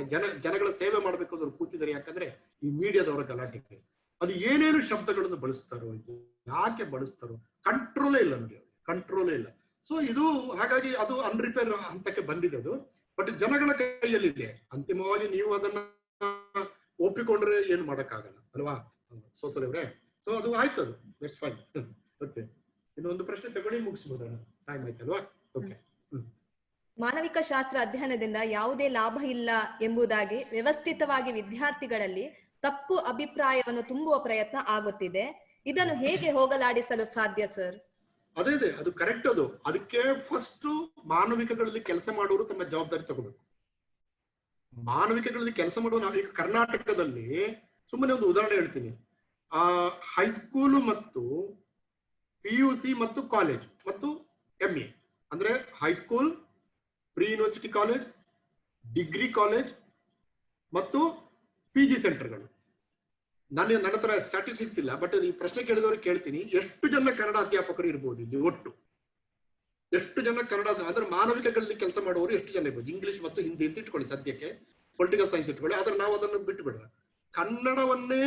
ಕನ್ನಡದ ಸಂಬಳ ತೆಕ್ಕೊಂಡು ಕನ್ನಡ ಓದಿ ಕನ್ನಡವನ್ನೇ ಮಕ್ಕಳಿಗೆ ಬೋಧಿಸುವ ಪ್ರಾಥಮಿಕ ಶಾಲಾ, ಪ್ರೌಢ, ಪ್ರಿ ಯೂನಿವರ್ಸಿಟಿ, ಕಾಲೇಜ್ ಮತ್ತು PG ಸೆಂಟರ್ಗಳಲ್ಲಿ ಎಷ್ಟು ಕನ್ನಡ ಅಧ್ಯಾಪಕರು ಇರ್ಬೋದು? ಒಂದು ಸರ್ವೆ ಮಾಡಿ. ಇದರಲ್ಲಿ ಎಷ್ಟು ಜನ ಕನ್ನಡ ಅಧ್ಯಾಪಕರಿಗೆ ಕನ್ನಡದ ಸ್ಥಿತಿಗತಿಗಳ ಬಗ್ಗೆ ಗೊತ್ತು? ಎರಡನೇ ಪ್ರಶ್ನೆ. ಮೂರನೇದು, ಇವರು ಎಷ್ಟು ಜನ ಕನ್ನಡದಲ್ಲಿ ಪ್ರಕಟವಾದ ಪುಸ್ತಕಗಳನ್ನು ಓದ್ತಾರೆ? 1921ರಲ್ಲಿ BM ಶ್ರೀಕಂಠಯ್ಯನವರ ಇಂಗ್ಲಿಷ್ ಗೀತಗಳು 1000 ಪ್ರತಿ ಮುದ್ರಣ ಆಯ್ತು. ಕರೆಕ್ಟ್ 100 ವರ್ಷ ಆಯ್ತು ನೋಡಿ, ಕರೆಕ್ಟ್ 100 ವರ್ಷ ಆಯ್ತು. 2020ರಲ್ಲಿ ಇವತ್ತು ಕೂಡ ನಿಮ್ಮಲ್ಲಿ ಅನೇಕ ಲೇಖಕರಿದ್ದಾರೆ. ನೀವು ಪ್ರಿಂಟ್ ಹಾಕುವ ಪುಸ್ತಕಗಳ ಸಂಖ್ಯೆ ಎಷ್ಟು? 750 ಅಥವಾ 600 ಅಥವಾ ಹೆಚ್ಚು, ಅಂದ್ರೆ 1000. ಕೆಲವು ಭೈರಪ್ಪನಂತ ಜನಪ್ರಿಯ ಬರಹಗಾರನ್ನು ಬಿಟ್ರೆ, ಅಂದ್ರೆ ನಾವು ಕಳೆದ 100 ವರ್ಷದಲ್ಲಿ ನಮ್ಮ ಜನಸಂಖ್ಯೆ 3 ಪಟ್ಟು ಬೆಳೆದಿದೆ, ನಮ್ಮ ಪುಸ್ತಕ ಪ್ರಕಟಣೆ ಹಾಗೇ ಉಳಿದಿದೆ 1000 ಪ್ರತಿ. ಅಂದ್ರೆ ನಾವೇ ಜವಾಬ್ದಾರಿ ಅದಕ್ಕೆ. ನಾ ಕನ್ನಡ ಅಧ್ಯಾಪಕನಾಗಿ ಕನ್ನಡಕ್ಕೆ ಏನಾಗ್ತಿದೆ ಅಂತ ನಂಗೆ ಗೊತ್ತಿಲ್ಲ, ಕನ್ನಡಕ್ಕೆ ಯಾರಕ್ಕೆ ಅನಾಹುತ ಆಗ್ತಿದೆ ಅಂತ ಗೊತ್ತಿಲ್ಲ. ಪುಸ್ತಕ ತಗೊಳ್ತಾ ಇಲ್ಲ, ನಾನು ಓದ್ತಾ ಇಲ್ಲ. ನನ್ನ ಹತ್ರ ಎಷ್ಟೋ ಜನ ಬರ್ತಾರೆ, ತುಂಬಾ ಸಿಟ್ಟು ಬರ್ತದೆ ನನಗೆ ಬಂದು ಮಾತಾಡಿದಾಗ. ಸರ್, ಒಂದು ಕೆಲಸ ಸಿಗ್ಬೇಕು ಸರ್, ಕೆಲಸ ಸಿಕ್ಕಿದ ಮೇಲೆ ಆರಾಮಾಗಿರ್ಬೇಕು ಸರ್. ನಾನು ಹೇಳಿದು, ಹೋಗಿ ಮನೆಯಲ್ಲಿ ಮಲ್ಕೋ ನೀನು. ಕೆಲಸ ಸಿಕ್ಕಿದ ಮೇಲೆ ನಿಮ್ಗೆ ಕೆಲಸ ಕೊಟ್ಟವರು ಸಂಬಳ ಕೊಡ್ತಾರೆ, ಅದಕ್ಕೆ ಕೆಲಸ ಮಾಡ್ಬೇಕು ಬೇಡ? ನೀನು ಆರಾಮಾಗಿರ್ಬೇಕು ಅಂತಂದ್ರೆ ನಿನ್ ಕೆಲಸ ಯಾಕೆ ಬೇಕು? ಹೋಗಿ ಮನೇಲಿ ಮಲ್ಕೋ ಅಂತ. ಸೊ ನಮ್ಮ ಆಟಿಟ್ಯೂಡ್ ಅಲ್ಲಿ ತುಂಬಾ ಸಮಸ್ಯೆ ಇದೆ. ಹಾಗಾಗಿ ಇದು ಒಂದು ಕಷ್ಟದ ದಾರಿಯಲ್ಲಿದೆ ಎಂಬುದನ್ನು ಒಪ್ಪಿಕೊಳ್ತೀವಿ. ದಿಸ್ ಇಂಟರ್ನ್ಯಾಷನಲೈಸೇಷನ್ ಆಫ್ ನಾಲೆಜ್ ಸಿಸ್ಟಮ್, ಜ್ಞಾನದ ಅಂತಾರಾಷ್ಟ್ರೀಕರಣ, ಉದಾರೀಕರಣ, ಆಮೇಲೆ ಈಗ ಬರುತ್ತಿರುವಂತಹ UGC ಹೊಸ ನಿಯಮಾವಳಿಗಳು, ಇದು ಎಲ್ಲವೂ ಕೂಡ ಕಾಲ, ದೇಶ, ಸ್ಥಳಕ್ಕೆ ಬದ್ಧವಾದಂತ ನಾಗರಿಕರನ್ನ ಬಿಡಿಸಿ ಒಂದು ಅಂತಾರಾಷ್ಟ್ರೀಯ ಪ್ರಜೆಗಳನ್ನು ನಿರ್ಮಿಸ್ತಾ ಇದೆ. ಅವ್ರು ಇವತ್ತು ಬೆಂಗಳೂರು, ನಾಳೆ ಆಸ್ಟ್ರೇಲಿಯಾ, ಹಿಂಗೆ ಹಾರಾಡುವ ಪರ್ಸನಾಲಿಟಿಗಳನ್ನ ನಿರ್ಮಿಸ್ತಾರೆ. ನಾನು ಒಂದು ಲೇಖನ ಬರೆದೆ ಇಂಗ್ಲಿಷ್ ಅಲ್ಲಿ, ಇಟ್ಸ್ ಅ ಫ್ಲೋಟಿಂಗ್ ಐಲ್ಯಾಂಡ್ ಅಂತ. ಅದು ಹಿಂದೂಸ್ತಾನ್ ಟೈಮ್ಸ್ ಅಲ್ಲಿ ಬಂತು. ಫ್ಲೋಟಿಂಗ್ ಐಲ್ಯಾಂಡ್, ತೇಲುವ ದ್ವೀಪಗಳು ಅಂತ. ಈ ತೇಲುವ ದ್ವೀಪಗಳ ಜೊತೆಗೆ ಗಟ್ಟಿಯಾಗಿ ನಿಂತ ದ್ವೀಪಗಳಿದೆಯಲ್ಲ, ಕಾರಂತರ ಅಂತವರು, ಕುವೆಂಪು ಅಂತವರು, ಬೇಂದ್ರೆ ಅಂತವರು, ಮಾಸ್ತಿ ಅಂತವರನ್ನ ಇಟ್ಟು ನಾವು ಅನಲೈಸ್ ಮಾಡ್ಲಿಕ್ಕೆ ಸಾಧ್ಯ ಇರಬೇಕು. ಸಮಸ್ಯೆ ಬಹಳ ಗಂಭೀರವಾಗಿದೆ ಎಂಬುದನ್ನು ನಾನು ಹೇಳಿದೆ. ನನ್ನ ಹತ್ರ ಇನ್ನೂ ಕೂಡ ಸ್ಟ್ಯಾಟಿಸ್ಟಿಕ್ಸ್ ಇದೆ, ಆದ್ರೆ ಐ ಥಿಂಕ್ ಇಷ್ಟು ಸಾಕು ಅನ್ಸುತ್ತೆ. DR ನಾಗರಾಜ್, ಸಾಹಿತ್ಯ, ಕನ್ನಡ, ತತ್ವಶಾಸ್ತ್ರ, ಇತಿಹಾಸ, ರಾಜಕೀಯ ಶಾಸ್ತ್ರಗಳ ನಡುವೆ ಸಂಚರಿಸಿ ಕನ್ನಡದ ಚಿಂತನೆಯ ಜಗತ್ತನ್ನು, ಮಾನವಿಕಗಳನ್ನು ವಿಸ್ತರಿಸಿದರು. ಹೀಗಿದ್ದರೂ ಅವರನ್ನು ಬರೀ ಕನ್ನಡದ ಸಾಹಿತ್ಯಕ್ಕೆ ಮಾತ್ರ ಸೀಮಿತಗೊಳಿಸಲಾಯಿತು. ನಾಗರಾಜ್ ಮಾನವಿಕಗಳನ್ನು ವಿಸ್ತರಿಸಿದ ಚಿಂತಕ, ಪ್ರತಿನಿಧಿ ಎಂಬುದಾಗಿ ಯಾಕೆ ಗುರುತಿಸಲಿಲ್ಲ? ಬೌದ್ಧಿಕ ಜಗತ್ತು, ನಿಮ್ಮ ಅಭಿಪ್ರಾಯವೇನು ಸರ್? ಇಲ್ಲ, ಕರೆಕ್ಟ್. ಅದು ನಾವು ಗುರುತಿಸಲಿಲ್ಲ ಎಂಬುದು ಒಂದು, ಆಮೇಲೆ ನಮಗೆ ಗುರುತಿಸಲಿಕ್ಕೆ ಸಾಧ್ಯ ಆಗಬೇಕು ಎಂಬುದು ಎರಡು. ಅದು ಕರೆಕ್ಟ್, ನೀವು ಹೇಳಿದ್ದು ಕರೆಕ್ಟ್. ಮತ್ತೆ ಇನ್ನೊಂದಿದೆ, ಮತ್ತೆ ಕನ್ನಡದವರು ಅಂದ್ರೆ ಬರೀ ಕನ್ನಡ ಮಾತ್ರ ಮಾತಾಡ್ಕೊಂಡು ಕೂರಬೇಕು ಅಂತ ಅಲ್ಲ, ತಪ್ಪು ಅದು. DR ನಾಗರಾಜ್ ಒಳ್ಳೆ ಉದಾಹರಣೆ. ಅವರು ಶಿಸ್ತುಗಳನ್ನು ದಾಟಿದ್ರು. ಅವರು ನಮ್ಮಲ್ಲಿ ಏನಾಗಿದೆ ಅಂದ್ರೆ, ನಾವು ಅದು ಅಲ್ಲಪ್ಪ. ನಾನು ಒಂದು ಲೇಖನ ಬರೆದೆ, ನನ್ನ ಯಾರಾದ್ರೂ ನಿಮಗೆ ಸಿಕ್ಕಿದ್ರೆ ದಯವಿಟ್ಟು ಓದಿ, ಕನ್ನಡ ಕಥನಗಳು ಅಂತ ಒಂದು ಪುಸ್ತಕ ಬರೆದೆ. ಕನ್ನಡ ಕಳೆದ ವರ್ಷ 2019 ಜುಲೈಯಲ್ಲಿ ಪ್ರಕಟ ಆಯ್ತು. ನವ ಕರ್ನಾಟಕದಲ್ಲಿ ಸಿಗುತ್ತೆ. ನಾನು ನನ್ನ ಪುಸ್ತಕವನ್ನು ಪ್ರಚಾರ ಮಾಡ್ತಾ ಇಲ್ಲ, ನನಗೆ ಅದರ ಅಗತ್ಯವಿಲ್ಲ. ಆದ್ರೆ ಅದರ ಮೊದಲ ಲೇಖನ ಇದೆ ಹಳೆ ಕನ್ನಡ ಸಾಹಿತ್ಯದ ಬಗ್ಗೆ, ದಯವಿಟ್ಟು ಓದಿ ನೋಡಿ. ಮಧ್ಯಕಾಲೀನ ಕನ್ನಡ, ನೀವು ಕುಮಾರವ್ಯಾಸ ಭಾರತವನ್ನು ಓದ್ತೀವಿ, ನಾವು ಪಾಠ ಮಾಡ್ತೀವಿ. ಕುಮಾರವ್ಯಾಸ ಭಾರತವನ್ನ ಗಮಕ ಮಾಡಿ ಜನಗಳಿಗೆ ತಲುಪಿಸಿದ್ರಲ್ಲ, ಗಮಕಿಗಳು ಯಾರು? ಕುಮಾರವ್ಯಾಸ ಭಾರತವನ್ನ ಹರಿಕತೆ ಮಾಡಿ ಕುಮಾರವ್ಯಾಸ ಭಾರತದ ಪದ್ಯಗಳನ್ನು ಜನಗಳಿಗೆ ತಲುಪಿಸಿದ್ರಲ್ಲ, ಆ ಹರಿದಾಸರು ಯಾರು? ಕುಮಾರವ್ಯಾಸ ಭಾರತದ ಕೆಲವು ಘಟನೆಗಳನ್ನ ದೇವಸ್ಥಾನಗಳ ವಾಸ್ತುಶಿಲ್ಪಗಳಲ್ಲಿ ಚಿತ್ರಿಸಿದ್ರಲ್ಲ, ಆ ವಾಸ್ತುಶಿಲ್ಪಿಗಳು ಯಾರು? ಕುಮಾರವ್ಯಾಸ ಭಾರತ, ತೊರವೆ ರಾಮಾಯಣ, ಇದು ಯಾವುದು ನಮ್ಮ ಲಕ್ಷ್ಮೀಶನ ಜೈಮಿನಿ ಭಾರತವನ್ನ ಯಕ್ಷಗಾನ ಪ್ರಸಂಗಗಳನ್ನಾಗಿ ಮಾಡಿ 16-17ನೇ ಶತಮಾನದಲ್ಲಿ ಇದೇ ಕಾವ್ಯಗಳು, ತೊರವೆ ರಾಮಾಯಣವೇ, ಕುಮಾರವ್ಯಾಸ ಭಾರತವೇ ಯಕ್ಷಗಾನ ಪ್ರಸಂಗಗಳಾಗಿ ಇವತ್ತು ಕರಾವಳಿ ಕರ್ನಾಟಕದಲ್ಲಿ, ಅಂದ್ರೆ ಈಗ ಕೊರೋನಾದಿಂದಾಗಿ ಸ್ವಲ್ಪ ತೊಂದರೆ ಆಗಿದೆ, ಇಲ್ಲಂದ್ರೆ ಸುಮಾರು 40 ಮೇಳಗಳು, ಪ್ರತಿ ಮೇಳಗಳು ಕೂಡ 180 ಆಟ ಆಡಿಕೊಂಡು ಈ ಕಾವ್ಯಗಳನ್ನು ಜನಗಳ ಹತ್ರ ತಗೊಂಡೋಗಿದ್ದಾರೆ. ಇವತ್ತು ಮಂಗಳೂರಿನಲ್ಲಿ ಬಸ್ಸಲ್ಲಿ ಕೂತ್ರೆ ಡೆಲ್ಲಿ, ಇದು ನೀವು ಉಡುಪಿಗೆ ಹೋದ್ರೆ ಯಾರೋ ಒಬ್ಬ ಒಂದು ಪದ್ಯ ಹೇಳ್ತಾ ಇರ್ತಾರೆ, ಅದು ಕುಮಾರವ್ಯಾಸನ ಸಾಲದು. ಆದ್ರೆ ಅವ ಕುಮಾರವ್ಯಾಸ ಭಾರತವನ್ನು ಓದಿ ತಿಳಿದದಲ್ಲ, ಅವ ನಿನ್ನೆ ರಾತ್ರಿ ಟೌನ್ ಹಾಲ್ ನೋಡಿದ ಯಕ್ಷಗಾನದಿಂದ ಸಿಕ್ಕಿದ ಸಾಲು. ನಾನು ಜೆಎನ್ಯುನಲ್ಲಿ ಗದಾಯುದ್ಧ ರಿಲೀಸ್ ಮಾಡುವಾಗ ಕೋಲಾರದಿಂದ ಲಕ್ಷ್ಮಣದಾಸರನ್ನ ಕರೆದು ಹರಿಕತೆ ಮಾಡಿಸಿದ್ದೇನೆ. ಗದಾಯುದ್ಧವನ್ನು ದಲಿತ ಕವಿಯವನು, ದಲಿತ ಹರಿದಾಸ ಇಡೀ ರನ್ನನ ಗದಾಯುದ್ಧವನ್ನು ಬಾಯ್ಪಾಠ ಮಾಡಿ ಹೇಳಿದ್ರು. ಬಾಯ್ಪಾಠ ಬರ್ತದೆ ಅವರಿಗೆ. ಸೊ ಇವ್ರು ಯಾಕೆ ನಮ್ಮ ಸಾಹಿತ್ಯದ ಅಧ್ಯಯನದ ಭಾಗವಾಗಿಲ್ಲ? ನಾವು ಗಮಕಿಗಳನ್ನು ಇಟ್ಕೋಬೇಕು ನಾವು ಒಟ್ಟಿಗೆ. ಹರಿದಾಸರು ಕೂಡ ನಮ್ಮ ಕನ್ನಡ ಸಾಹಿತ್ಯದ ಭಾಗವೇ. ಆದ್ರೆ ನಮ್ಮ ಕನ್ನಡ ಸಾಹಿತ್ಯ ಚರಿತ್ರೆಗಳು ಅವರ ಬಗ್ಗೆ ಏನು ಹೇಳೋದೇ ಇಲ್ಲ.